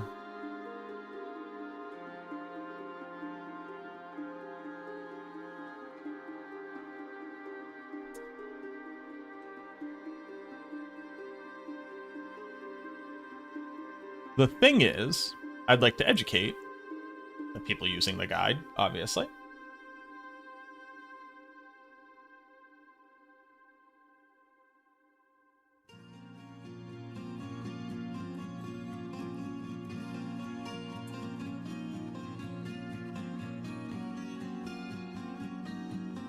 Excuse me. And I think in the Ancestral section is where I want to introduce a Chaos Armor. Because you're into Torment 2. And you're going to be like, oh, what's like the best Chaos Armor that I'm looking for? So I'd like to introduce people to Lidless Wall. Because that's what they're going to be... That's a big transition point for them.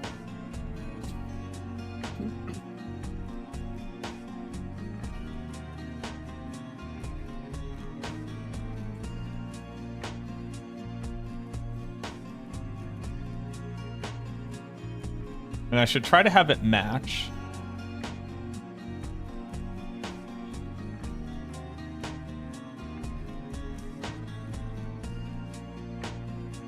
So Lidless Wall Gloves. Do I agree that Lidless Wall Gloves is the best place?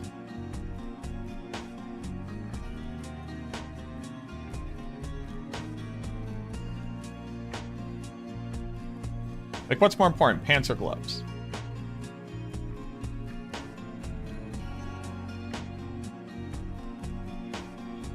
I think we actually want Lidless Wall to be the pants.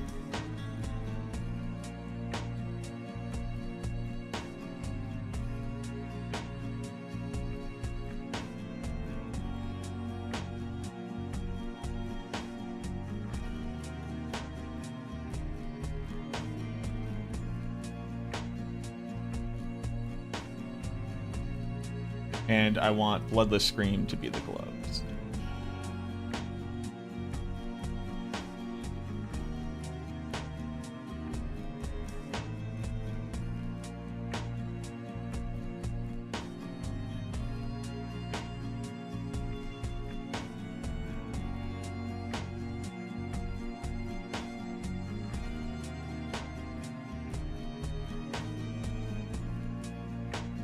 So, what that lets me do here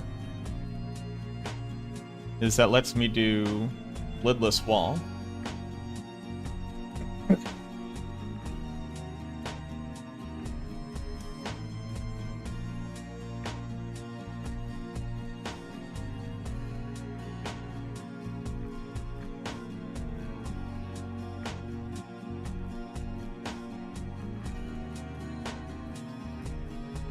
And then this starts to educate them about where to start putting things. This also lets me do a different skill tree, because I need Bone Storm now.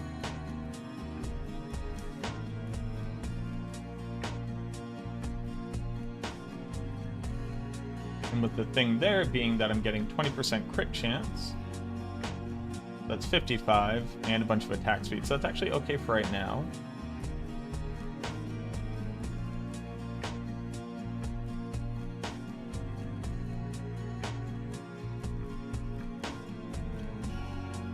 This becomes Bone Storm.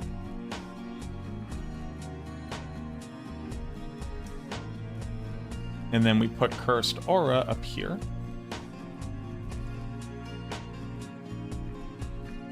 We're also going to change this out to Graves of the Empty Tomb.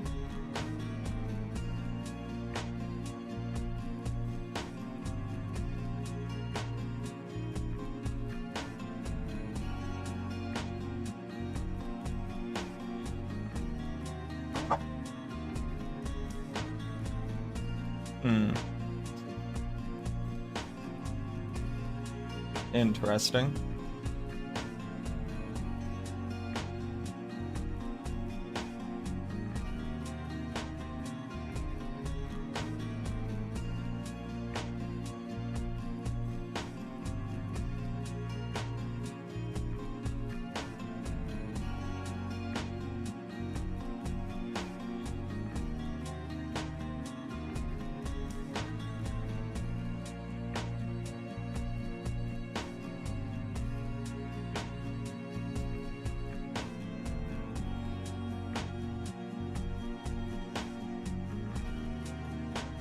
And this for Thor?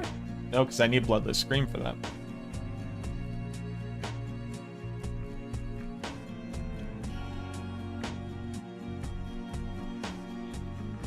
Sorry, rather Crown of Lucian.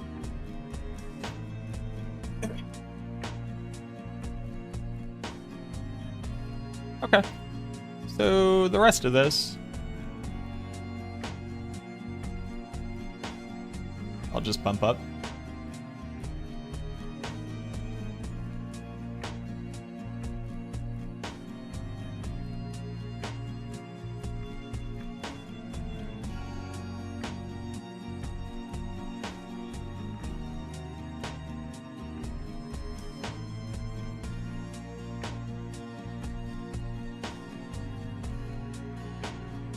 Bold statement of mine. Bold statement.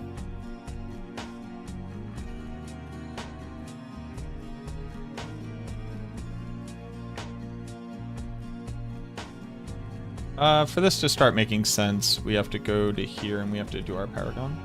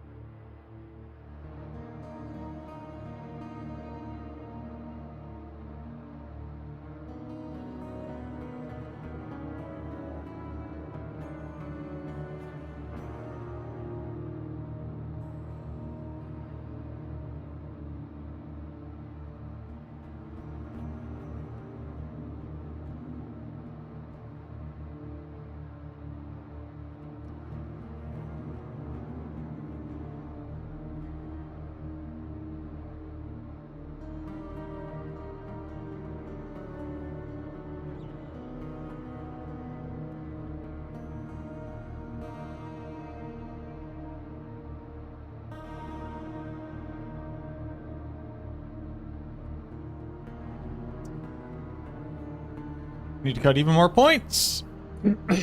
Okay, round 2 of cutting points.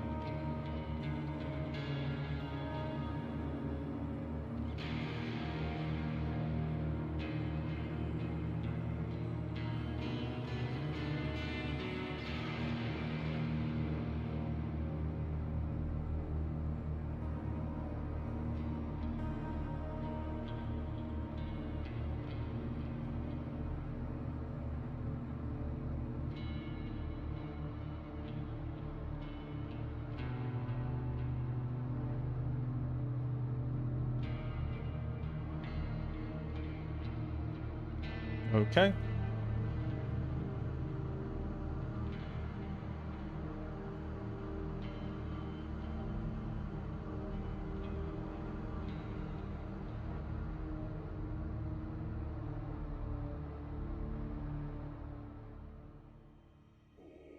Ink 46 glyphs.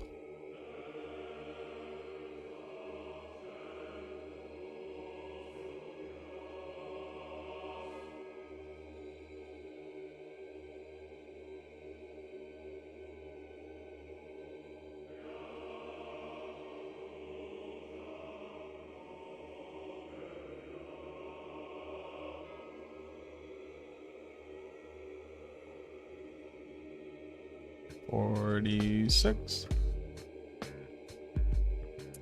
Nothing really changes there.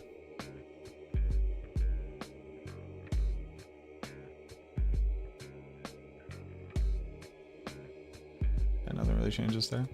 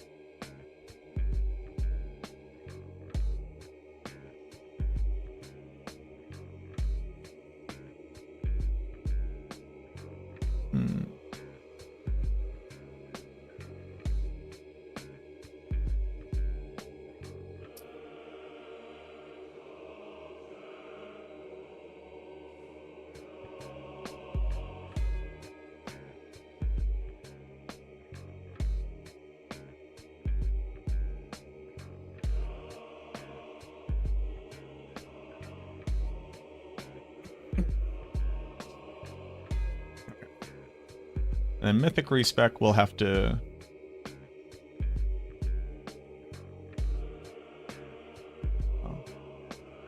delete Mythic Respec. Go to here. Go to New Variant. Edit Variants. Mythic Respec. There we go. Okay. So... Edit Variants. I would like to sync this with Starter and Ancestral. Save and save. So for Starter, we go to rank 15. Our resin stuff is absolutely through the board. For Ancestral, we go to 46. Our res is mostly handled. We will need some armor. Save and save and save. Okay. Back to Ancestral.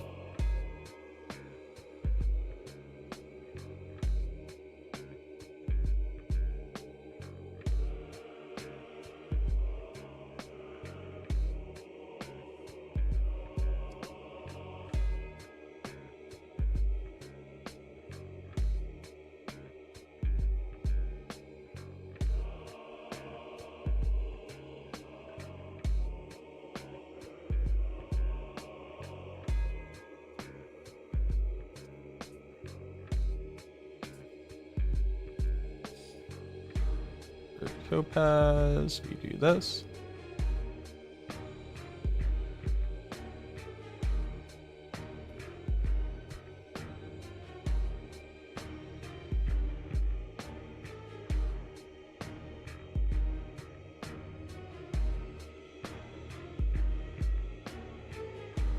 Crit chance is at 57. 8095, okay.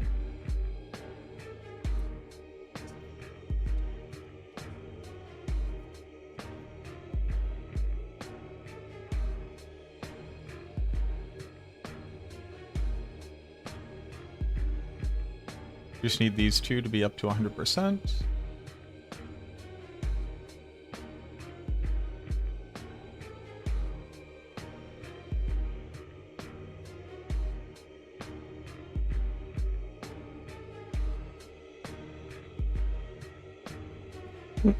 On Ancestral, am I still using Curlum?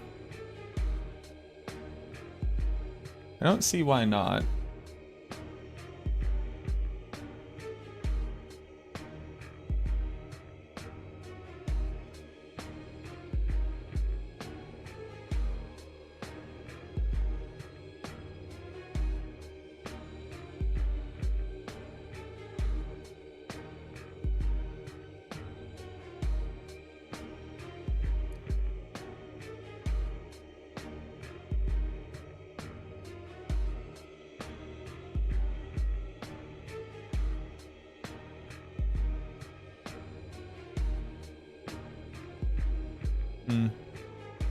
I should really just leave this other build guide open so I can compare to.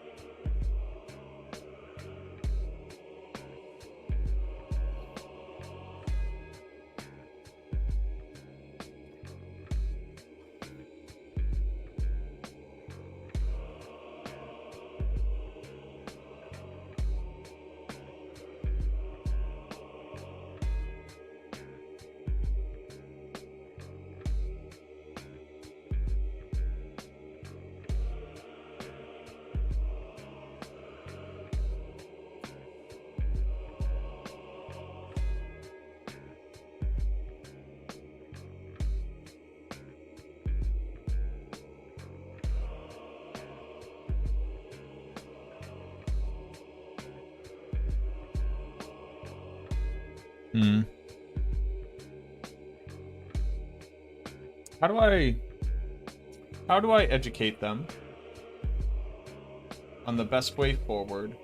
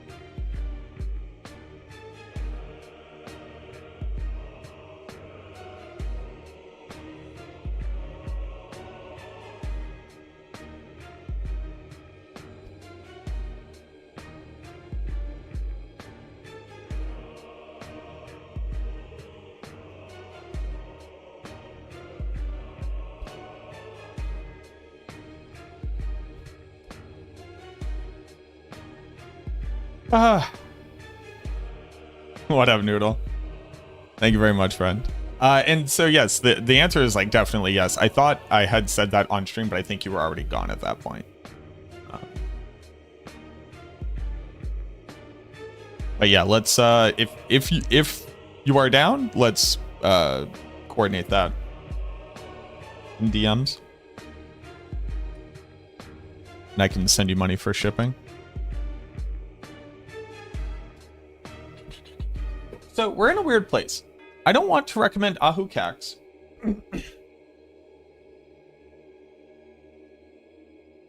Because you really shouldn't be using that until you have Bloodless Scream Chaos unique.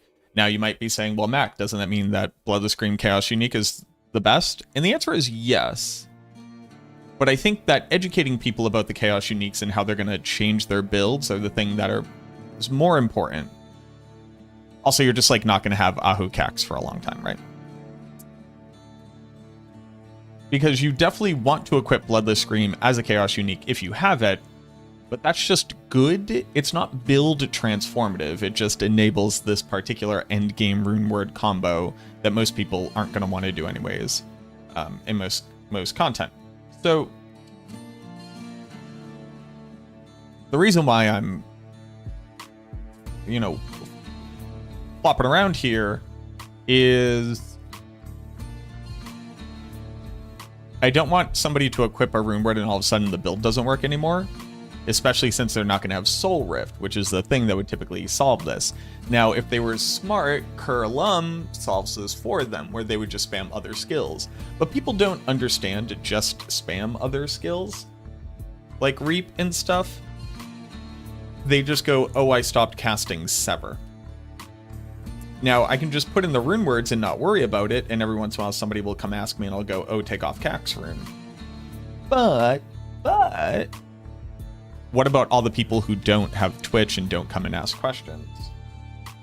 They just have a bad time with the build guide and then they go somewhere else. So, these are the kinds of things that we have to consider when we're making build guides on Maxroll, because our build guide attempts to educate you from beginning to end, as opposed to just showing you what the perfect end game build is. And that's why I find it fun whenever we'll receive like a critique, which is like, this build guide is not the most min-maxed that it could be. One, it literally just takes us longer to update build guides because we have to do more work, because our build guides look like this.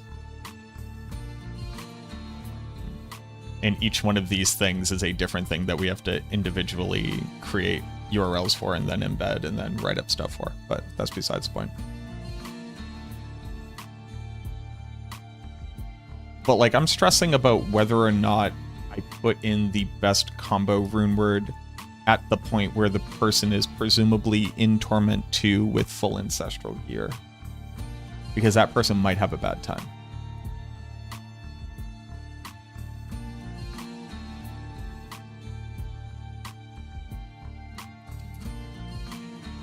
Whereas I could just put like Ahu Zan here, and then you just overpower once in a while and you just feel stronger. Or I could just put Fool here, and you just do more damage, and you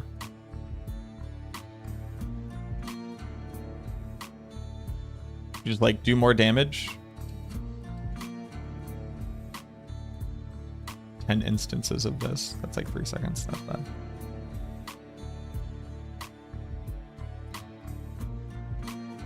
You just like do more damage and it just feels good.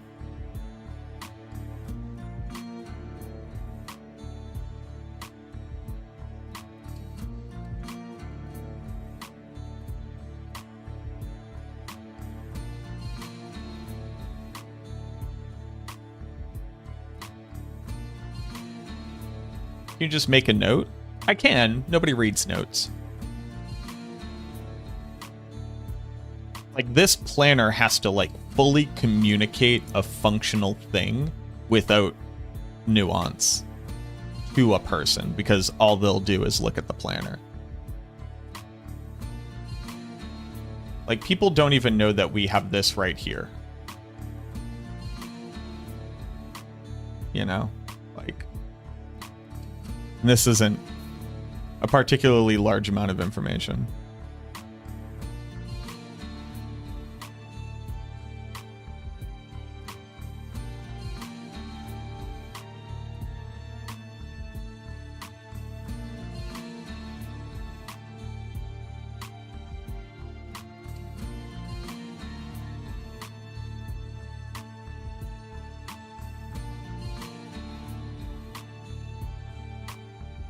Yeah.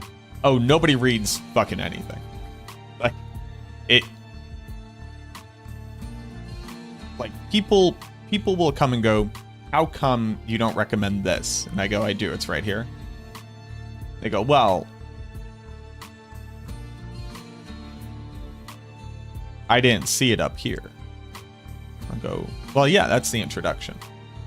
So... We also... Our guides have to be foolproof in ways that you wouldn't expect them. Our guides have to succeed if somebody uses it wrong, is the short answer. I'm going to put Tamthul there. I'm going to put Tamthul there and I'm going to stop worrying about it.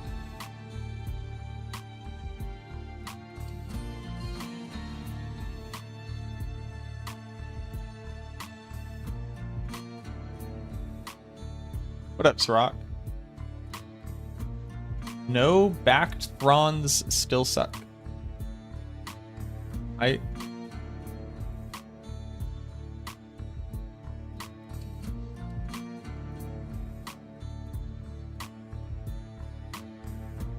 Oh, bacterial is here. What a bacterial. All the Maxwell guides want to follow him. Well, I appreciate that. Thank you for reading this stuff. I hope it helps.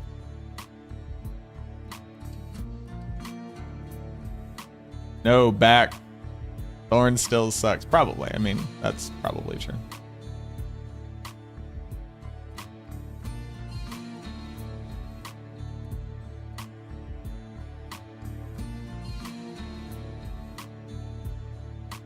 It's probably pretty accurate.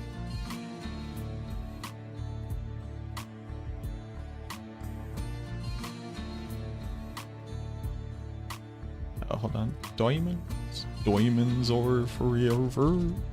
Oh, actually, no, we're gonna need skulls here.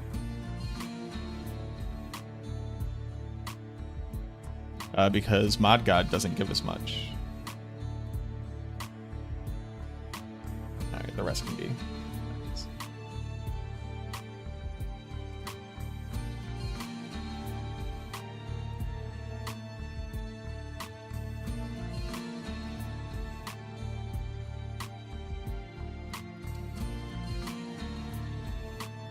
Diamonds are forever.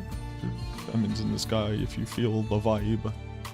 Diamonds are forever. The rock is still alive every time I rhyme. And y'all remember Kanye?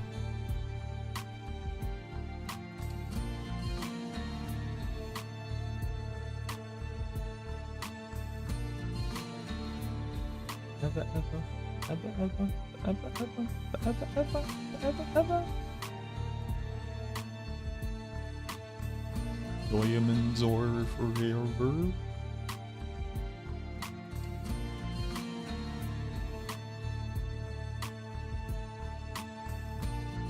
Oh, and we have crit chance from this too, so we actually have 64.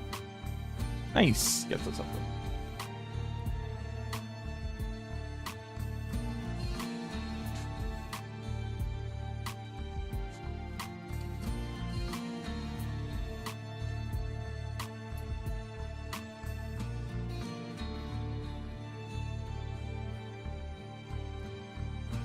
Oh, him and Mike Myers. George Bush doesn't care about black people.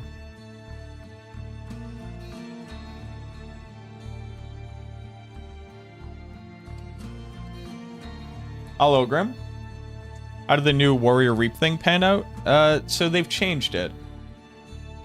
It's now they just have a 25% chance to trigger it, so it actually scales with, like, them attacking faster. I think since it will now work like the other minions,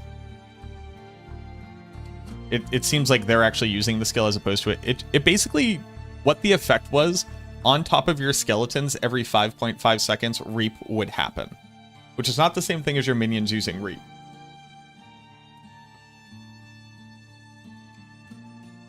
That's Necro build, Shadowblade.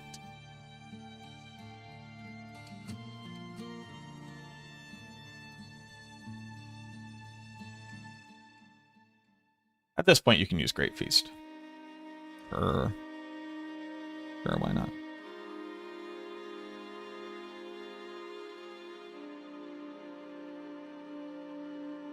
Did it scale? It did. Yeah. But it didn't scale with attack speed or Reap cast twice or your warriors attack twice. Or... Oh, the other funny part was that when it triggered on Pain Gorgers, it scaled off of you and not their increased Reap damage. So it's actually doing less damage than it should.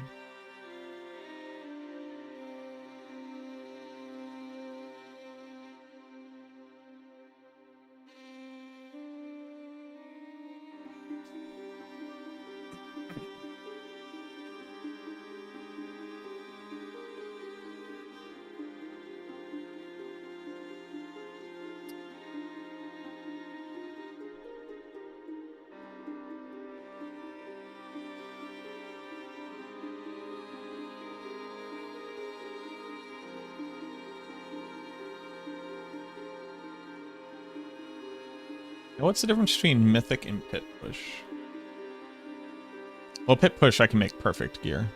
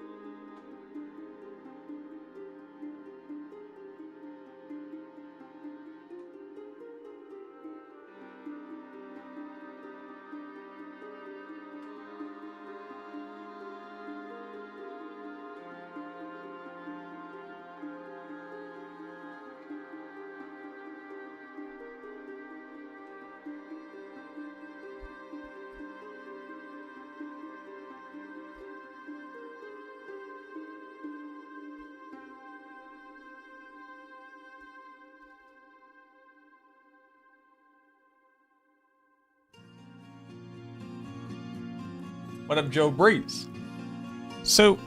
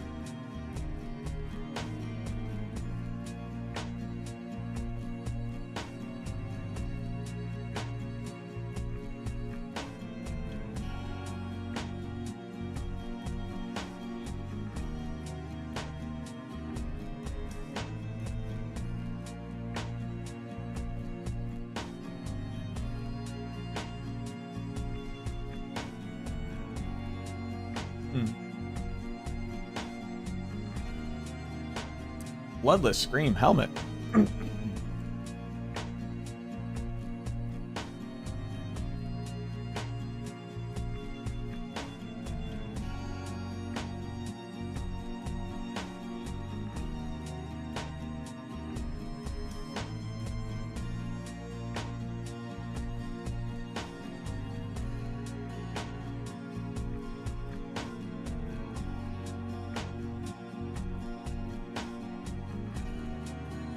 What?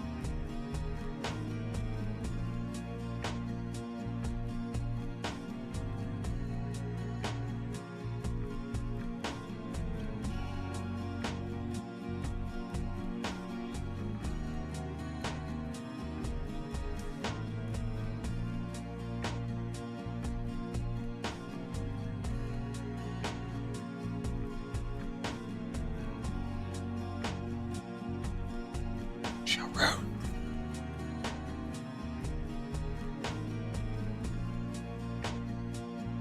You motherfuckers never putting goddamn planners together.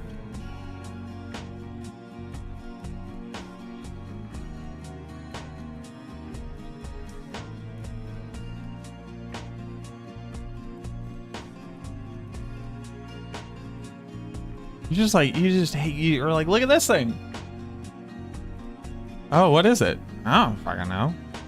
Who knows?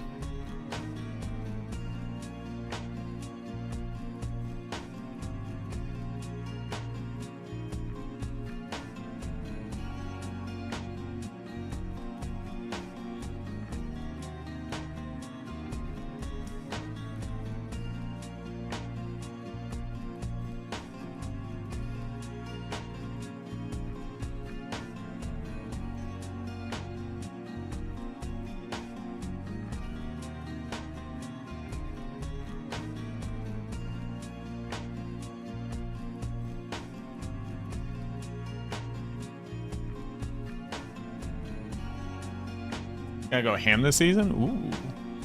What do you want to start off with?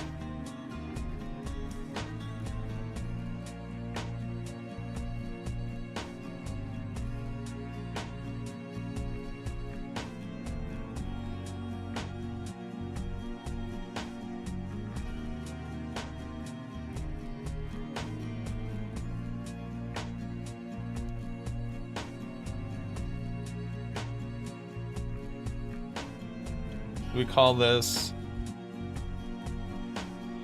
Mythic Chaos.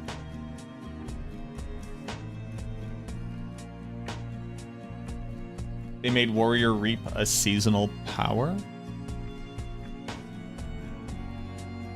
Yeah. Why? To see if it does anything? I don't know, man. Where else would they have put it? An aspect? How would you fit it onto any build?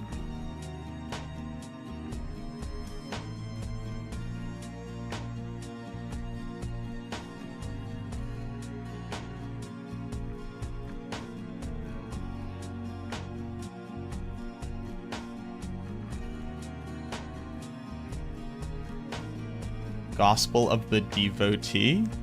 Hey, man. I want you to really sit down with and just kind of think about that a little bit more.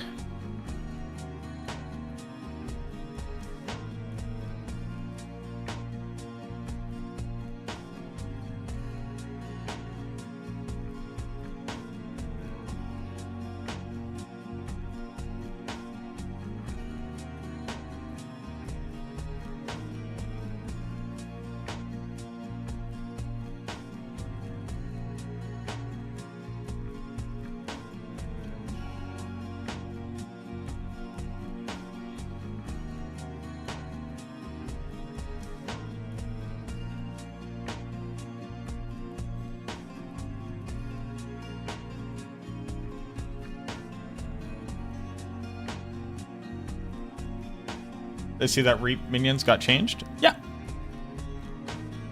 They did. It's not good, but I did see it.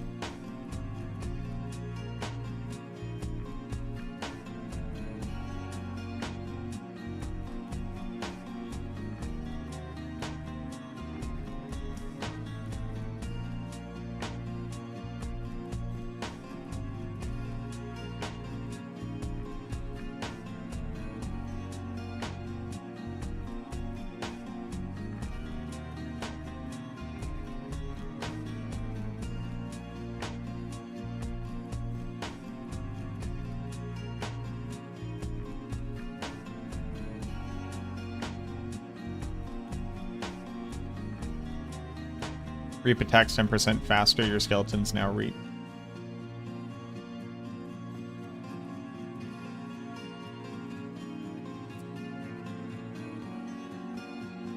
I would find it a little bit weird that the item for basic attack skills would have to be coupled with a minion package as part of its calculation for value. That doesn't really make sense.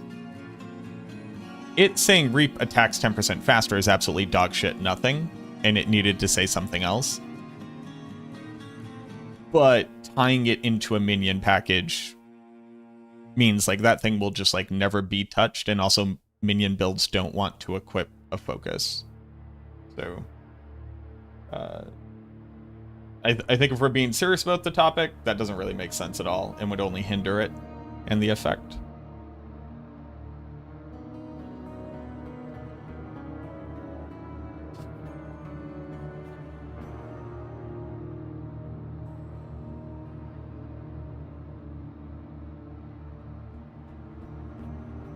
I'm like super overcommitted on armor and on res.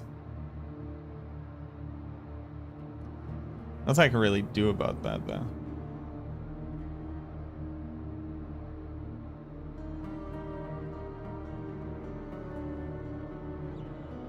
I do think on the Mythic respec version, though,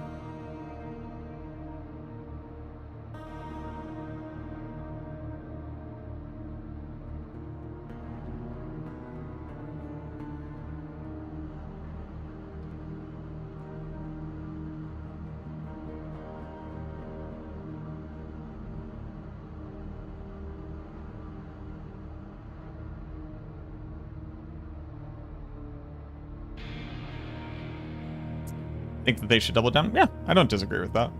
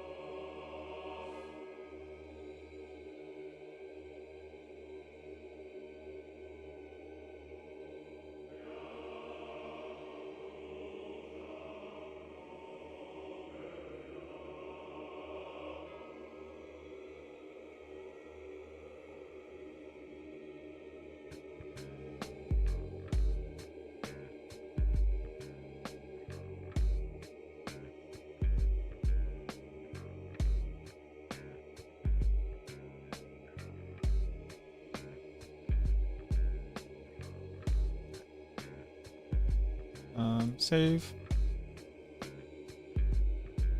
Save. So.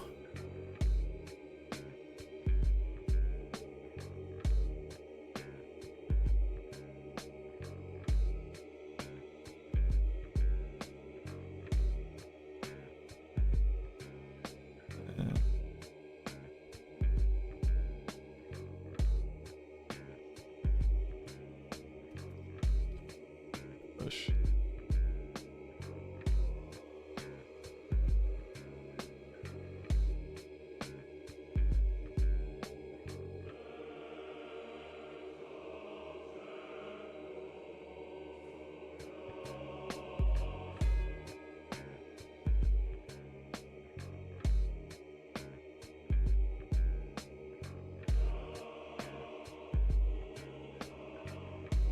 This one I actually think is fine.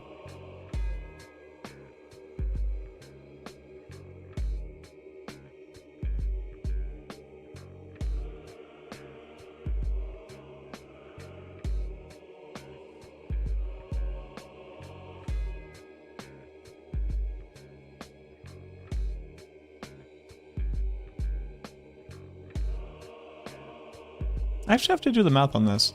Is more intelligence better here or one more rank to gloom?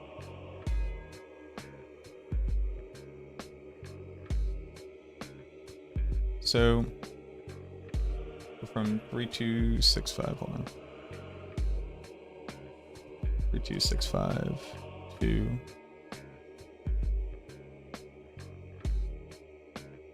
169.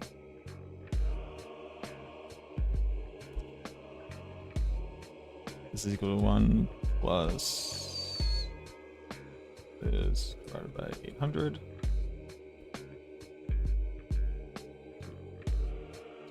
That's 2% increase in damage. Well, versus one more rank in gloom. Currently we're at 24, we would be at 26. So currently we are at 80, 96, 96.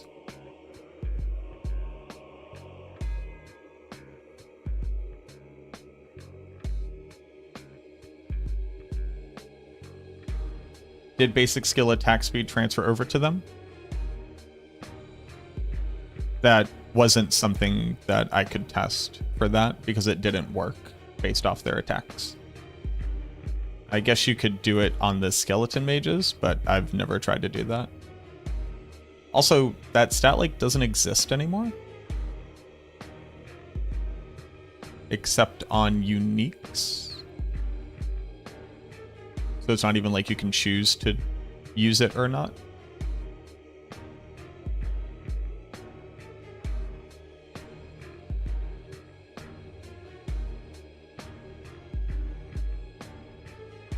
For 80, 96.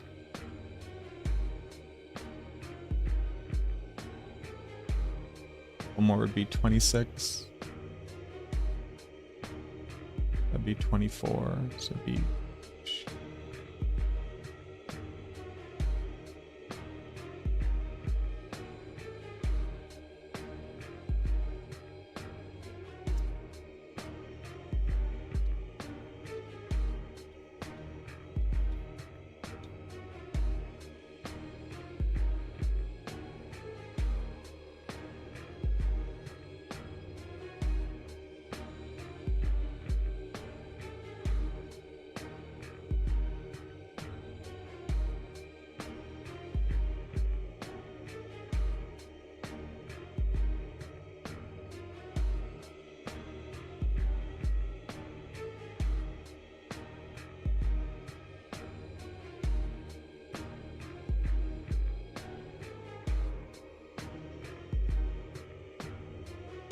would be, do I not need this?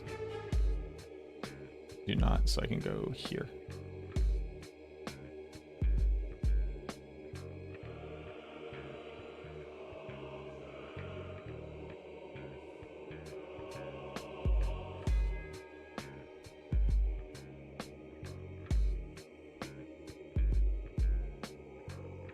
I guess I should have done this analysis here. 3, 4, 6, 3.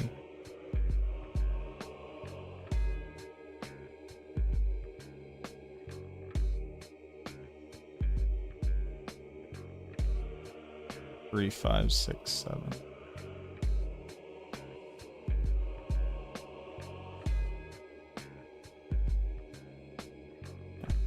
Okay.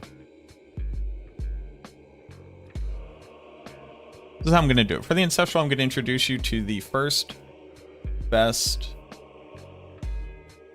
Chaos. Talk about, in that section, talk about the Chaos Armors you're going to want. And then here, explain when those things remove other functionality that you need to be careful of. I think that's the best way forward.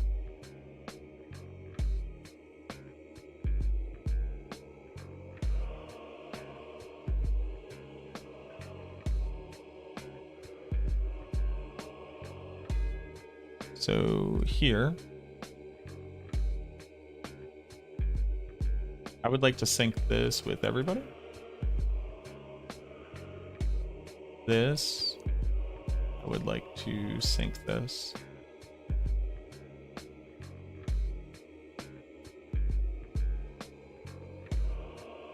Here.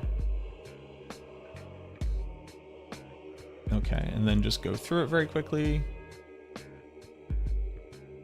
Start off here. Save. Paragon has no Paragon. Starter. Using Soul Rift. Has rank 15. Ancestral. It's rank 46. Using this. Save. Mythic Chaos. Using Mythic Respec. And Pip Push. Using that. Okay. So then I would like to edit sets. I would like to add a set. Call this leveling skills. Add a set called this skills.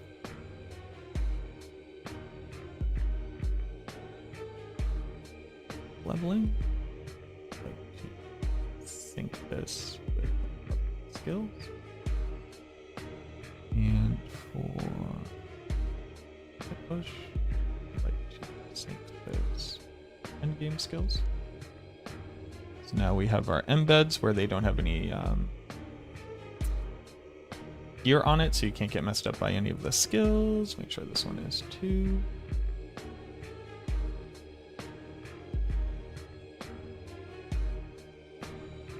Okay. Sever. Sever is done.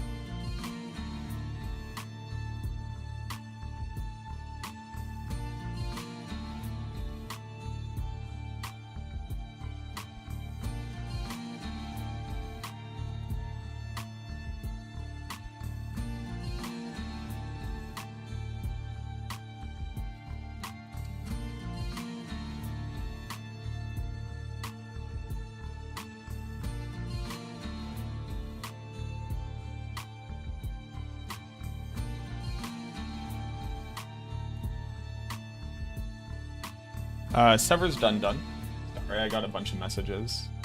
And it's all kind of time sensitive.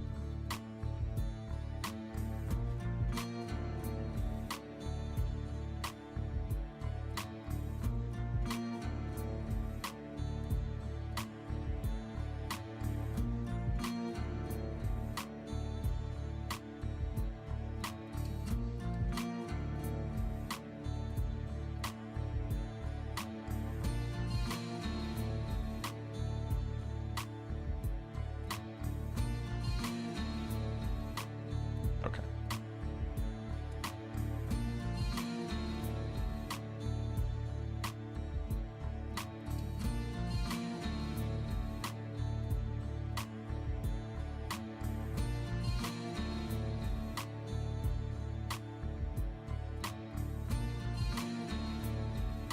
Oh, I meant to do this too. Okay.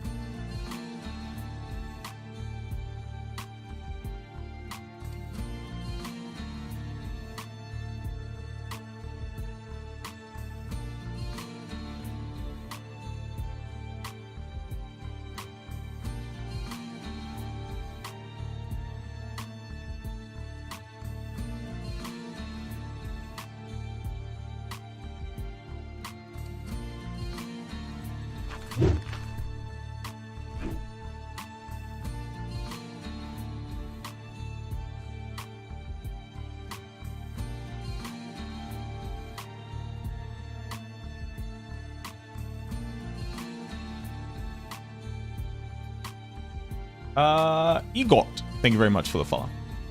Okay, so now we basically do everything that we just did, but for a lot more builds. Holy.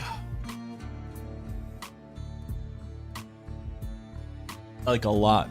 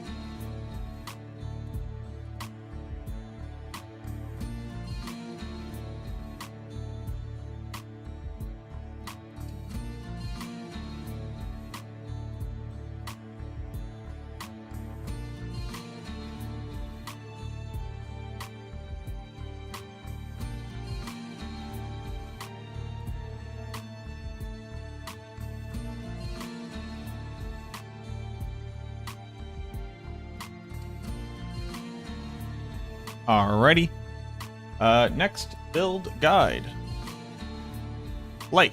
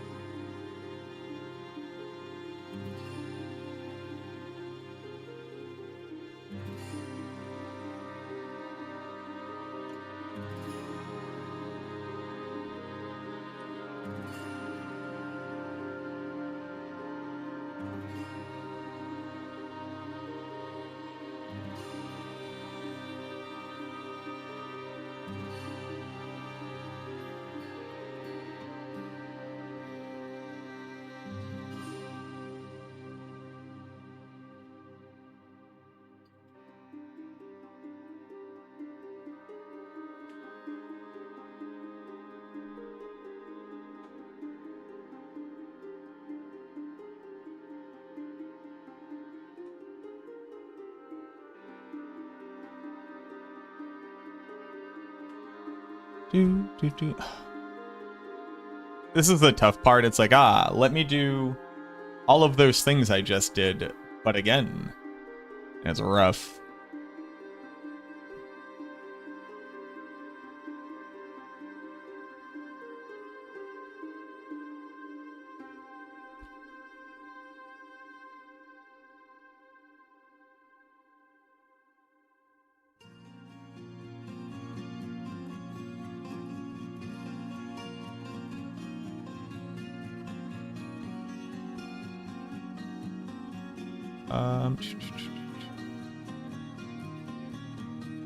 Also, I'm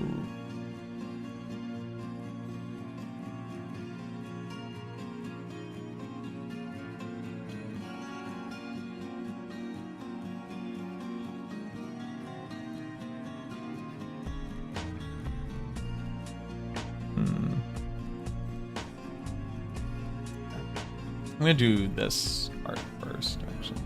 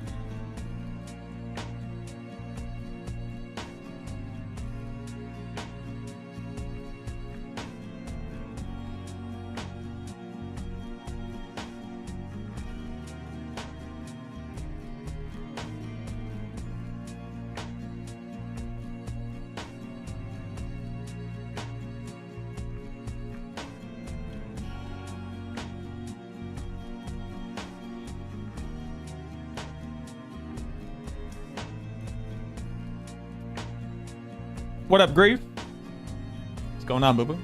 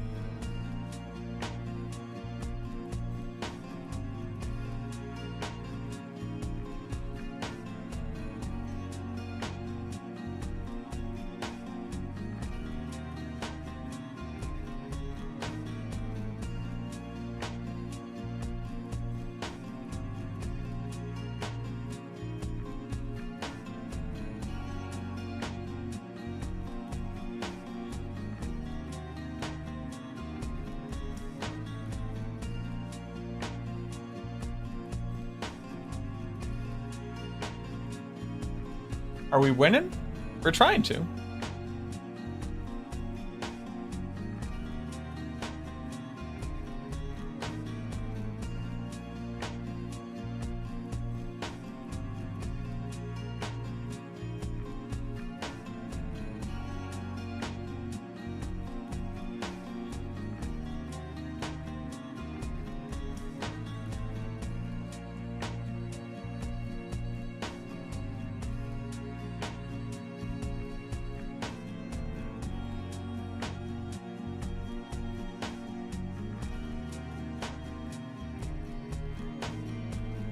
What's going on, Morton? How are you?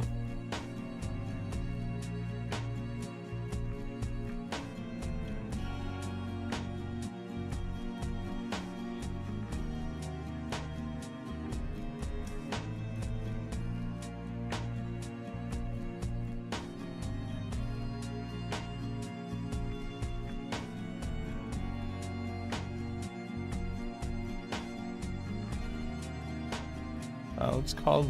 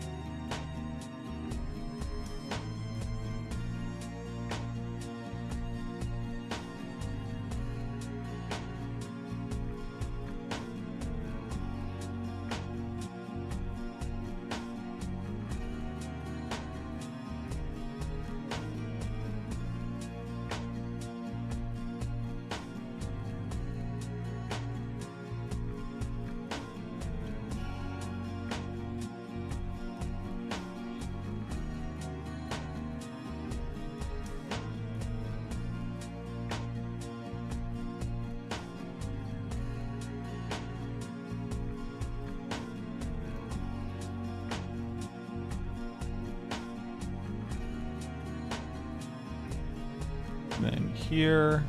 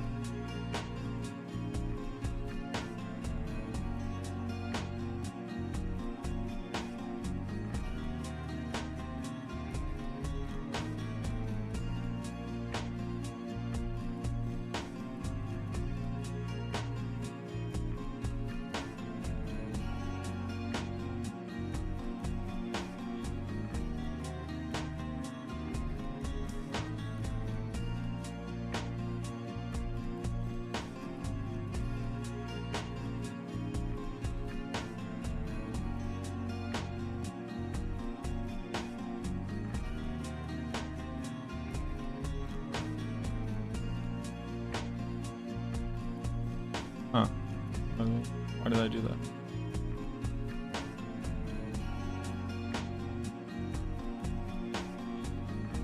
Mini Necro profit much from Chaos uniques? Yeah. Chaos Ring of Mendeln is very strong.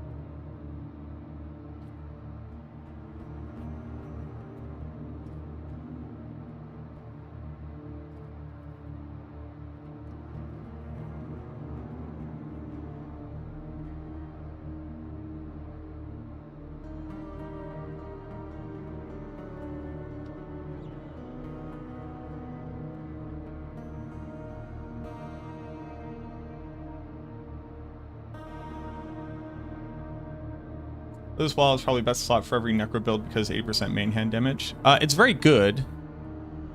Yes.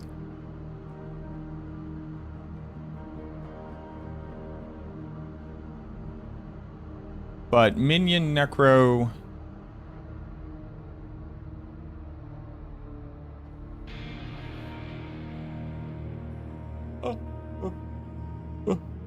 This wall is very good. That doesn't mean you necessarily run Bone Storm, though.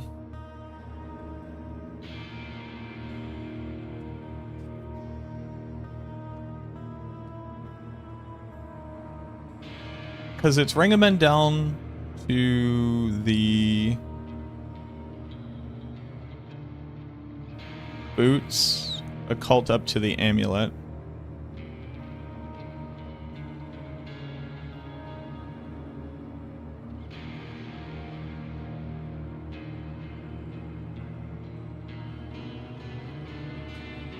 Then you can run Hand of Nas as pants. And then Lidless as gloves.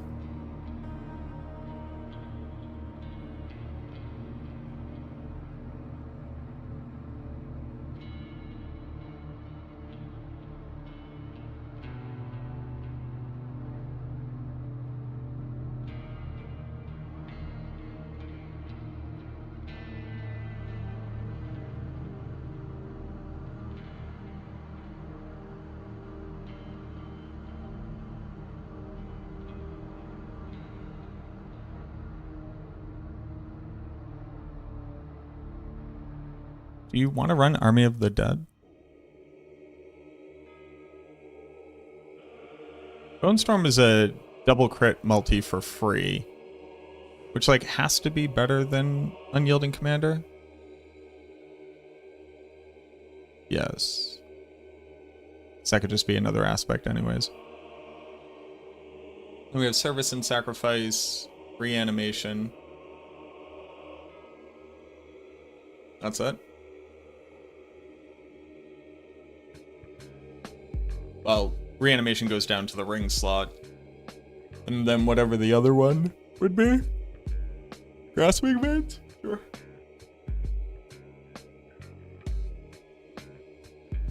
It does, Huntel, yeah. But then you have to ask the question, which ultimate becomes better? And if Lidless Wall also gets you a 2x multi without having to use an aspect slot, that ends up outperforming.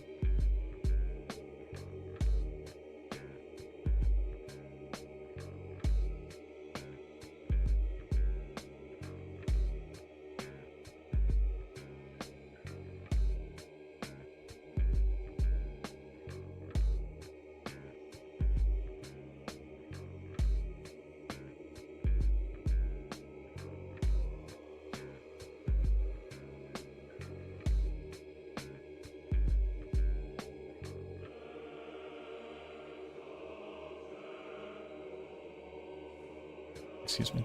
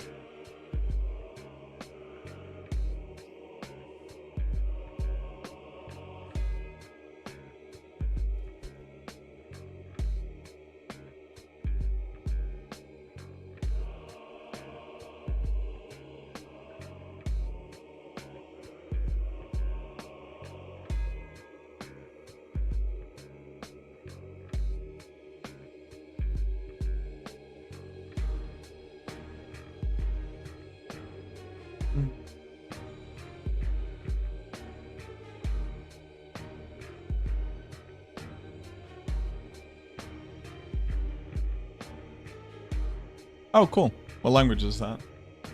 You also play with the new... Do you also play with it? Some builds will use it. It's only a 35% damage multiplier, though. It basically replaces Conceited as our... Do I need another aspect? Aspect.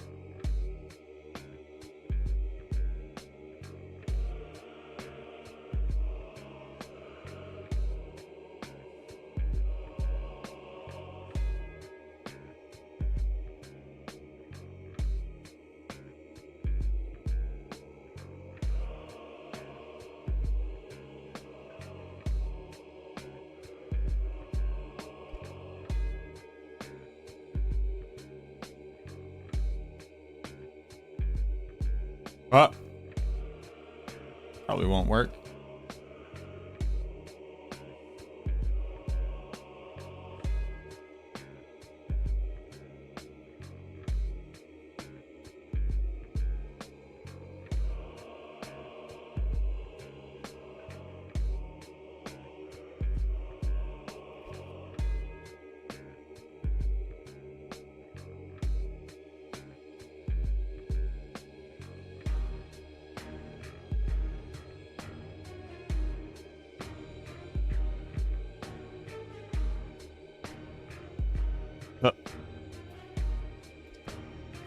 Probably not. 12 out of 12 masterwork, 800 item power. Probably not.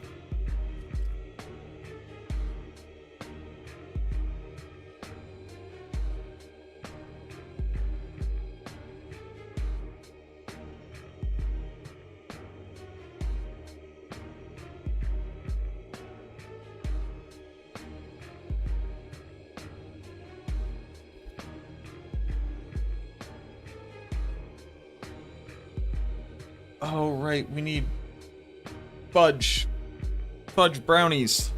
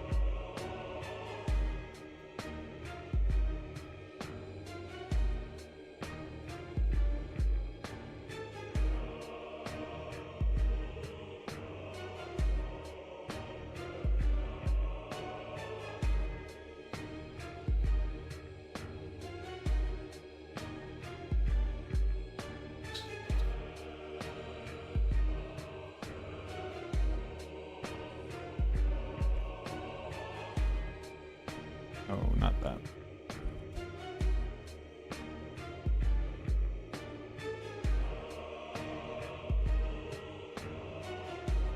Hell yeah, brother.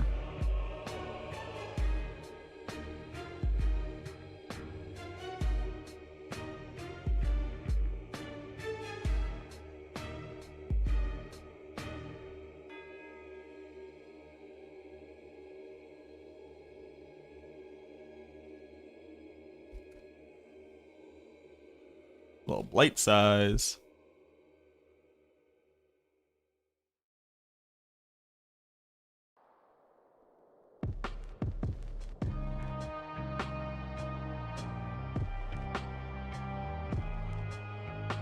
Are there any other like good aspects? I think the answer is no, but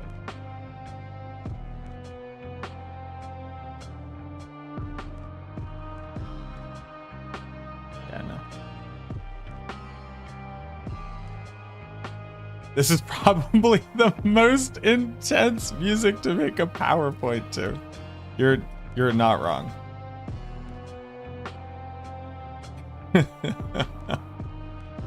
That's funny. What are you talking about? Is this a lot?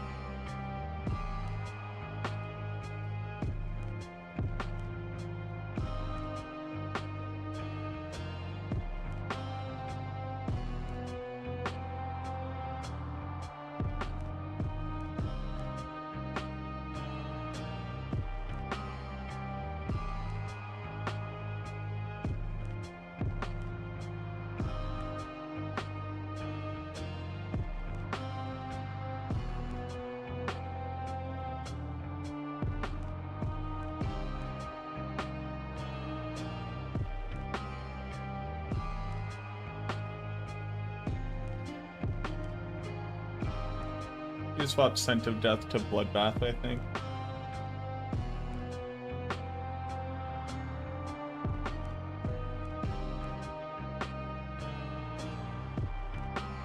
Bloodbath for Reap? What am I missing here?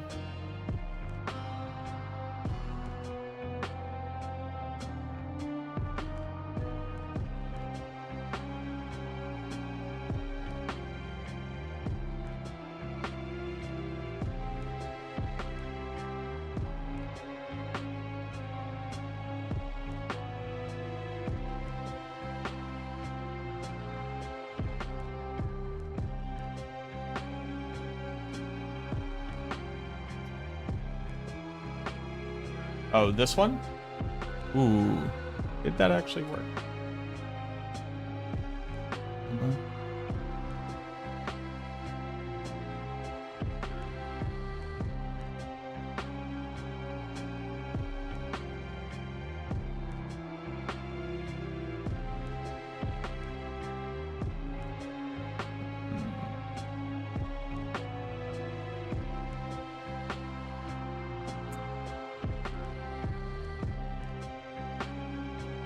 The only issue with that is that, like, their attacks aren't going to be... Like, the way you actually make the minions are going to cast a skill build good is you scale minion damage, and then also they scale that thing's damage. Like, building bone mages and building purely into bone spear makes for a really, really bad build because they don't do anything with their base damage. So picking up a multiplier that is a 35% multiplier for everything they do, or picking up a multiplier that is, what, like 40%? 40% for something they only do a quarter of the time is just, like, on average, significantly worse.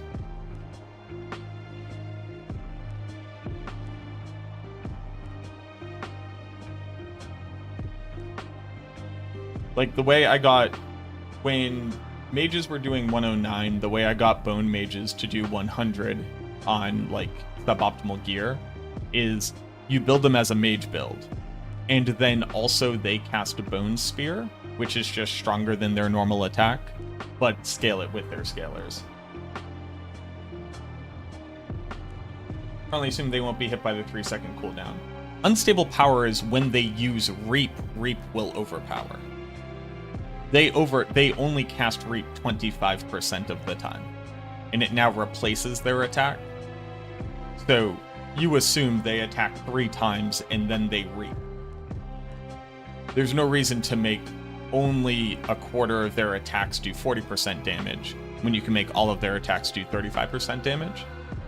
It's the same logic of how we build minions, but with Ring of Men down. So you wouldn't do a thing that only increases their damage or only increases Mendel's damage when there's something comparable that will increase all of their damage.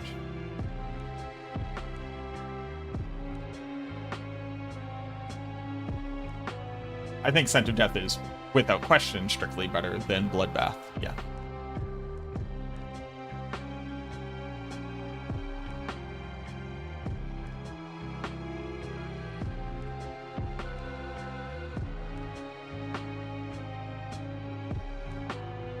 I think it's, like, not even close.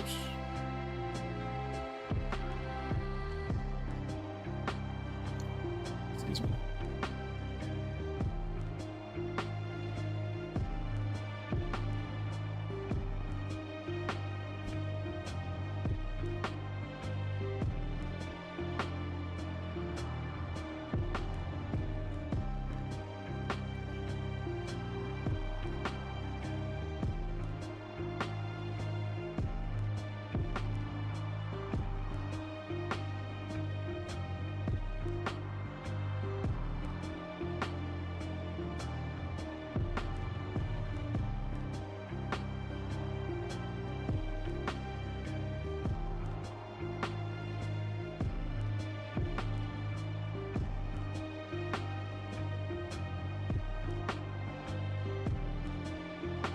Almost 1 trillion damage.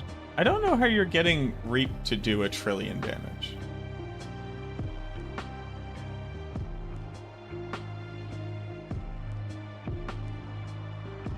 But power to you.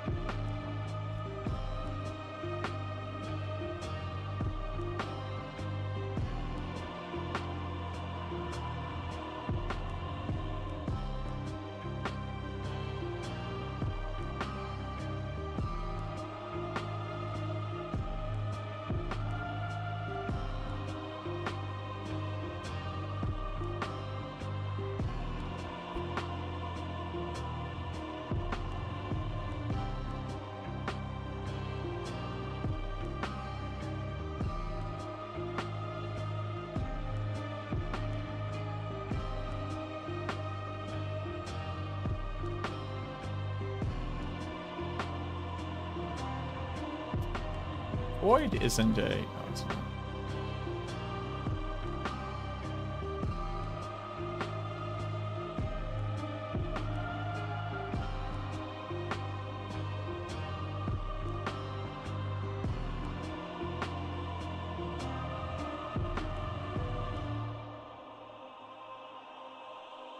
Oh, all 8 warriors hitting them. Gotcha.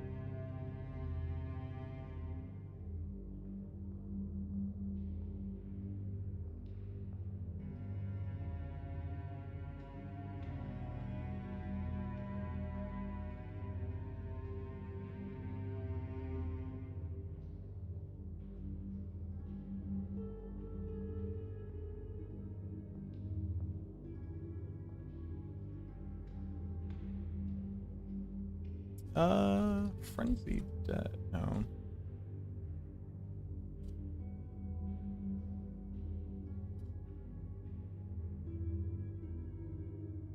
Okay, so there's that. And we save. Okay. Oh, well, I need to stand up. Oh. Oh, big boy. Big boy stretch. Everybody, we're doing big boy stretches. Everybody, it's big boy stretch time.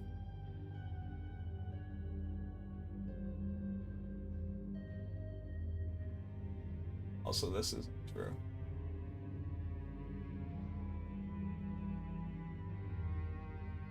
Everybody, big boy stretch time. We're doing big boy stretches.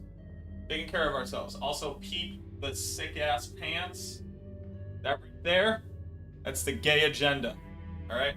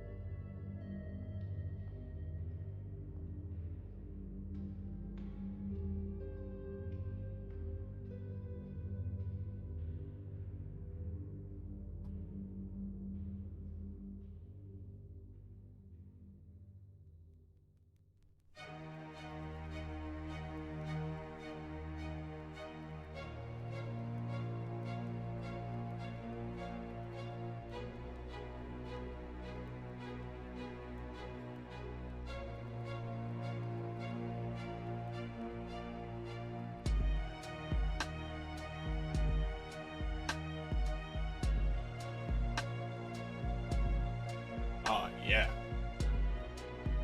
Every part of the body popping? That's gotta be good for something.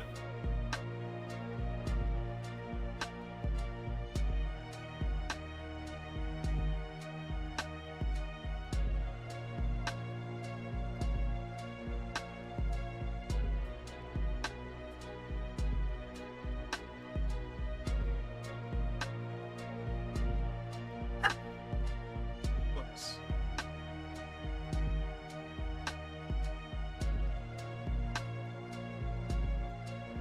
Bro, the pants? They are one giant, it's like one giant pant. What's cool about them is they can go all the way down to your leggies or up to your little knees, and then you got shorts on.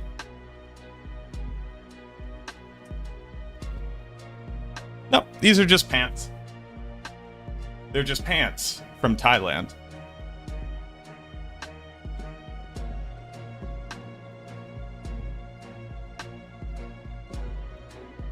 in other places, pants are different. Okay. Oh.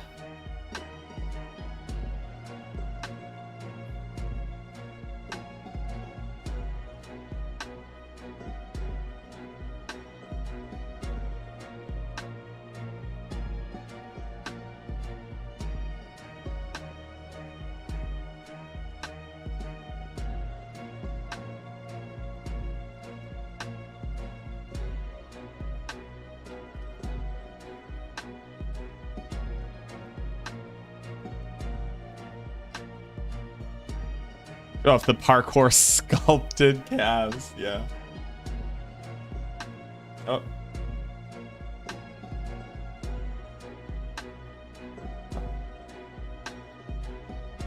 There we go. And we're back at it. So this is now the starter variant. Starter is up to 750. Let's just get everything up to...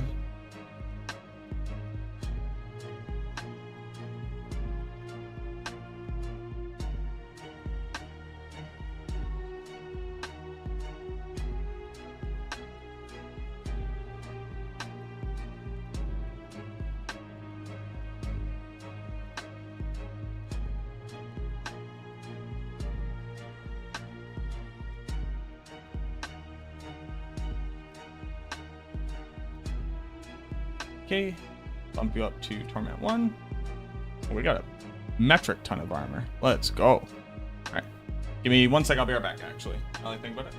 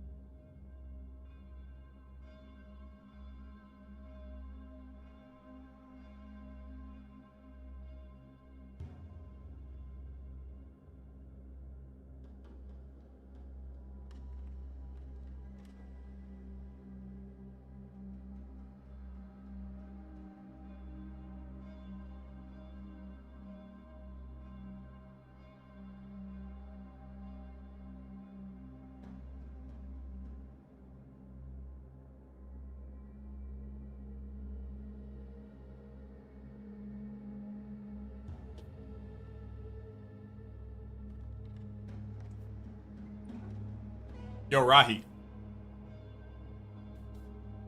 Alright.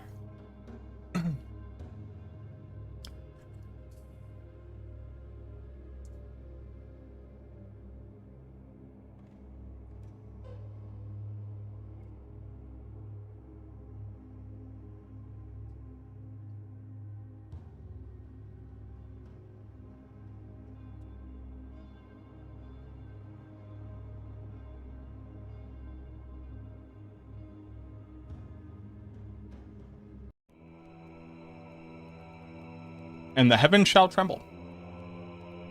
Hell yeah, brother.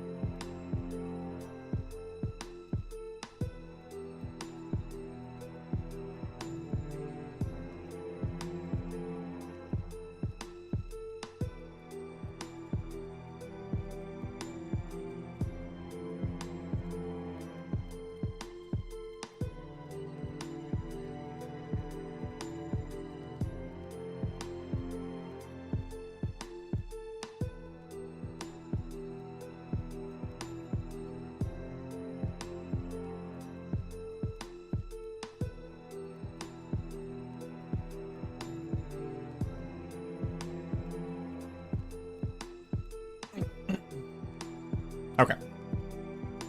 Ha. Yeah. Yeah.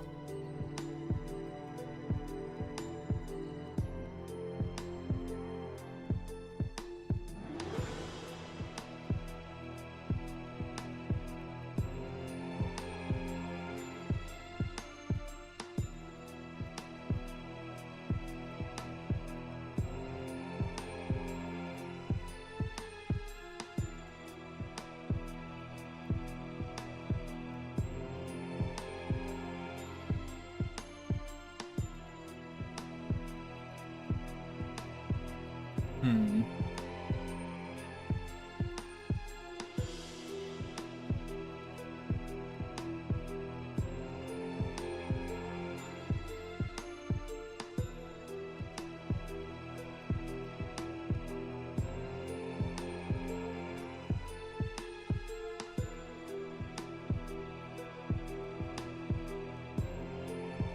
Seeing a lot of buffering.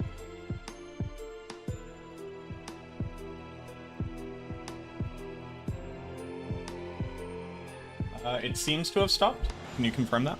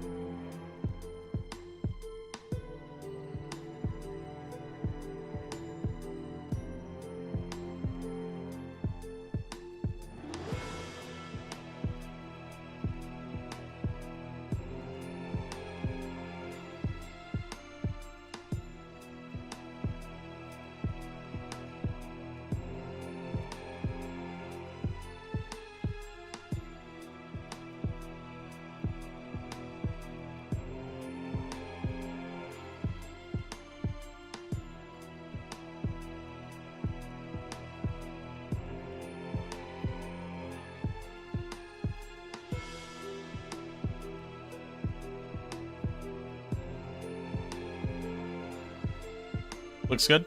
Thank you for confirming.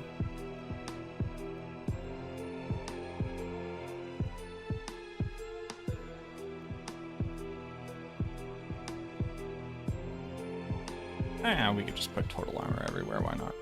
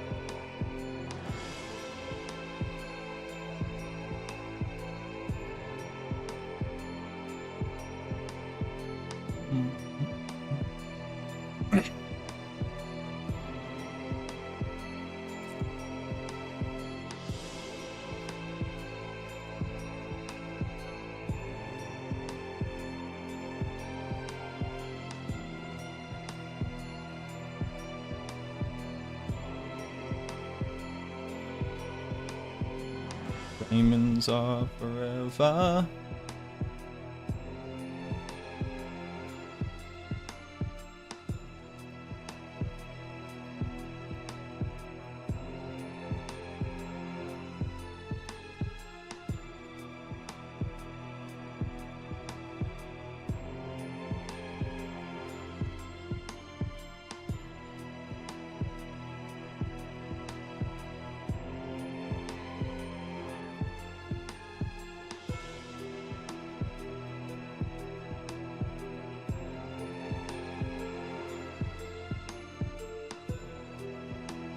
We need sacrificial.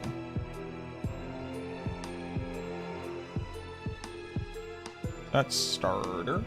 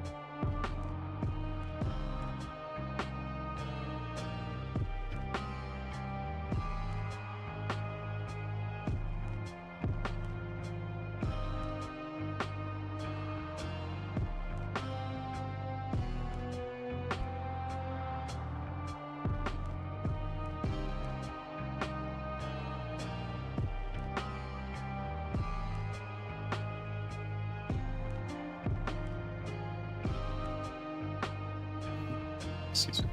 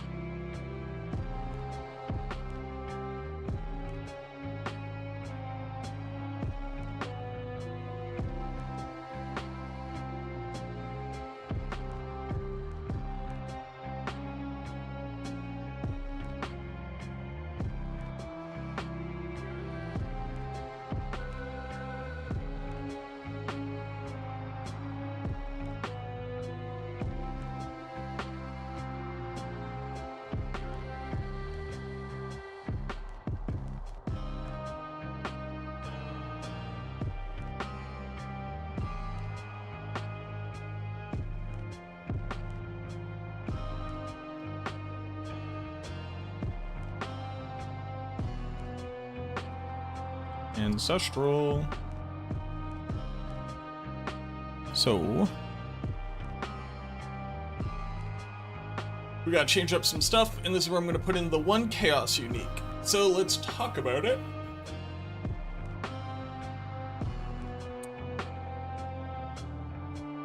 I'm gonna put in Bloodless Scream.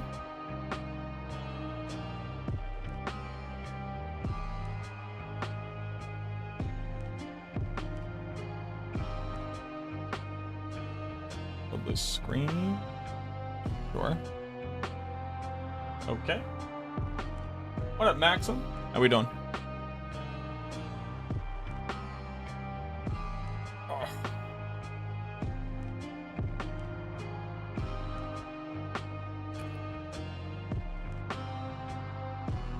Oh, I didn't do all the Paragon.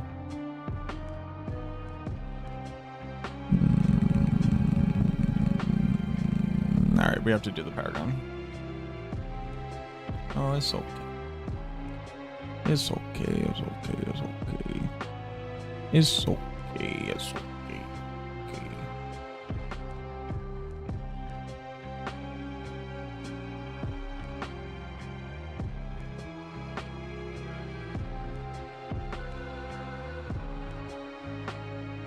Whoa, hello. Where are we going there, boo-boo? Alright, let's do the Paragon, but I need to... Oh, if they fixed Gloom yet? Yeah. Or at least it says so in the patch notes. 1 second.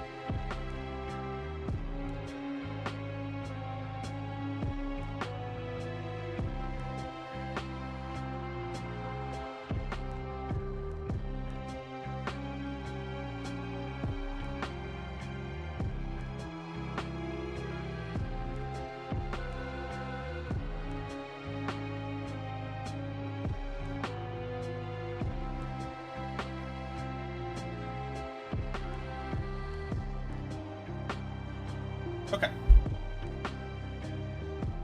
So we have to remake the Paragon boards, which is fine. It's fine. Add a new variant. Edit my variants.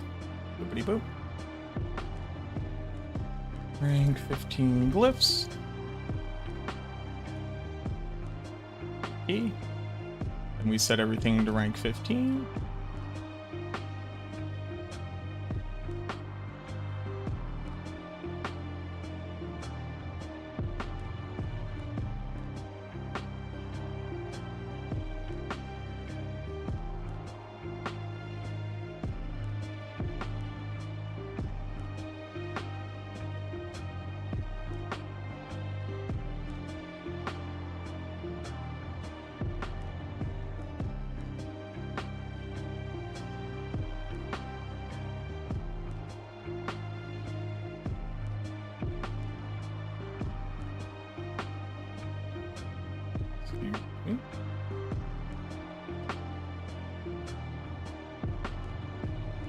Rid of random intelligence that we picked up everywhere for no reason.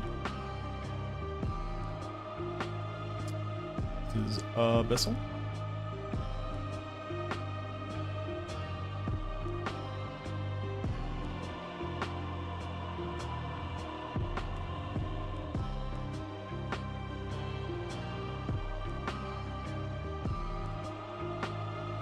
This is Scourge.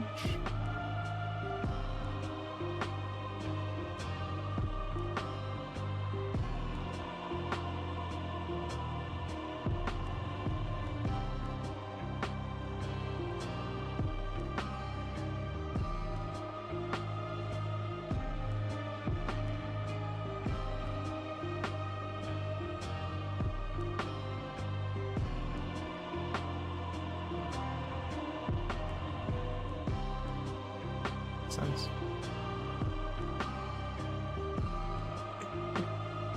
Eliminator.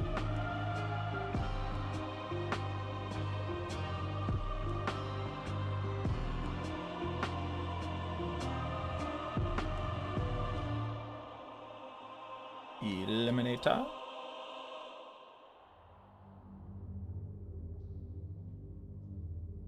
Bum. Bum bum bum ba-da-dum bum. Bum bum bum ba-da-dum ba.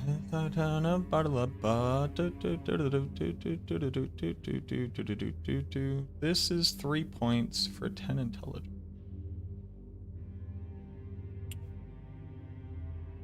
This is 2 points for 10 intelligence.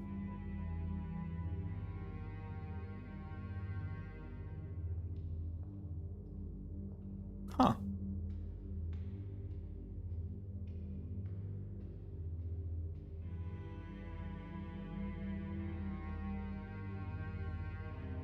Huh. Hmm.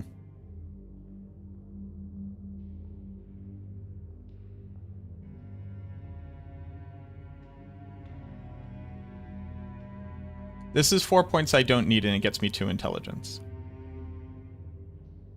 So for 4 points, I get 10 intelligence.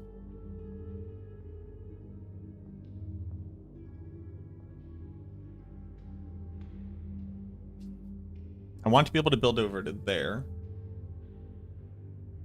This, well, hold on. This doesn't give me 10. So this is 5 points for 15 intelligence.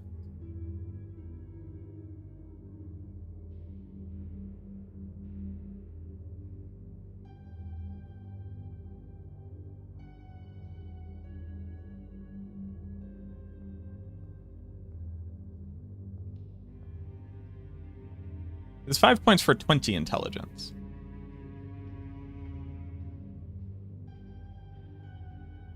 But why would I ever... Now that I think about it, why would I ever do that?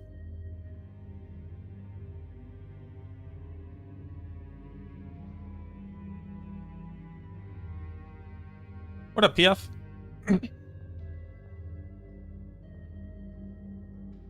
It's just 5 points for 15 intelligence. For 20 intelligence. Or I could get 25 intelligence. Huh.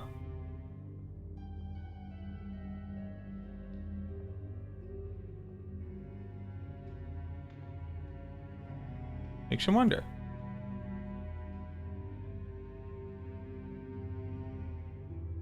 That's interesting.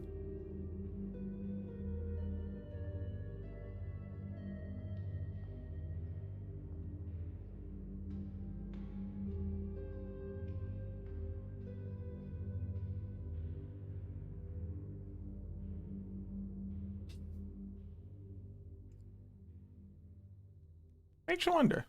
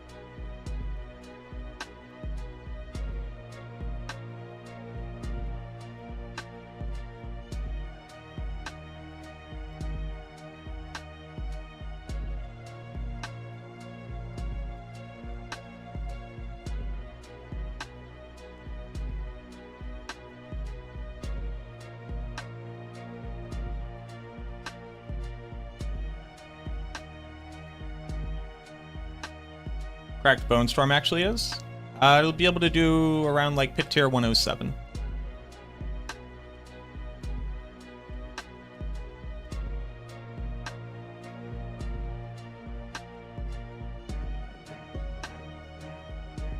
Unless something like really wild changes or something.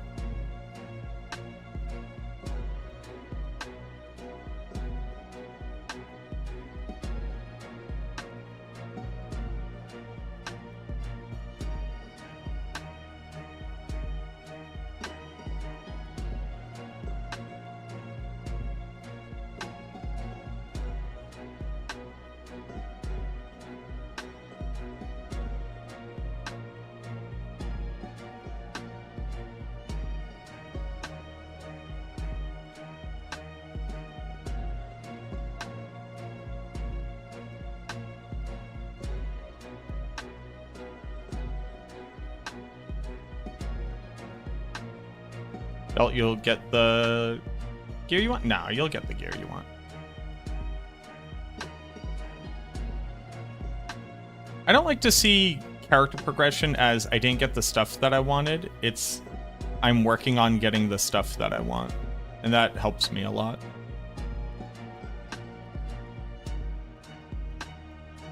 Yeah, no problem, PF. I don't know what I've done for you, but you are welcome.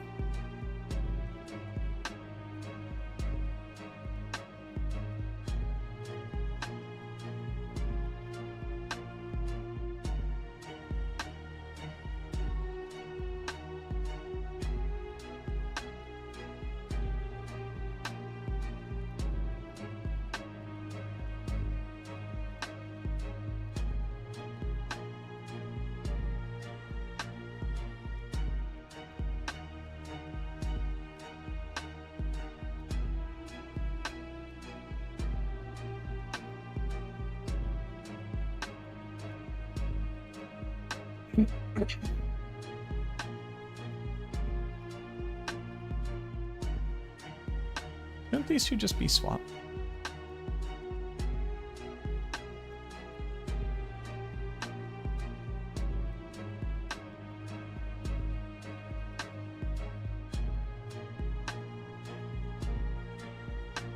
I don't know.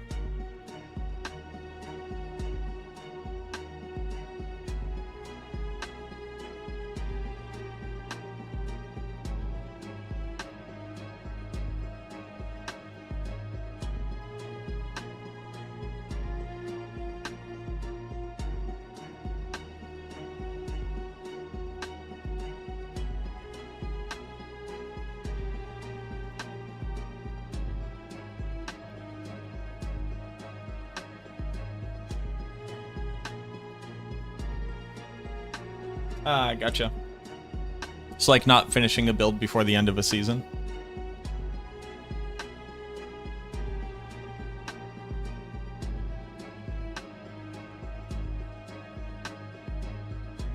I don't know what else to do about this, so...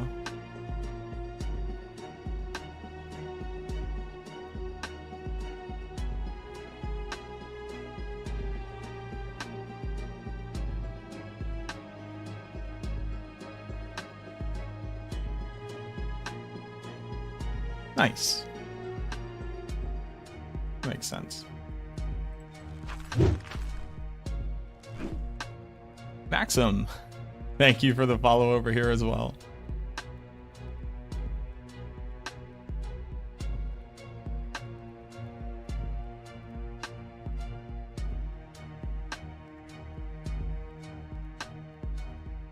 Been crazy busy with regular life shit. Hey, I can appreciate that. I've also been crazy busy.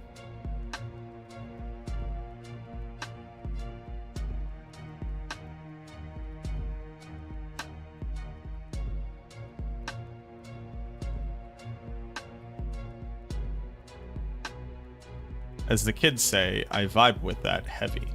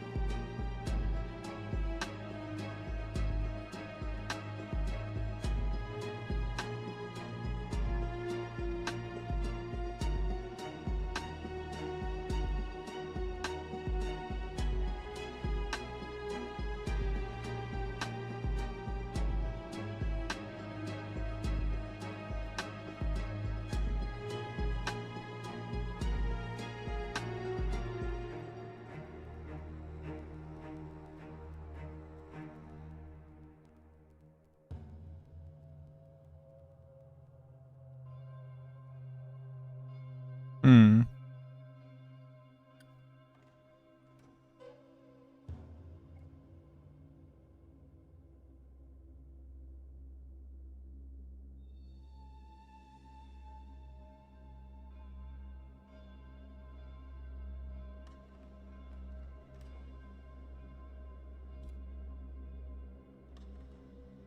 Okay, so we do this, and then we do this, and then we sync this with starter and ancestral.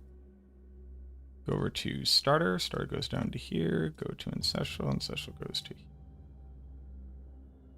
Boop, boop. Okay. Now we're here. We're good. It is time to shuffle. And every day, I'm shuffling. Okay, sorry. Shuffling, shuffling.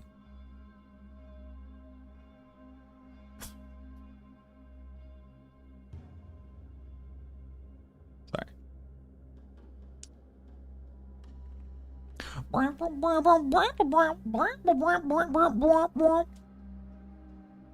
Shuffling, shuffling.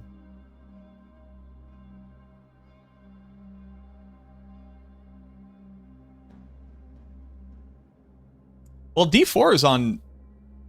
Can't you play D4 on the Switch?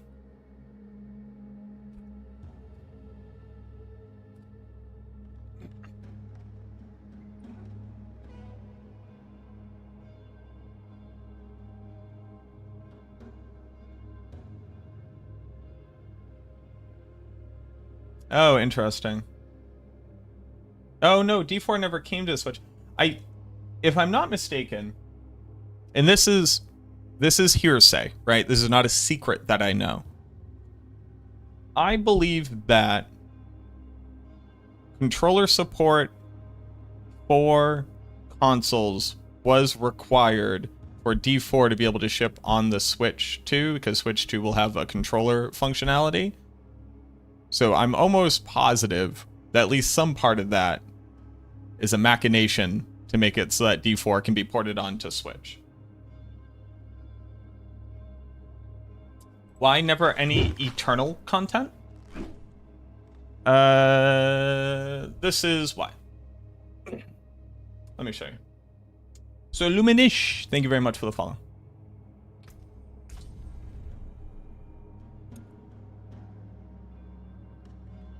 Oh, not this character. Hold on.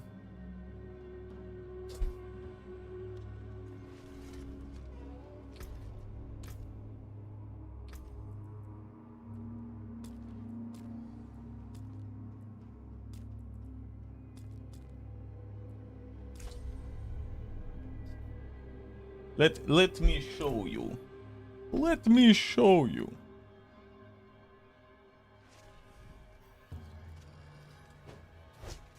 First off, what was this Bloodwave character? Hell yeah, brother.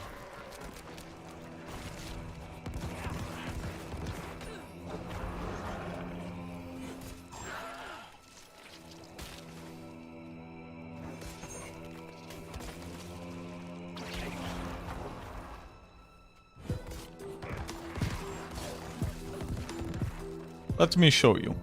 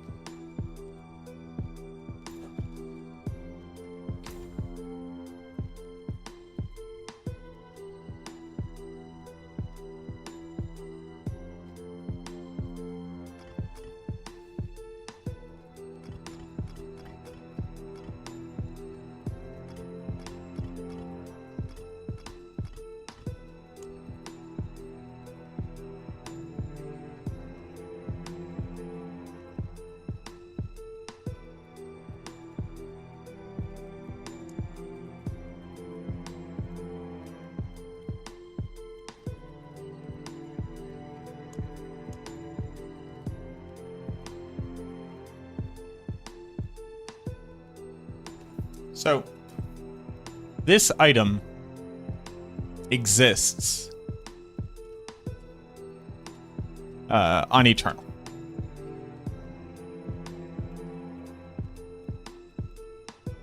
This item says 4 different types of damage reduction for stats that don't exist anymore.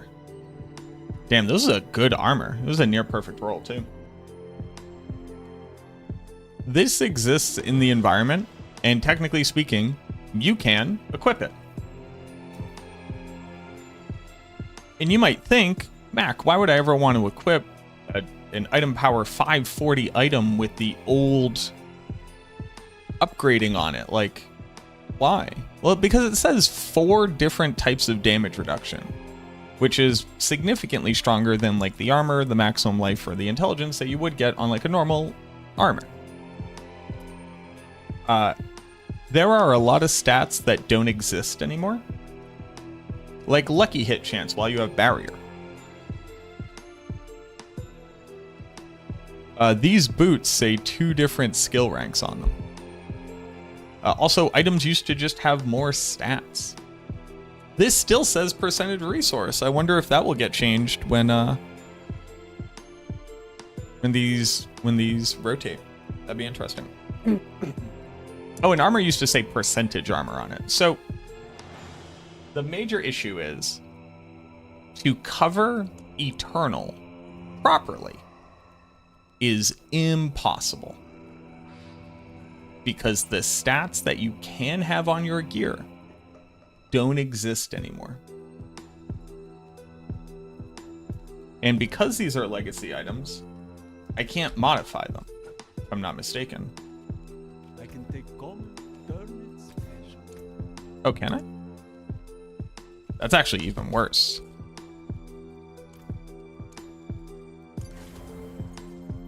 Oh, that's wild. So, not every piece of gear also, like, only has, like, old bad versions of stats. Because the stats get updated when they get updated. And, like, yeah, this doesn't have a GA on it, and it doesn't have greater affixes on it. But these gloves could say intelligence, attack speed, critical strike chance, and core skill. And then you can just still put on, you know, aspects and stuff like that. So look at my amulet. This amulet has additive darkness damage on it.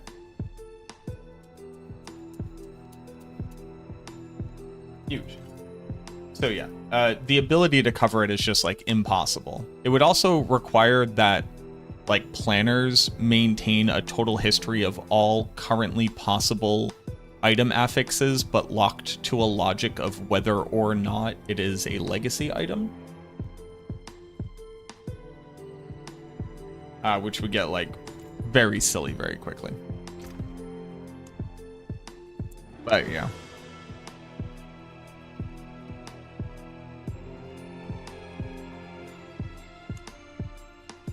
There's also like old versions of unique items as like another issue. Like,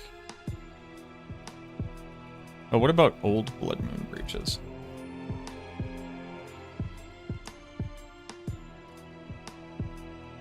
Yeah, there's like old Blood Moon breaches, which are damage reduction, amp damage, curses, and life. And like that might be more or less relevant than, like, if you don't need the crit chance. Yeah, actually, this is kind of interesting, right? So Blood Moon breaches for non-minion builds are used only because they grant critical strike chance and the damage multiplier. These Blood Moon breaches are actually stronger than new Blood Moon breaches for every build that isn't a minion build, because these give ranks to amplify damage. So now if you want to participate and have perfect gear in if you want to have perfect gear in Eternal, you have to have already have had these Blood Moon breaches and not the new ones.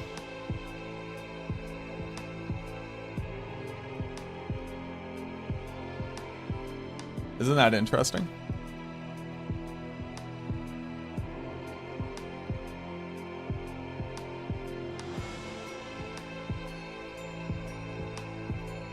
So, you subscribe to a bad content creator. You're a real one.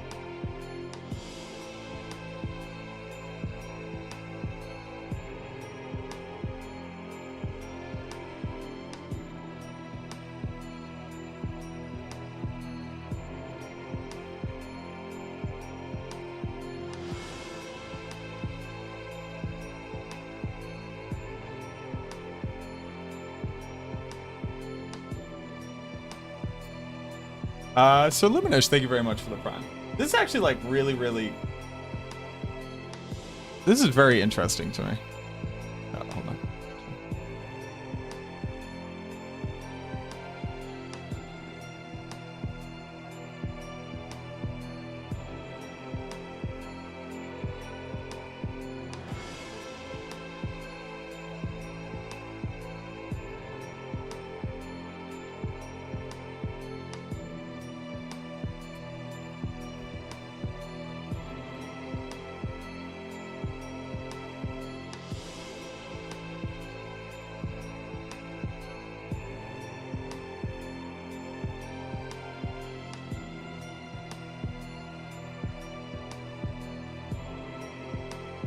Like, this gives damage reduction and 2 ranks to amplify damage.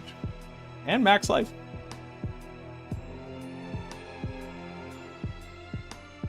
It's just strictly better. If you don't have that version of Blood Moon Breaches, you can't compete. That's wild, man. Huh.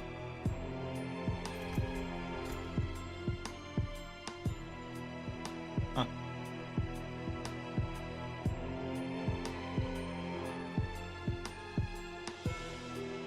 You play exclusively on Eternal?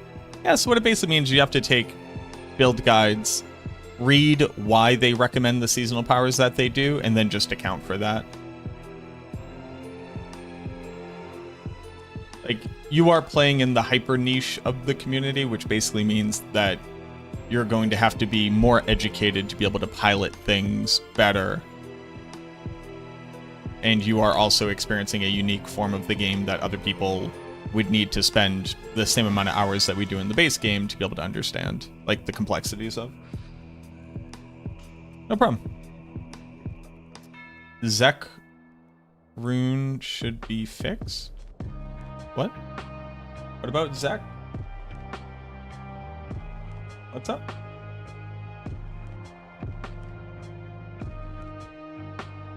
Oh, interesting.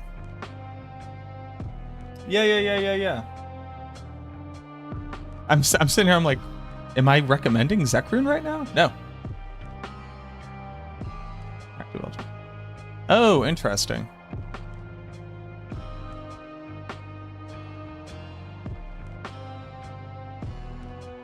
Because it wasn't working with Alter the Balance. Oh, wowie. That's actually very interesting. Do you know any specific build you're planning to play for Season 10? I'm going to be playing solo self-found, so I'm going to be playing whatever I get for Chaos Uniques.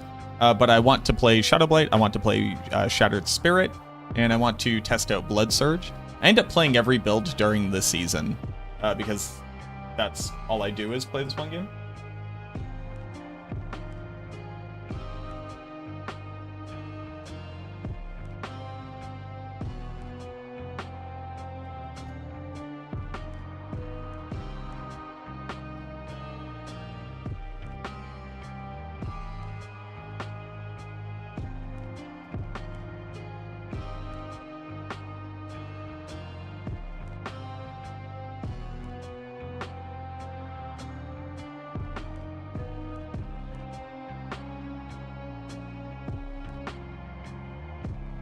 Thanks for letting me know. Do you have any Shadowblight seems fun? It is. It's a very, very fun build. We're doing Ancestral now. I think I want to recommend this, like...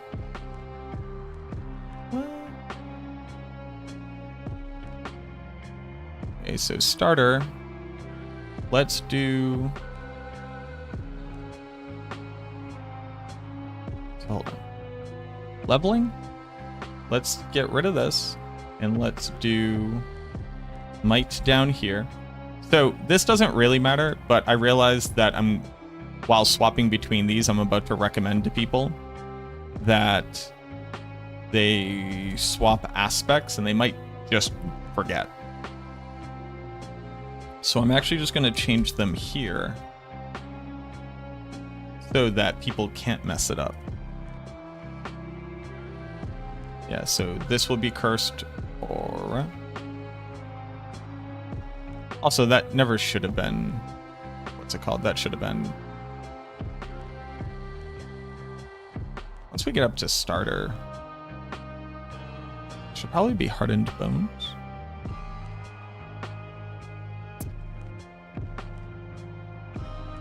So then... This should be Hardened Bones. Oh, this can't be. This should be Void. This should be Hardened Bones.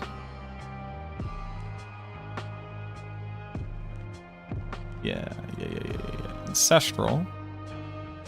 This should be Hardened Bones. This will feel better for people. Should be Void. And now this can be Bloodless Scream.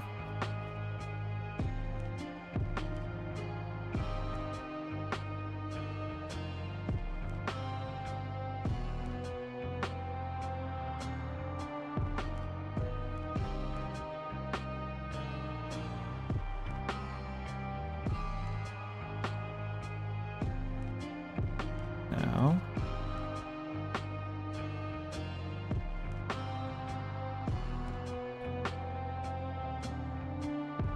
Are they like super need any of this? That's okay. Okay. I'm wondering now if that Zek solves anything. Because we couldn't really explore it because it wasn't working. Blood Lance was close to functional. Sever was close to functional as well.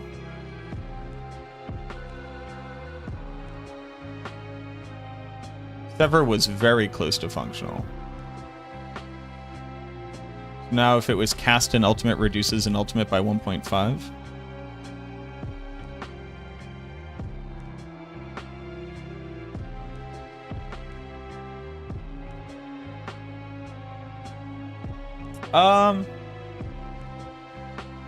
Aaron, not sure how much you can talk. No. Never mind, that doesn't matter. I guess let's say we're in a hypothetical where I'm using... Yeah, because I want to be casting Blight, right? Okay. I'm using Alter the Balance. I have Blight and Sever.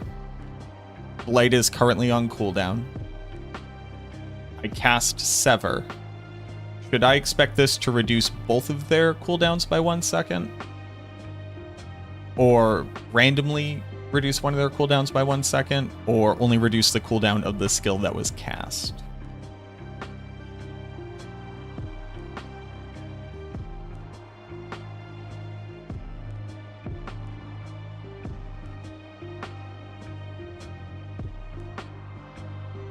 Wonder if you have any insight. But either way, Sever was very close to functional.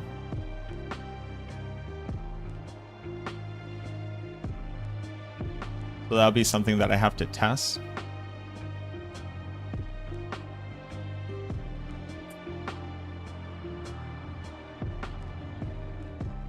Is this the worst season to play solo self-found?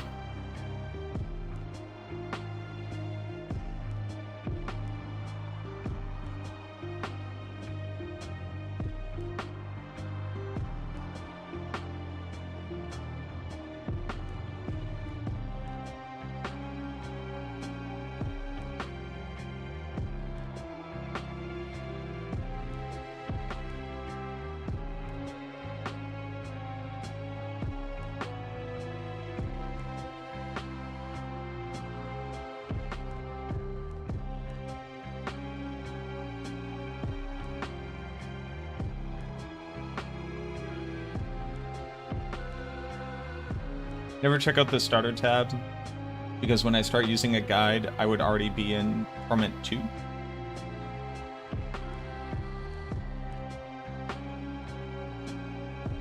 Interesting. How do you know that you have the proper aspects and ancestrals for the guide if you don't open it until you're into Torment 2?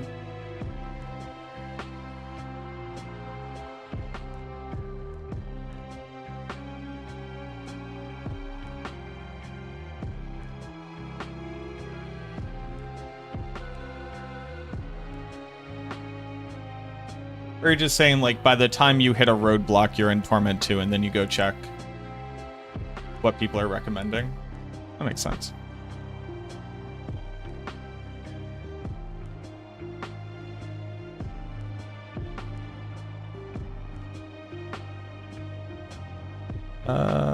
Bloodless Scream.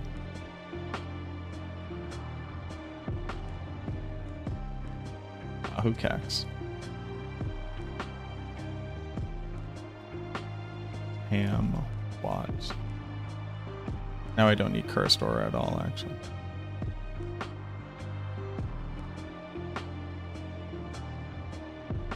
So this can be Void. This can be Soul Rift.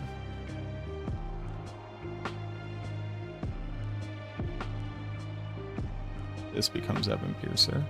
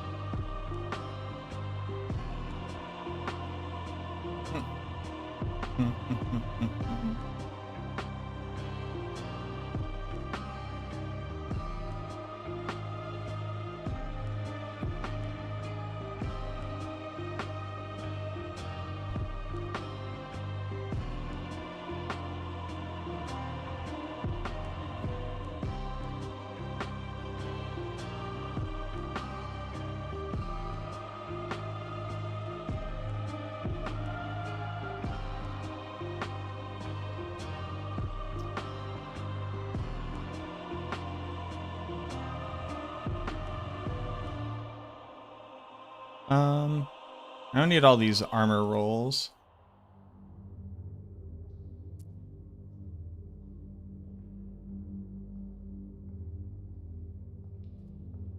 But what else do you put?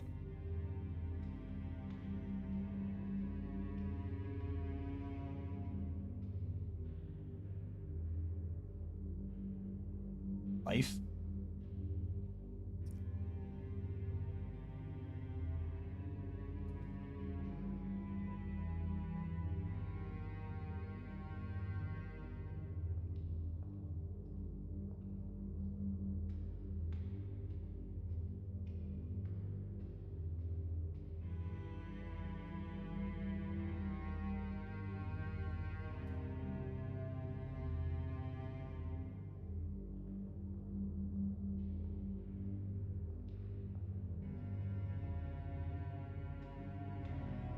So wild, like you just like don't care about blight ranks anymore. Sucks.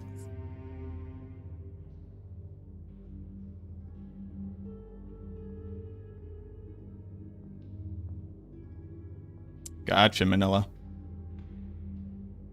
That makes sense.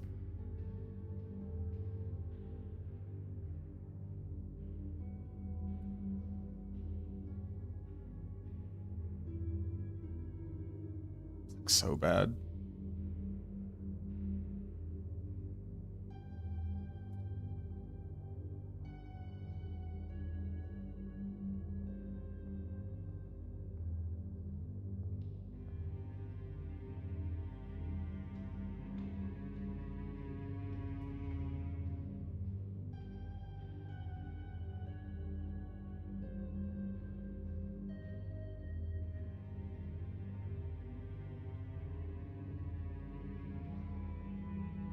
Okay.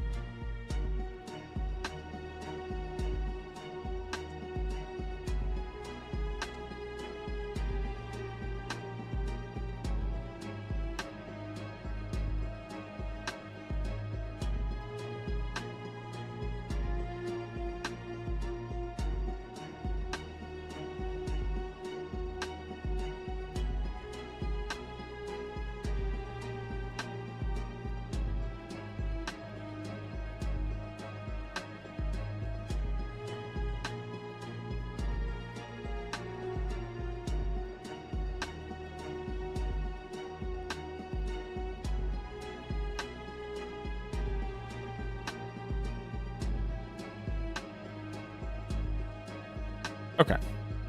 Yeah, I don't think I have to obsess over this anymore. I think that's good. This is Mythic Chaos.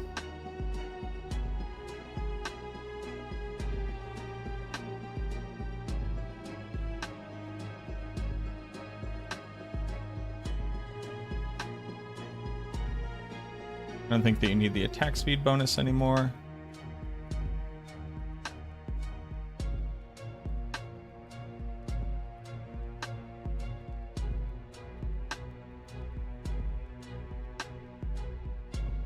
And the answer is if you want Blood Mist, you just drop Reap. Yep. Okay. Mythic Chaos. And then we copy this. Call this Pit Push. This one goes to this board.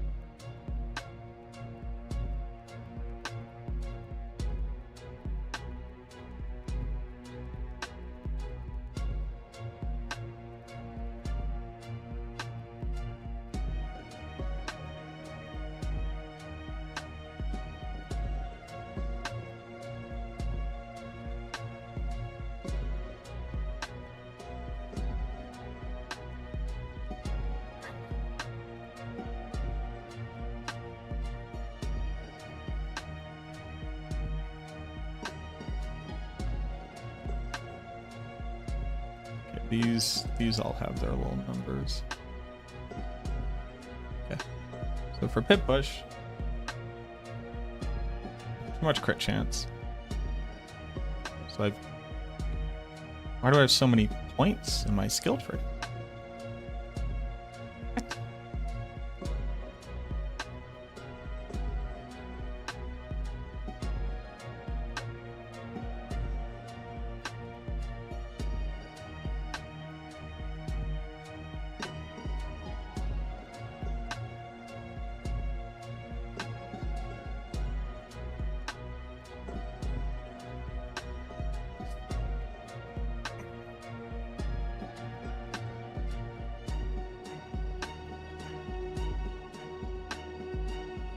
What's the meta build for Necro in Season 10? Soul Rift, Shadow Blight.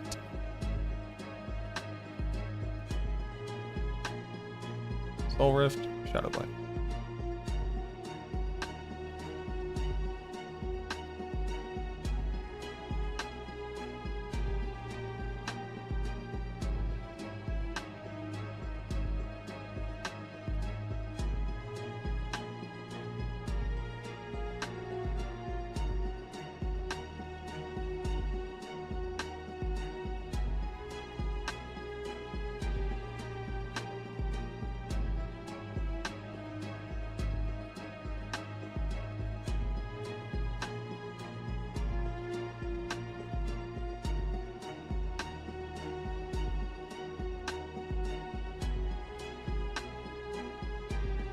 Okay, so that is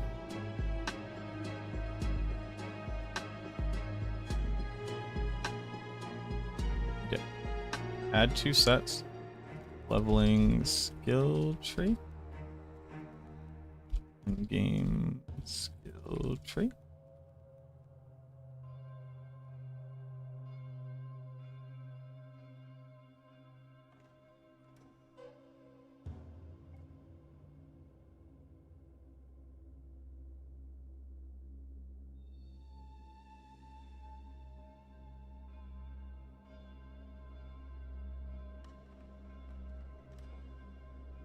Okay.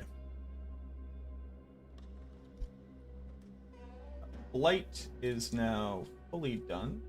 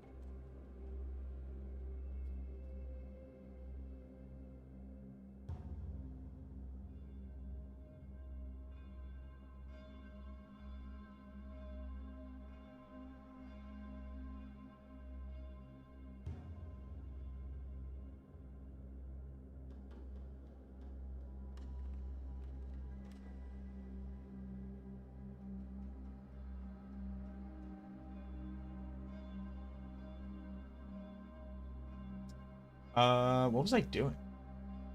Here.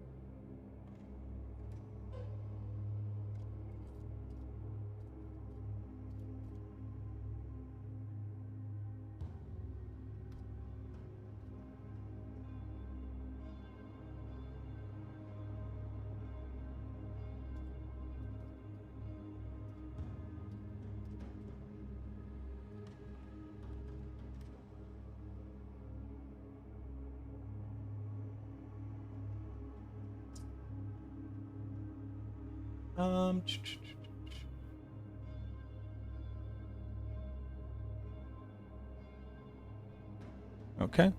So that's Blight. Blight's done. Hell yeah, brother.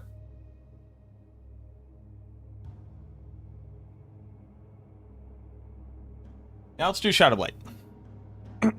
The good thing about Shadow Blight is it doesn't have a leveling build. It just has a starter version.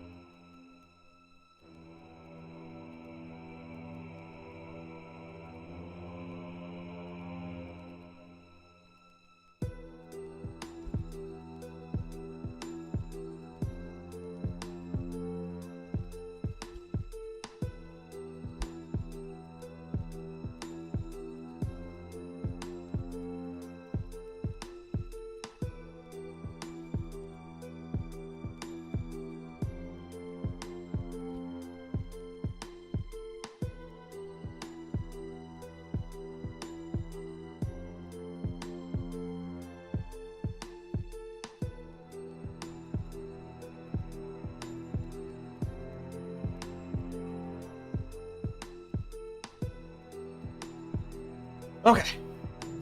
Shadow Blight. Hey, Shadow Blight. How's it going? As your mum. Yeah, how's your mum?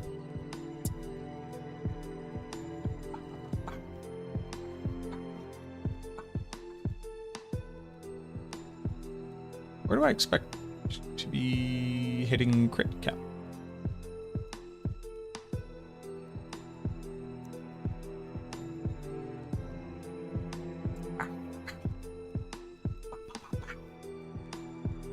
Say hi to your mother for me.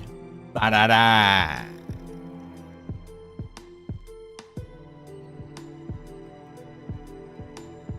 Say hi to your mother for me. How did I expect to be hitting crit cap?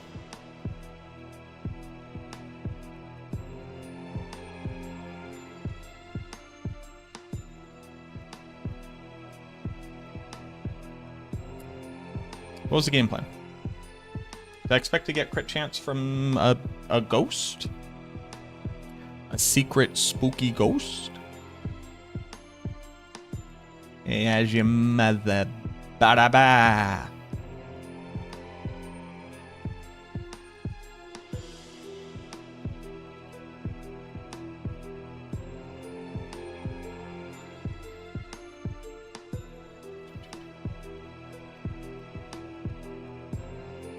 Crit chance. There we go. Now I'm crit. Okay. Okay. Okay. Okay.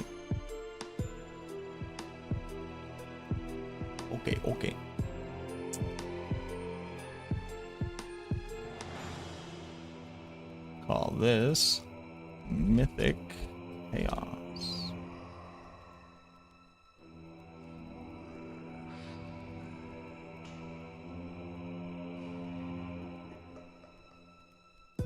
Yeah. Start.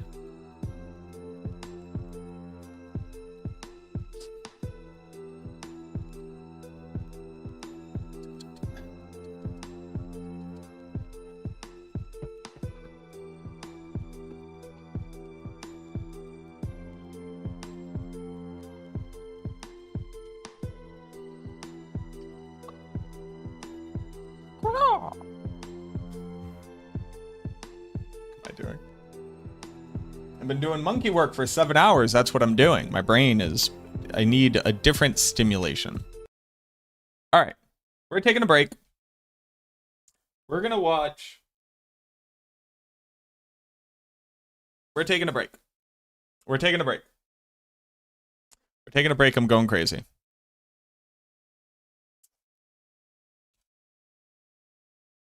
Rax put out his...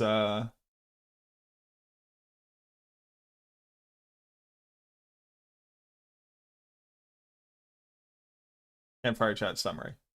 We're going to watch it. The Diablo 4 Season 10 Campfire. So Okay. here's a quick summary of what we learned. And I'm just going to try. I'm not going to sit here and just bash Blizzard. That's happened enough over the last couple of years. I'm just going to try to be honest with my feedback about what I heard. Some of it actually was good. The very first thing that they said was they got feedback about the campfires that they get too much into the weeds and it's hard to understand. If I'm being honest, I found this feedback completely shocking. I've never heard anybody say that. And I thought, if anything, that they should go the other way and get much more in detail about everything. But they said that it's that's what essentially what the patch notes are for if you want to dive deep. So I thought that the campfires were for like the really, really dedicated fans. So I thought that getting into the weeds is the whole purpose of them. But I guess they feel differently. Yeah, that's a kind of interesting insight that we're actually sharing here, because what I often get is people saying, why are they still talking? Like, just show me this stuff. And then they show them like, hey, here are just some teasers. And people are like, that's all that there is, but it's always in the patch notes. So it's kind of like twofold.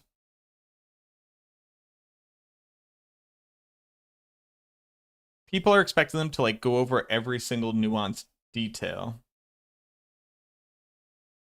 But if they did that, nobody would watch it. I actually thought that this campfire like slapped hard. But I'm coming from the side of they just need to bring people up to speed on like what's going on in like major touch points, and then give me the patch notes, and then I'll read the patch notes.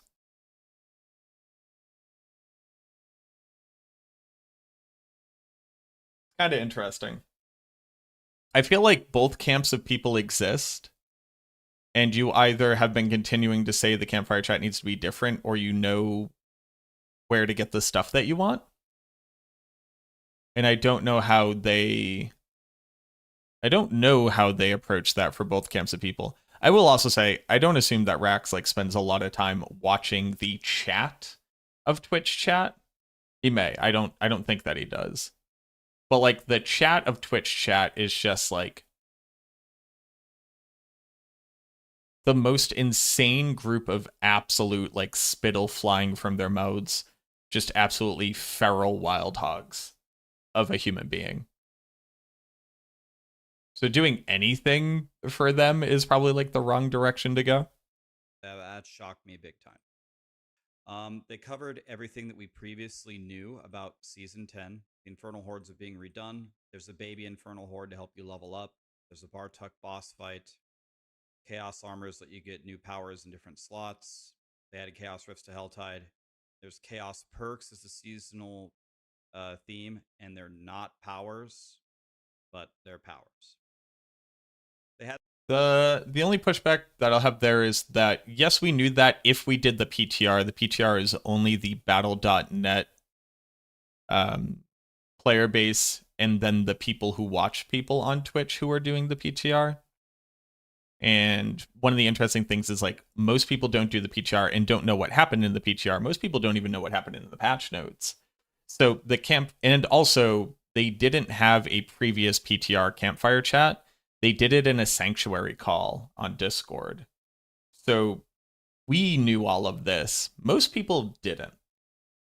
some class updates. It didn't sound like it sounded like there was pretty much like 1 or 2 for every class. Necro's one of the perks. You can swap your core skills with ultimate skills. Dance of Knives targets elites better. They added reload for more damage on the crossbows.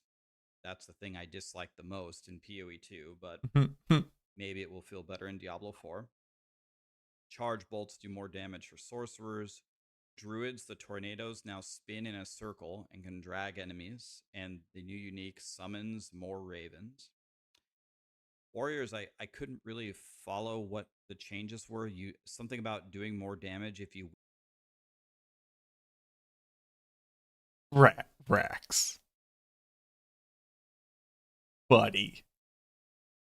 Warrior?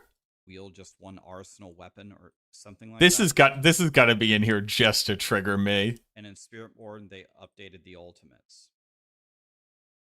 Some of the other updates. The dungeon keys now show which ones have whispers. I think I've been I genuinely think I've been asking for this since like pre-season 1. This is a massive chiz. Like, I wish we would have had this 2 years ago. Mm-hmm. Because when you have whispers and there's a timer, you're just fishing through which dungeon keys actually synergize with it. So this is actually huge. We had this a long time ago. It's actually insanely big. There are changes to the Infernal Hordes. I played the PTR. From what they said, I haven't actually tested it. It actually sounds like they made quite a few changes. I wrote them an entire document about things that I think they should change. And a lot of the things that I heard them say actually were in the document and in the video that I made, which is surprising because, again, not to be insulting, but just honestly, historically, usually it seems like from the PTR to when it actually launches, the amount of changes is very, very small. And also small in magnitude, the number of them and the magnitude of them. But they rebalanced how you actually generate ether, both from your choices and just how well you blast the event. I think that that's good. The chaos waves, which are supposed to be the really exciting thing, part of my feedback was they spawn way too frequently. Mm-hmm. It's not fun and exciting if you spawn them like every other wave.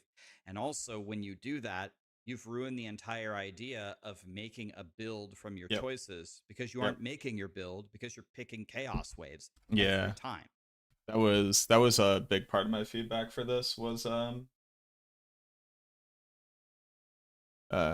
get a good amount of ether, it feels like you should do a real setup or do the chaos portals, and I wish they had more overlap, or I was more certain to get good outcomes from doing portals. The damage effects of them are just like insanely powerful. Spires just need to go. For some reason, the information in the map was now like less. They in the campfire chat they talked about adding like a ton of information. But yeah, it was basically like picking all the chaos waves also ruined your ability to actually get good setup for regular stuff. So the moment you didn't get a chaos wave, you were just running like a generic rank 7 like run, and it just felt very weird. Hey, thank you, Gearloop. Thanks for hanging out. I appreciate that. Just found you yesterday. Thanks. Hey, thanks for coming and hanging out. I'm glad that this can help you enjoy your game a bit better. So they agreed, and they made it less frequent, and they made it even more rewarding. I think that's definitely the play, because now when they spawn, you'll be happy, and it won't ruin your build. I think that's much better. This is the part that surprised me. We'll have to actually see if they did this, but they essentially said that they did a pass on all the events on all of the numbers. I don't know exactly what that means, but if they did do that, that's quite a bit of work from the PTR. And they also said that they specifically looked at soul spires. Again, I gave them an example of how the spires are bad and they've always been bad. So they said they completely reworked those. Yep. So I give you credit. I gave you that feedback a few weeks ago along with everybody else. It's not just me. The world doesn't revolve around me. But this is more changes from a PTR for an event than I maybe have ever seen ever in any other patch. So I give you credit for that. They added one more chaos armor for each class. Okay, I'll take it. They removed the immunity phases on bosses for shields. Well, that's exactly what Last Epoch did. So taking inspiration from Last Epoch. In general, this is a good change, but also in Diablo 4, you know, the most common complaint is there's nothing to do and you beat everything instantly. Well, now that the builds hit for trillions and billions of damage, you're going to shred the shield instantly, and the bosses are going to die metaphorically instantly. There were a bunch of questions and answers. I only wrote down 3 of them. Are the chaos powers just for the season, not going into the core game? Yes, unless they decide to add it later. Can you target farm them? The answer really is no, but you can if you just go to the gambler and gamble stuff. I'll be honest. Well, you can in Infernal Horde as well. But the way you want to target farm them, if you want a specific power on a chess piece, is you gamble chess pieces. You promise to actually read the whole thing? Thank you, Gearloop. Tempering and masterworking changes, not this season. It'll be next season. Yep. Which I think was like a really, really good note to get. It was about what I expected, I would say. If all of these changes to the Infernal Hordes from the PTR are as fruitful as they made it sound, this impresses me. I'm very happy for this. I definitely have the feeling like, man, I wanted this 2 years ago. It's like, it's hard to get excited about something you've been begging for so long, but I'm trying not to think like that. I'm trying to just be happy. And, well, that's it. What a wild way to end it, Rax. That's crazy.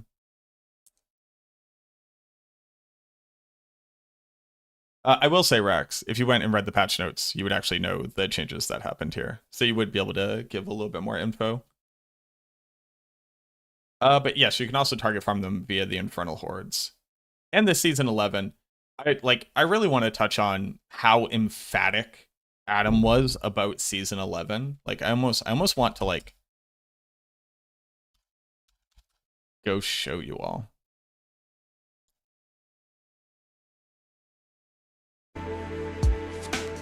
Way too loud, huh? Where was it? Our witchcraft season where people have from PTR, so you won't be able to. You won't be able to. I don't think people really wanted to experience like a long immunity phase. So, but you will be. Love it, definitely. Yeah, the rare question from the warrior. When does he say it? Specifically. Continue to get a lot of feedback that Daggity. Is it possible to have the same unique effect? Early stage aspects and you just Kiku Flower asks, what about putting a blacksmith or I'm so anti that. I just yeah. Rate for Chaos Armor depend on whether you are have any influence. I think mythics are excitement to modify in the patch notes. The block changes in regards to some of the things that we talked about before, specifically around masterworking and tempering. And one thing that it's something that everyone's been talking about, we've been hearing for many seasons, something that we've addressed that we plan on actually making some changes for. Season 10 is a awesome season. It's going to be a long season through until we get to our next one. But I will say, of course, we always have PTRs, and we talked about how PTRs are incredibly important. The season 11 PTR is going to be very important for people to jump into and actually test out specific things, because we are planning on making some big changes in regards to masterworking and tempering in that season. So we do want people to actually check that out. We'll have more information as we get closer to the PTR specifically, but I know it's something that like Aislinn, you have been like really focused in on. It was a topic that you had been talking about for many months. So, Yes. but yeah, season 11 PTR is going to be really important for. So like this is like a solid like minute of Adam being like, hey, season 11 masterworking and tempering, please come play the PTR. This is incredibly important. And when we think about the things that we've asked for masterworking and tempering, we think like, you know, resetting masterworking down to a particular level as opposed to all the way down to 0.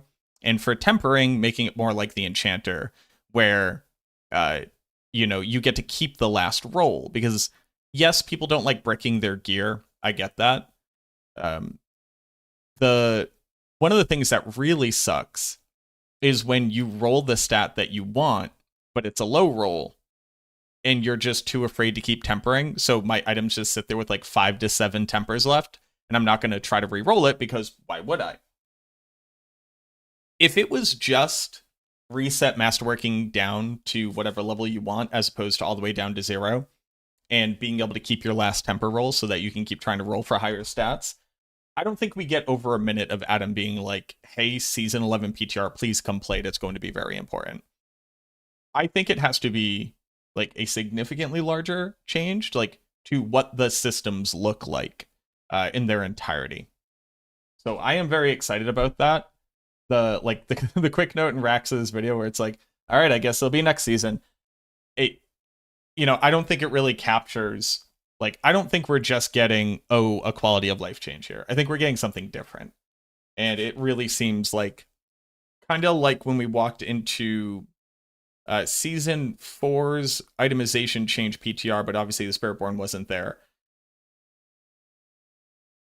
A lot of it was just focused on like, okay, are items good yet? So I'm expecting like a pretty big change.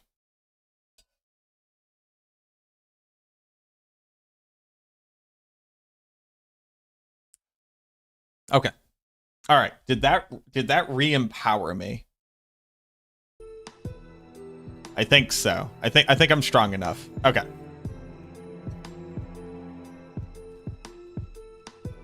The starter version of this build.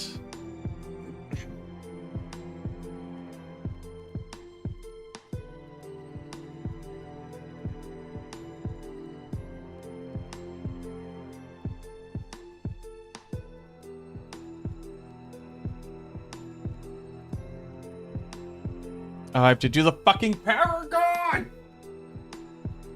Ah, I hate doing Paragon! I hate it. I hate it with my whole heart.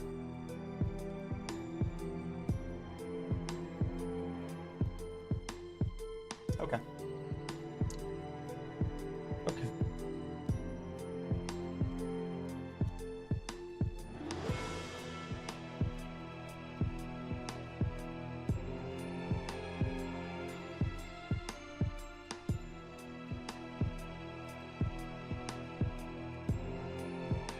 Sorry, I just had to scream about how much I fucking hate doing the Paragon with my whole goddamn heart. Okay.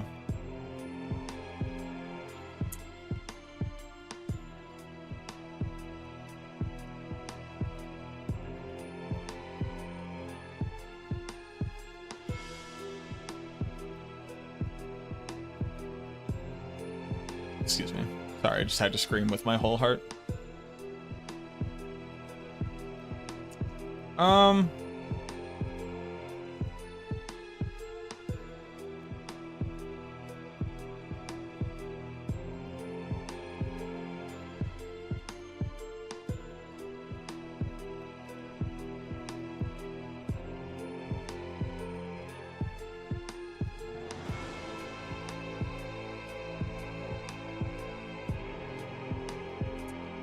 No, because people are gonna fucking roast me.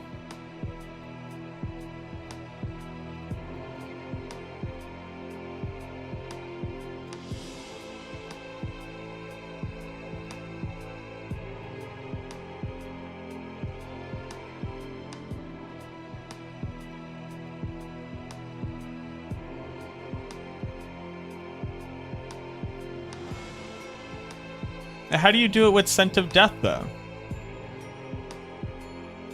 You can't. You can. You can leave out here. It's a 3-point exit.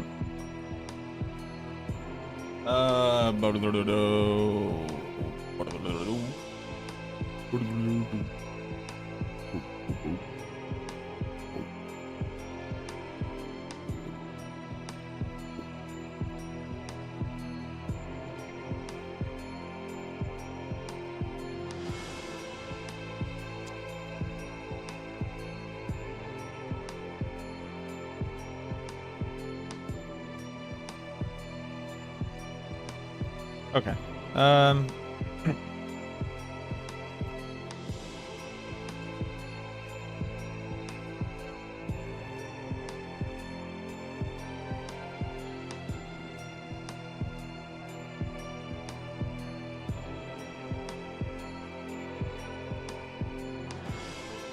If you take all this as dead points. Okay.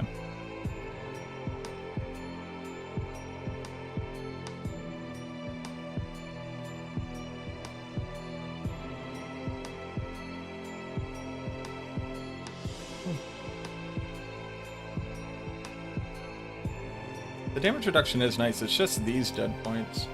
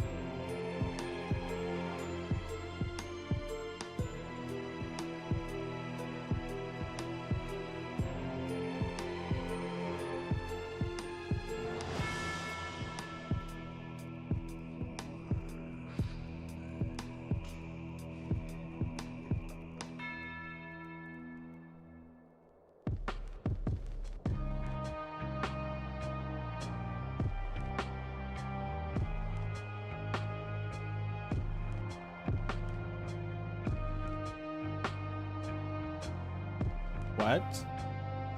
Hello? What change to the Shadowblight build will make it better for speed farming this coming season compared to previous?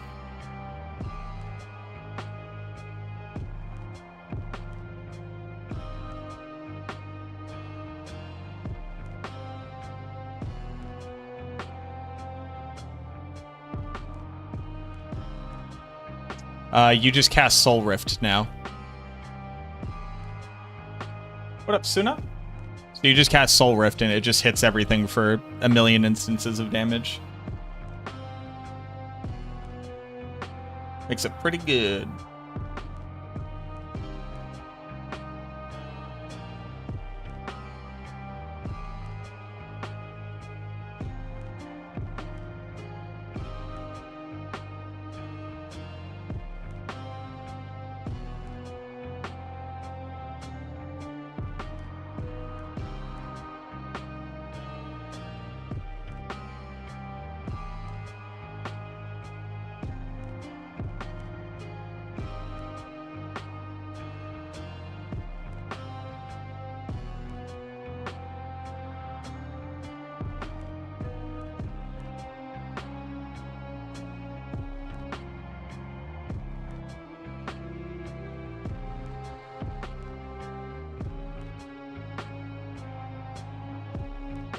Before you had to generate corpses and then eat corpses, and then it was only dealing damage within the radius of corpse explosion.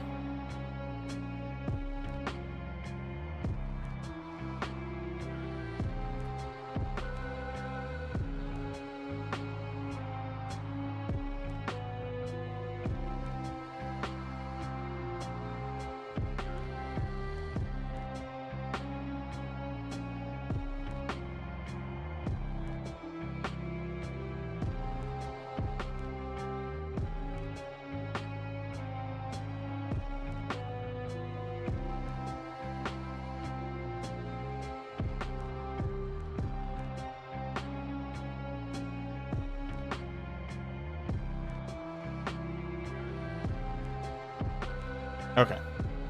So this is now full board.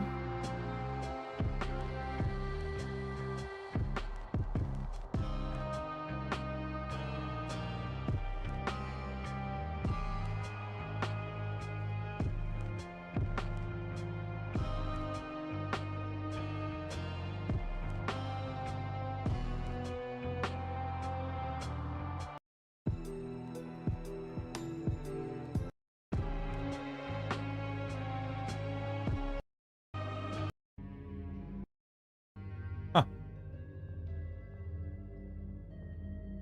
Yeah. Yeah, but Soul Rift is going to be absolutely nutty cracked bananas.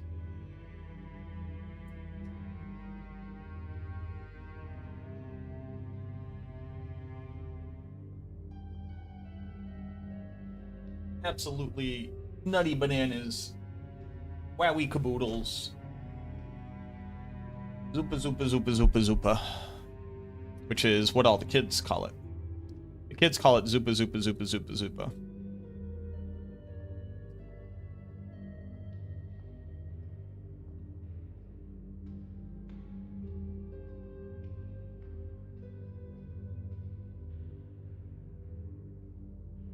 All the kids are always like, oh, is that Zupa Zupa Zupa Man? I'm like, that is Zupa Man. And they're like, it's Zupa Man. And they all start screaming. I'm like, don't worry, Zupa Man's here. And they're like, it's Zupa Man. You know how kids do.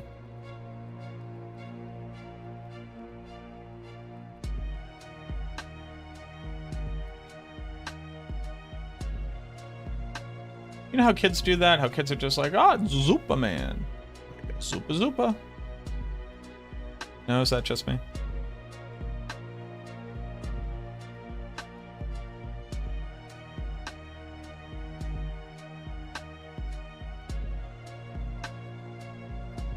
Might just be a me thing.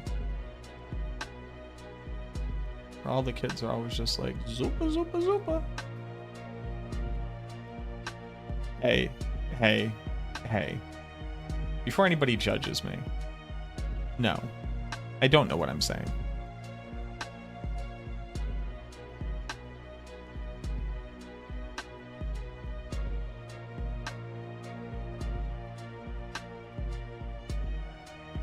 I'm just saying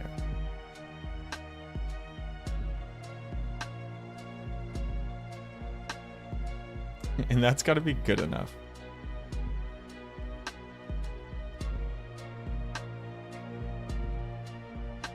The current season, would it be better to push higher torments while leveling in a faster, more casual build like minions and switch to Shadow Blade for higher pits, or just start with Shadow Blade from T1 and be a bit slower maybe? The answer is always you should be doing the thing that you think is fun. And the other answer is you should always do the thing that is the most efficient. The thing that is the most efficient is getting as much gear as possible as quickly as possible. There's no reason to be playing a bad build because you'll eventually build into it. Unless you personally want to have the experience of leveling with it to acclimate yourself to playing it. But there's never a reason to be like, you can be playing a strictly better build that's faster and only focusing on getting gear for the other build. Playing the other build doesn't differently impact your ability to get gear. Other than if it's slower, then it's worse at doing that.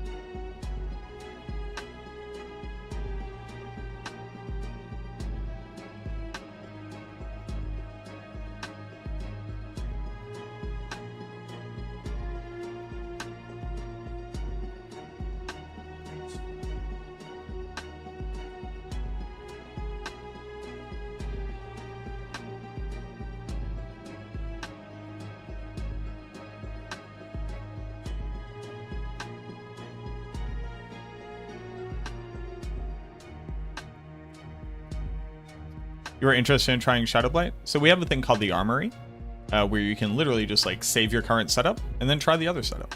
So try it. You do not need permission to try a thing, and trying a new thing is not committing you to giving up on the old thing. You can take this anxiety and you can throw this anxiety away. It does not exist.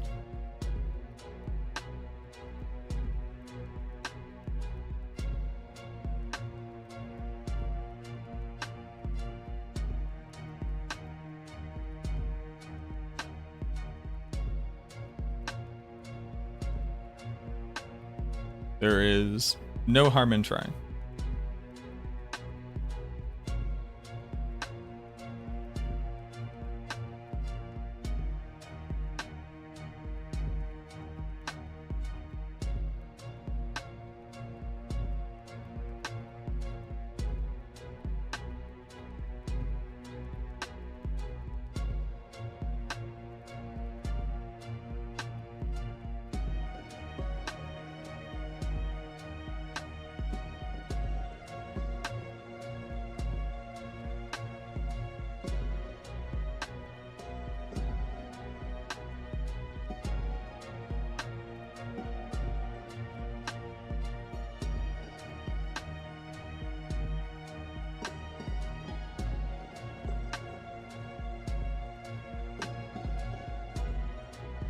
Potentially wasting your time. Sure. We're talking about like an hour. And it's not really wasting your time, right? It's educating yourself.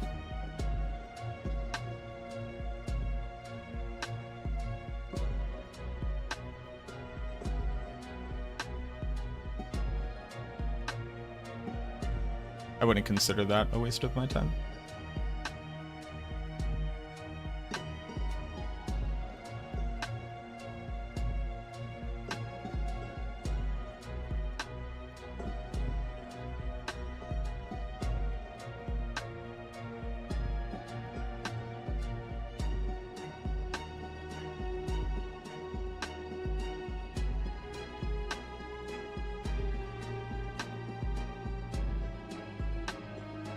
What?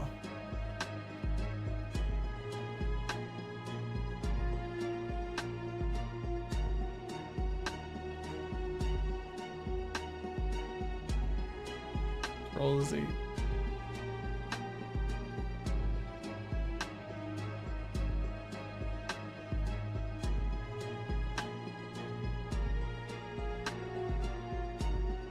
Oh my Christ.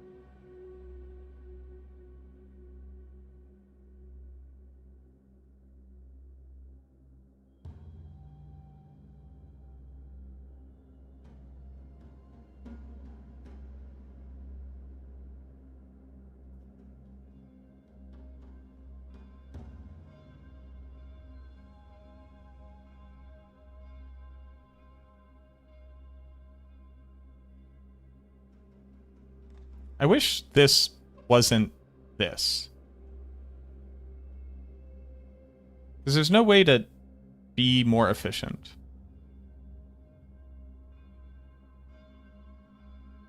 Like, this just sucks. I've always hated this part of this board. There's another board where, regardless of whether or not you leave this way or you leave this way, it's the exact same number of points and the exact same nodes. You might be like, well, oh, that's cool. Then you get to pick it. It just doesn't matter. And I think it should always be a choice between two things that matter.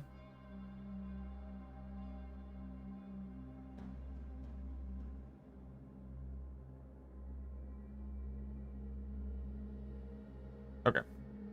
Also, I think that this should really, like, highlight why just making Witherboard also do for crit damage wasn't the answer. It's like this doesn't matter for instance damage crit. This is a useless node. If you don't need damage reduction, this is nothing. Maximum life on the board is, like, interesting, but, like, it begs the question, like, what does Wither have to do at maximum life?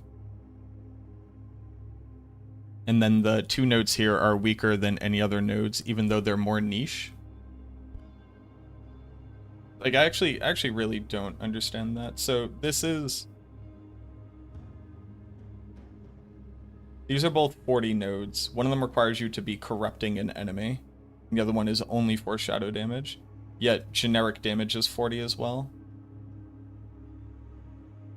So how are these nodes, which are less generic than generic, the same strength as this node?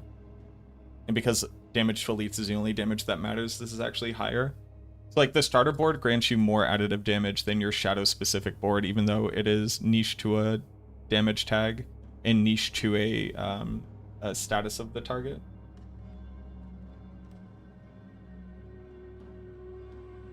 The logic just does not follow.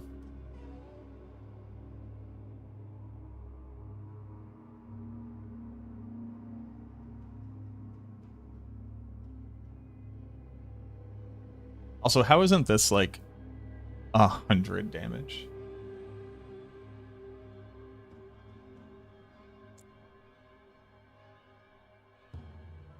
Cage. Cheers to you, bro. Did you ever notice if you threw a board twice, you can't save it in the little save build thingy? Cage, thank you very much for the 14 months at tier 2. Absolutely insane. Enjoy your just strictly better emotes.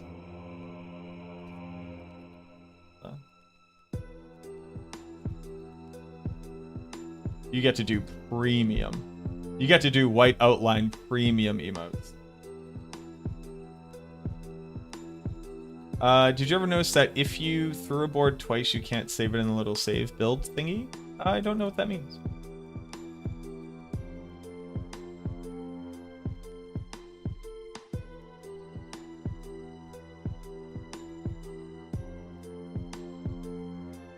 If you go through a board twice, yeah, so like this one right here, I was able to save.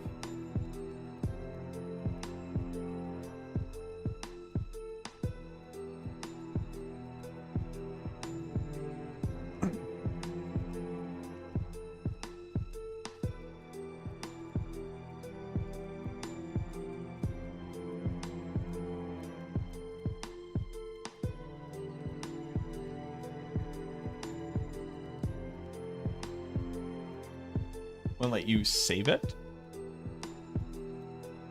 Yeah, I don't know, man. You can like the button didn't exist to click save, or when you clicked this you couldn't save the profile. Like, what does it wouldn't let me save mean?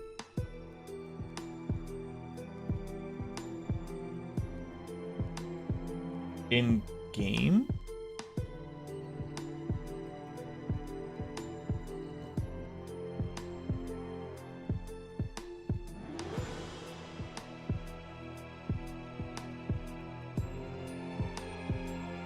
Oh. In the armory. In-game in the armory, if you do that, it didn't work.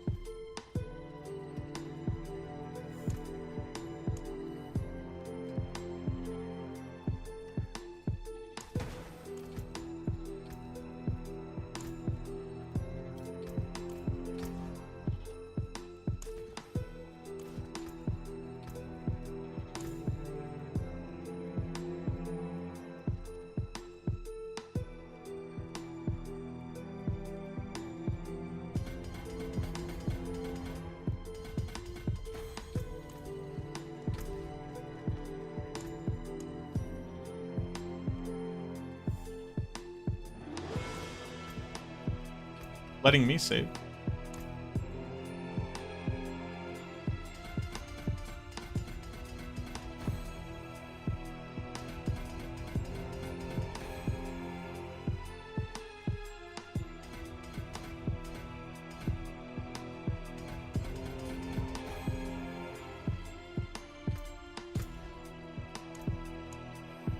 Yeah, let me save.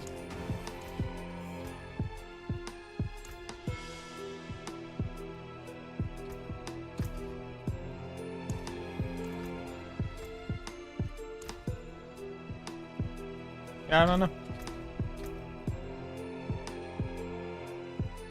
I'm a 41-year-old man. I don't speak to the kids for many reasons. Valid. You know what? Valid.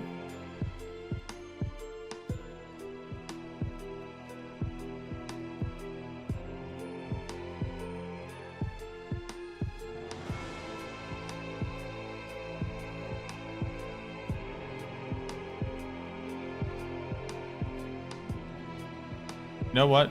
Valid.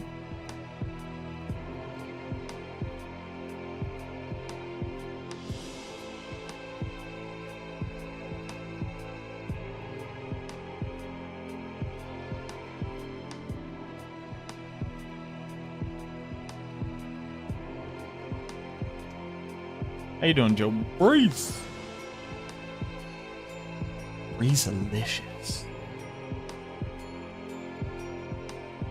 I be up in the gym just working on my fit.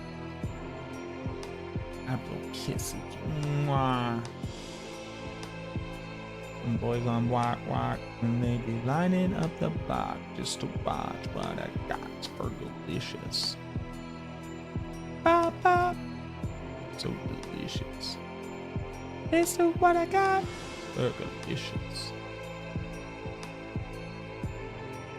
Tasty. I remember Black Eyed Peas.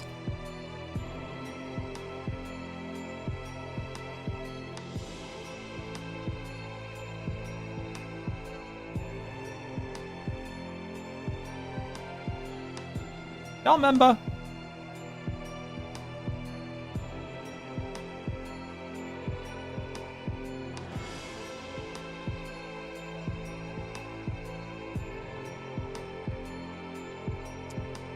Because I remember Black Eyed Peas.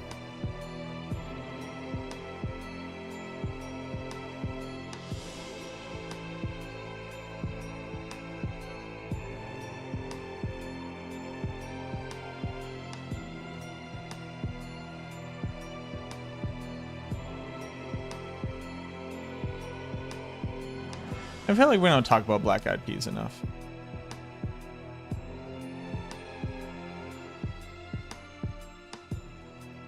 What up, Hannibal? How we doing?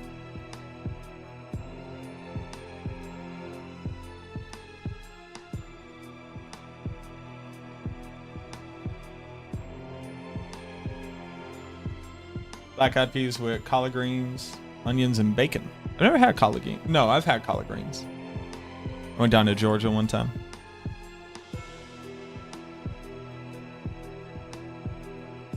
As a white boy from Boston, gotta say, not my favorite.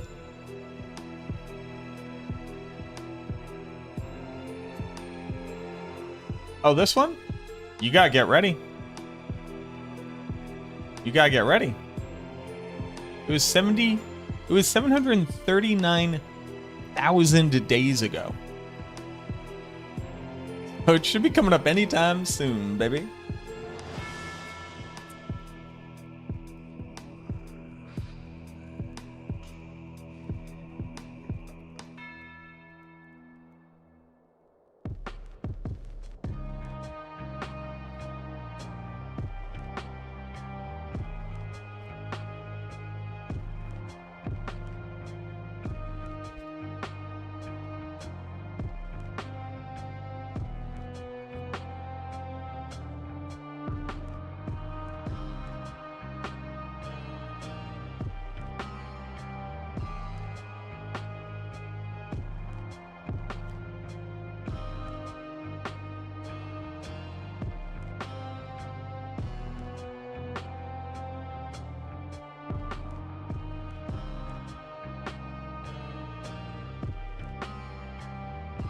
Devil also went down to Georgia. He was looking for a soul to steal. He was in a bind because he was way behind. He was willing to make a deal.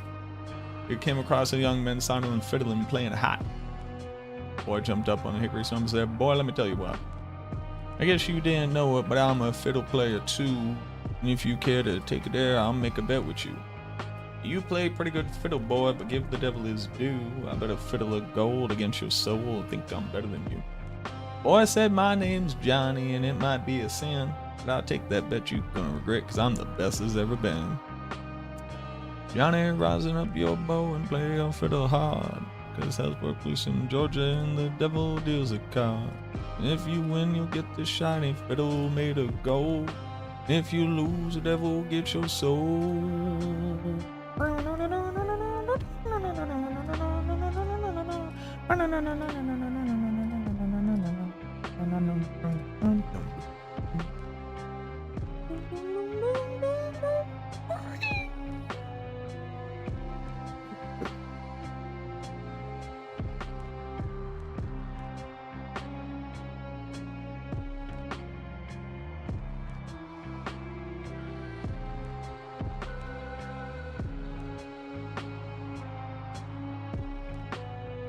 I always forget that immediate middle part.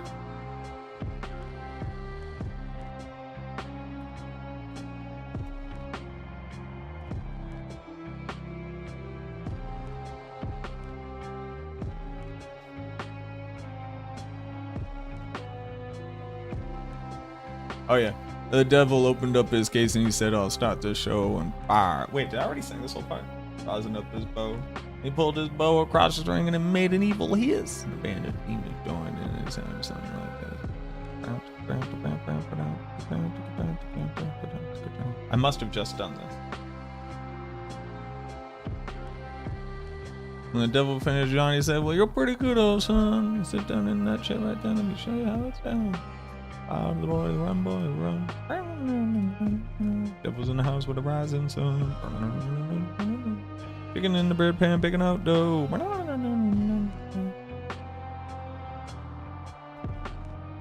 Granny, do you... What is it? Granny, do you... Granny, does your... It's Granny, does your dog bite? Granny, does your... Granny, does your dog bite?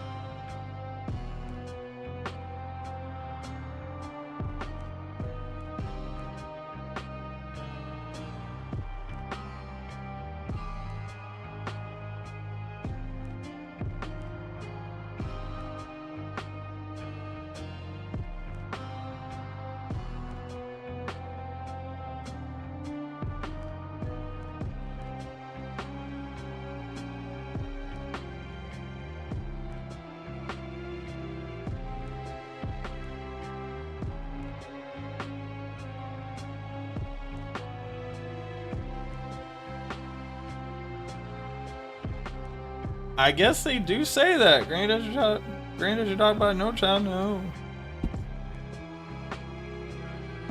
And devil bowed down his head because he knew that he'd been beat. He laid that golden fiddle on the ground and Johnny speak. Johnny said, "Devil, just come on back if you ever want to try again. So I told you once, you son of a bitch. I'm the best there's ever been."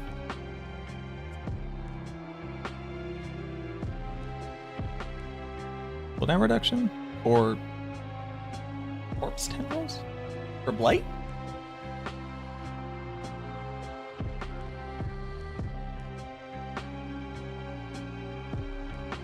Welcome home.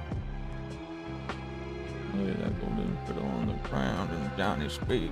Johnny said, "Come on back. If you ever want a devil, just come on back. I told you once, you son of a devil. I'm the devil. Just come on back." I'm gonna put cooldown reduction. I don't know why, but I'm gonna do it.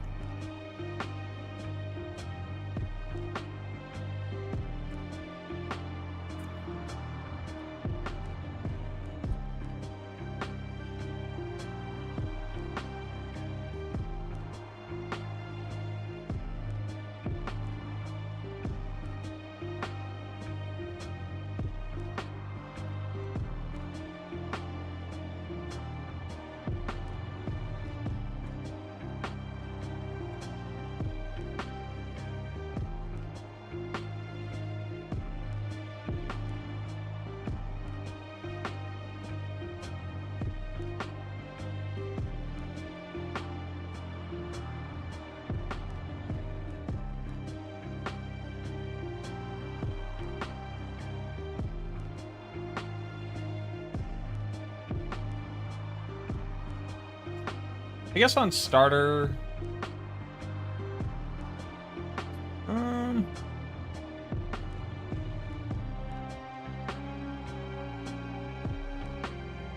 Cast an ultimate.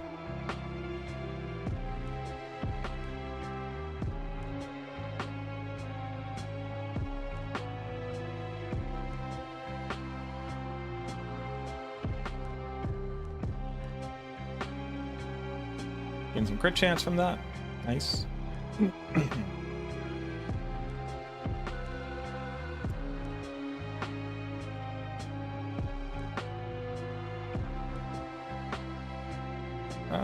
We could also do Lum. What up, Black Ninja? How you doing?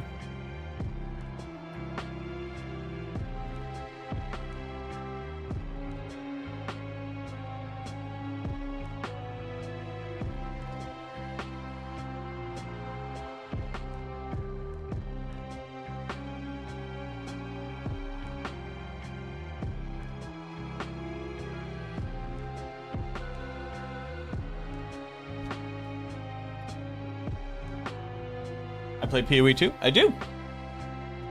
Yeah. The most recent video, I tested out all the new specters that they added in Act 4 in the most recent patch.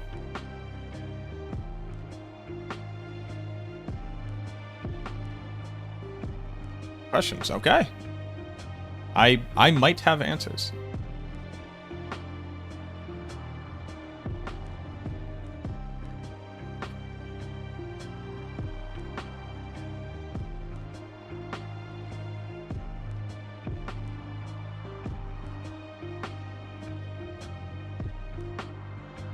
I should have a shield or not? That's not a single answerable question. It depends on your build. And whether or not you're trying to maximize damage or if you're trying to have a good time playing the game. So like on a Lich minion build, for example, technically speaking, you can get more power out of running a focus because they've added in like abyss affixes that are very strong until you get a very rare unique shield in the endgame which grants you maximum spirit according to your maximum life.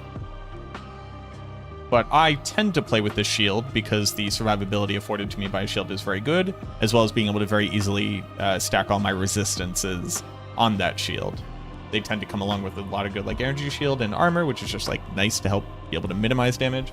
And block chance is obviously pretty crazy, as well as raise shield for like scary moments. Shield also allows you to use shield charge skill gem for some added mobility if you don't want to use swap tech with blink for reserve spirit on swap. But like if you're a mercenary, you probably shouldn't be using a shield.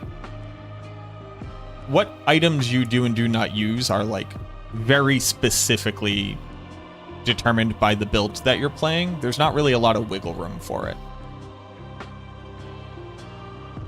I guess except in the instance of people who use a main hand and an offhand, where the offhand is either a focus or a shield.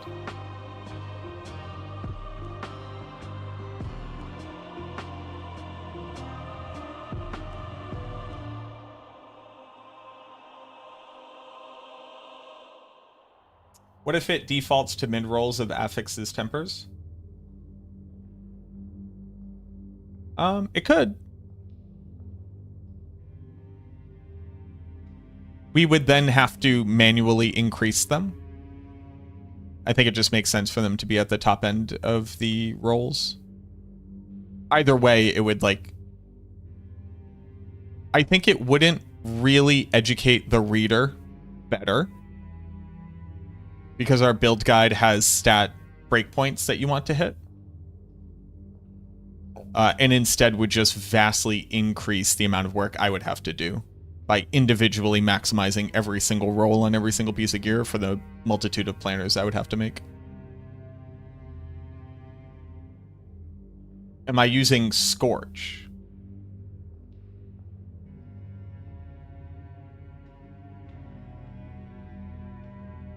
This is not me being an asshole.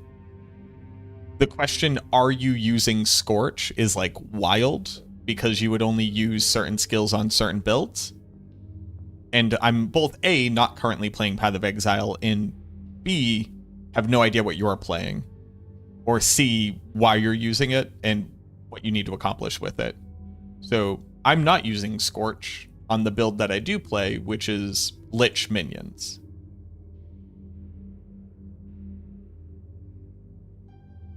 And I don't know why you're using it, or if you should be.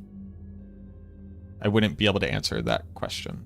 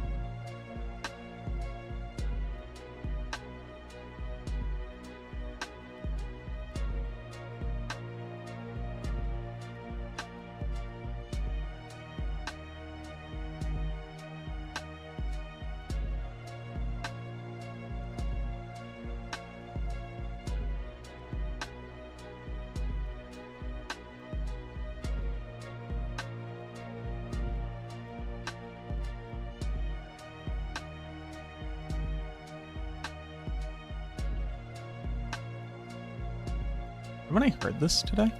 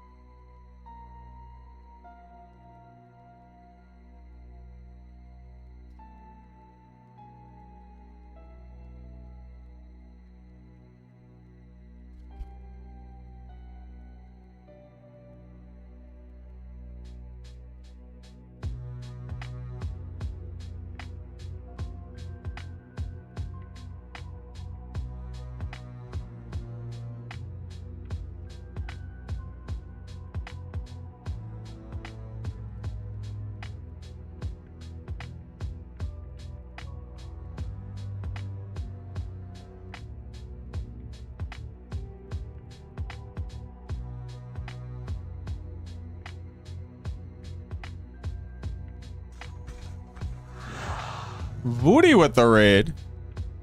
Woody Joe. What a do, Woody. Welcome in, everybody. I'll give you a second to stay a while and listen and all that.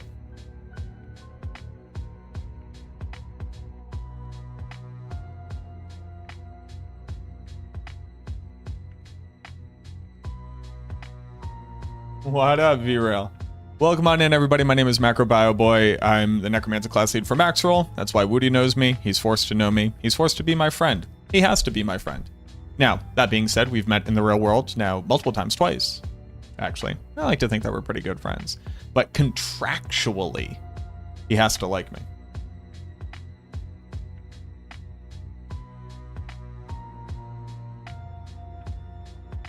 But welcome on in. Thank you very much for the raid. We are oddly enough working on the Necromancer. This is actually not the Blight Necromancer. This is the Shadow Blight Necromancer.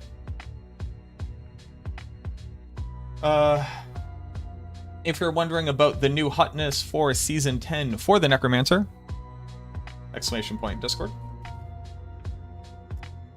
I have finished updating the entirety of the planner for both Sever and Blight. These are the planners that I have the endgame version set up for. So that includes Shadow Blight, which will be our best build, Corpse Explosion, Affliction, Bone Storm, which will still be very good, Blood Surge, Blood Lance, Blood Wave. Blood Wave will be our third strongest build. So if you've been sick and tired of Blood Wave, you don't have to fucking play it anymore. How sick is that? Now that being said, the way that you're going to be playing it this season, you don't even pick up Blood Orbs, and you don't have to wait for the cooldown. You're actually just going to spam it nonstop. So if you've been sick and tired of Blood Wave, and you wanted to play it differently, and you didn't want to have to worry about picking up Blood Orbs and doing all that stupid shit, you can just permanently spam it now, which is very cool. But we're currently working on Shadow Blight. Shadow Blight will be our strongest build. The reason why Shadow Blight will be our strongest build is because Shadow Blight really, really strong because you get to spam Soul Rift now.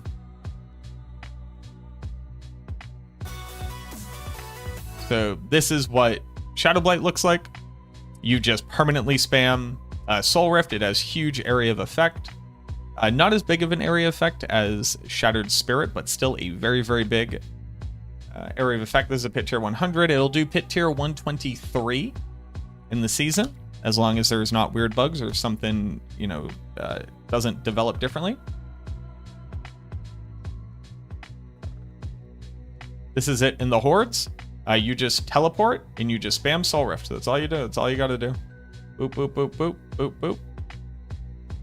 Look at them. Get these little goblins out of there. Bop, bop, bop, bop, bop, bop, bop, bop, bop. So, yeah. What up, though? What's good, Taser? How did the ultimate resource aspect on Rings Necked impact Blood Wave spam? So they changed the tempers for casting an ultimate skill, and the answer is it's fine. If you have it on all three of your rings, and you have masterworked those rings, not even crit on those stats, but just masterworked it, it'll be fine. That's about it. Doesn't really go too deep.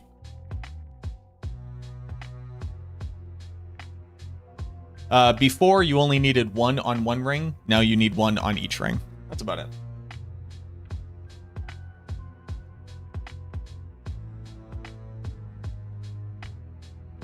There weren't even really other stats to put on those rings anyways, like other than your amulet where you could put defensive stats or utility stats.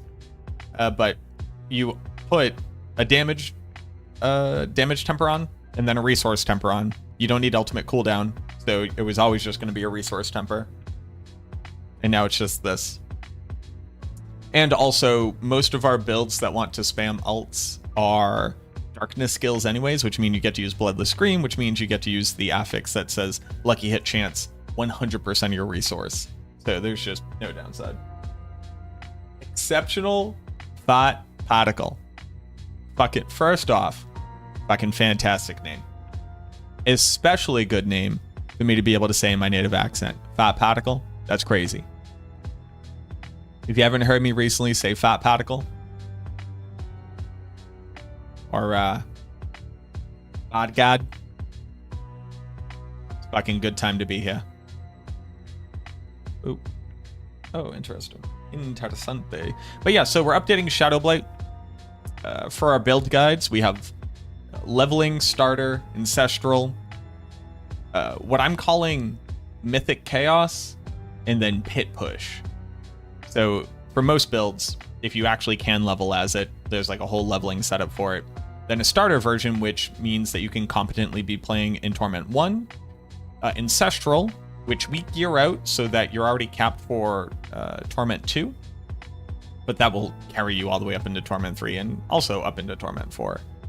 And then we're going to be showing off like what's the best in slot chaos for that piece. And then we'll show you what it looks like if you had all your perfect gear. And then if you took all that gear and perfectly masterworked it. So you can just see it in every every piece of the pie, every progression step. Right now, I'm working on starter for Shadow Blight.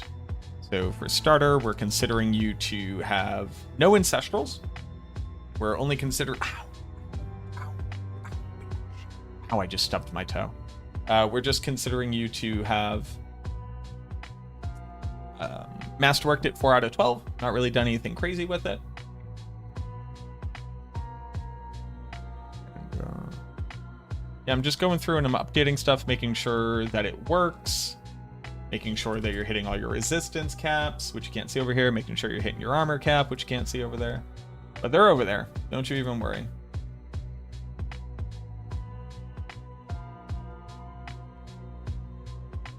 But you are going to be in good hands. Yeah. Yeah, good hands.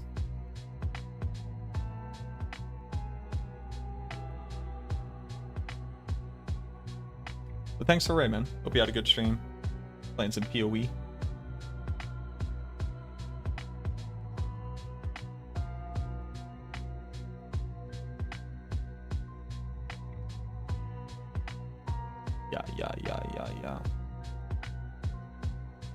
Ja, das ist gut. Das ist gut, ja. Alright, so that's the starter version. Save that.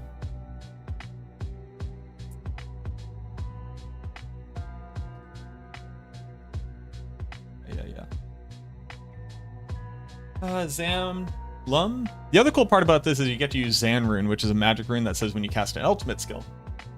And you could just use that to like fix everything. You use it to fix resource, you could use it to fix crit chance, you could use it to make the wolves for vulnerable uptime. Can you get away with the temper on rings masterwork so you can free up the amulet slot or not enough? Yeah, you can. It's just, well, you can do that, but you want to masterwork crit on other stats that are significantly more important. And freeing up the temper slot on the amulet will at best get you corpse tendril size, which you don't really need on the build.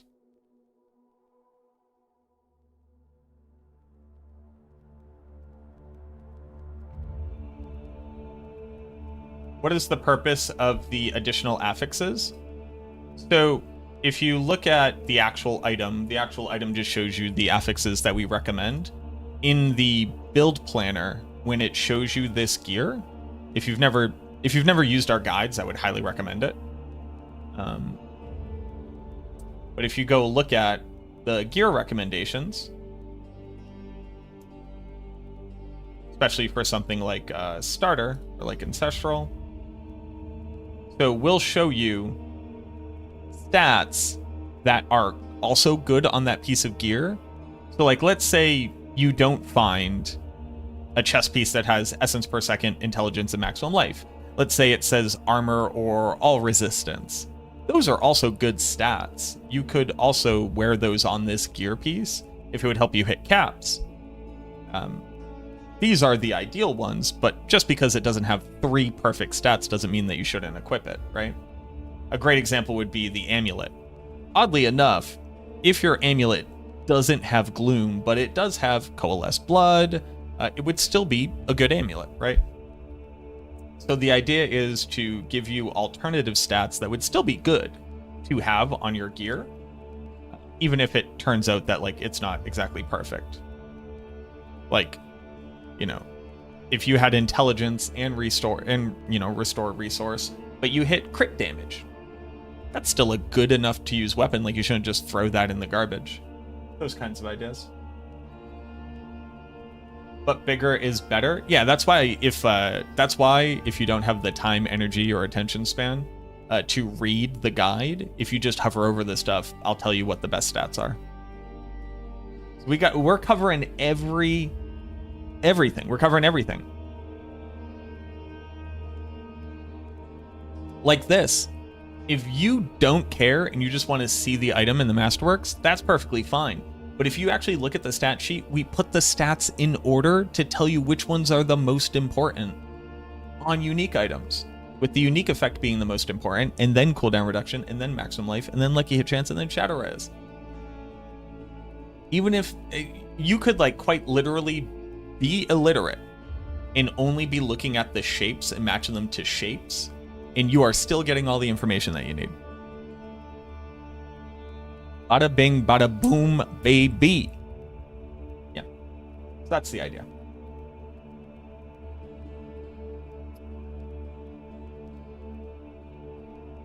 And as long as you know that you're hitting these stat thresholds, it doesn't even matter where you get the stats from. Fucking, we're cooking. We're cooking over here, boys.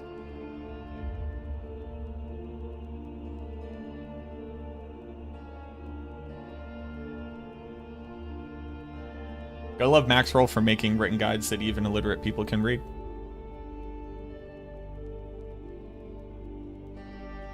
And since all the stats are listed out there, it can be read by a screen reader. And now literally blind people can read the guide. Or people with just severely impaired, you know, like not necessarily blind.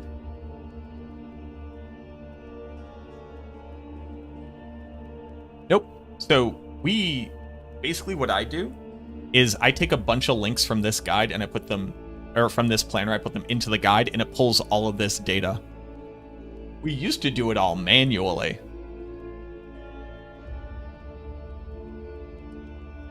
Let me tell you, manually listing out all of the stats and then embedding each individual skill, primo hours of my life I'll never get back. Primo.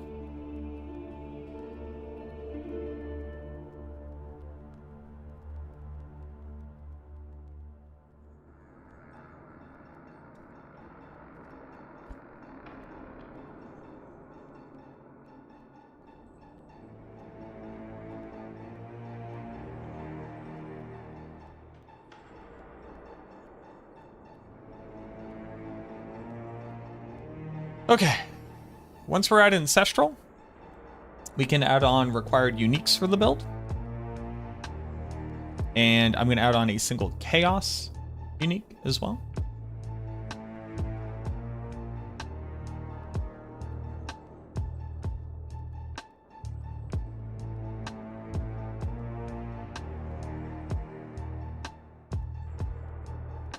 Wowie.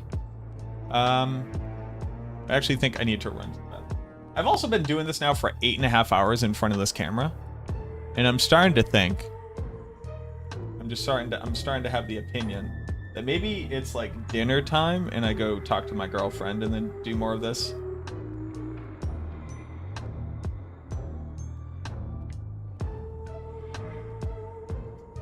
Maybe I do more of this off stream. What is dinner? Dinner is for the week?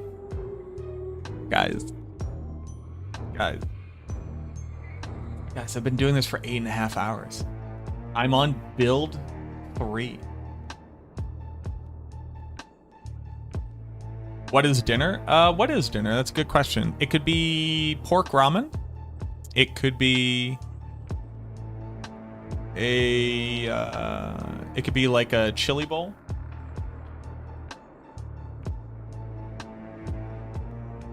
I ain't a dart. Thank you very much for the new tier 1. Have some dinner on me. Is that an innuendo? Thank you very much for the support. Welcome on in. Enjoy your emotes. Enjoy your no ads. Bro, get some food and spend some time with her. I think that's what I gotta do. Man's gotta eat. Man is hungry. Today, for breakfast, I made cinnamon rolls. Because I'm a fucking adult and nobody can tell me no. And I ate like 4 of those. And then for lunch, like 3 or 4 hours ago, I ate a salad where I microwaved 2 strips of bacon. And I added that to a salad.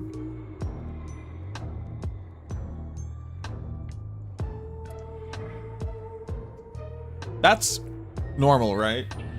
That's food, right? That's how food works. That's how food works for adults. Yeah, I'm gonna eat dinner.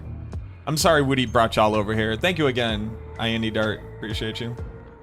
It was good bacon too.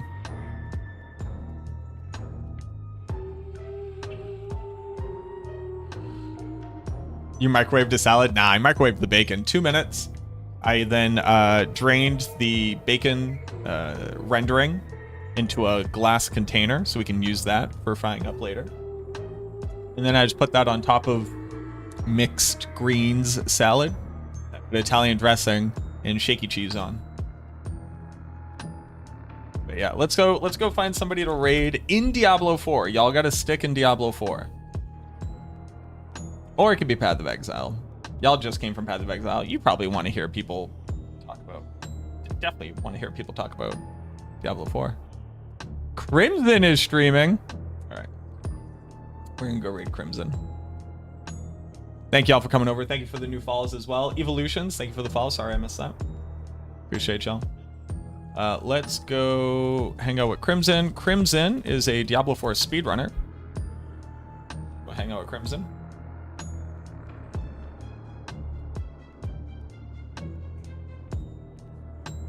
They're doing season start practice. Ooh. All right, y'all. We were the only ones in the Diablo 4 category. We might have been. Like, no joke. Hold on. Yeah, it doesn't matter. All right, y'all. As always, hey, if you're interested in listening to me just kind of like say numbers out loud while I stare into the middle distance and then click a button every once in a while, come hang out tomorrow. We're going to be doing more of this. I got to get all my build guides ready so I can update them over the weekend. Because I'm going to be covering the blood guides as well, because Lord Sara, another one of my guide writers, is getting married, which is awesome. We love that for him. He's going to be on his, his honeymoon and all that. But it does mean I'm back to doing like double the guides I was doing previously. So we got a lot of work to do. Appreciate y'all being here. As always, auf Wiedersehen, au revoir, arrivederci, sayonara, so long, ciao, kap kun kra, sawadee, gute Nacht, hasta mañana. Hope to see you here. If I don't, have a great weekend. Treat yourself well. Drink some water. Remember that left first right is a fucking psyop. We're all just humans trying to live our lives and mostly want to be left alone. It's not left first right, it's up first down. Fuck the bourgeoisie. Working class stick together. Unionize. Get involved in local politics. Make your voice heard. Be less of a dick. Be a little bit more patient. A little bit more empathetic. And you probably have a lot more in common with people around you than you would imagine. Love y'all very much. Treat yourselves well. I'll see you again. Bye-bye.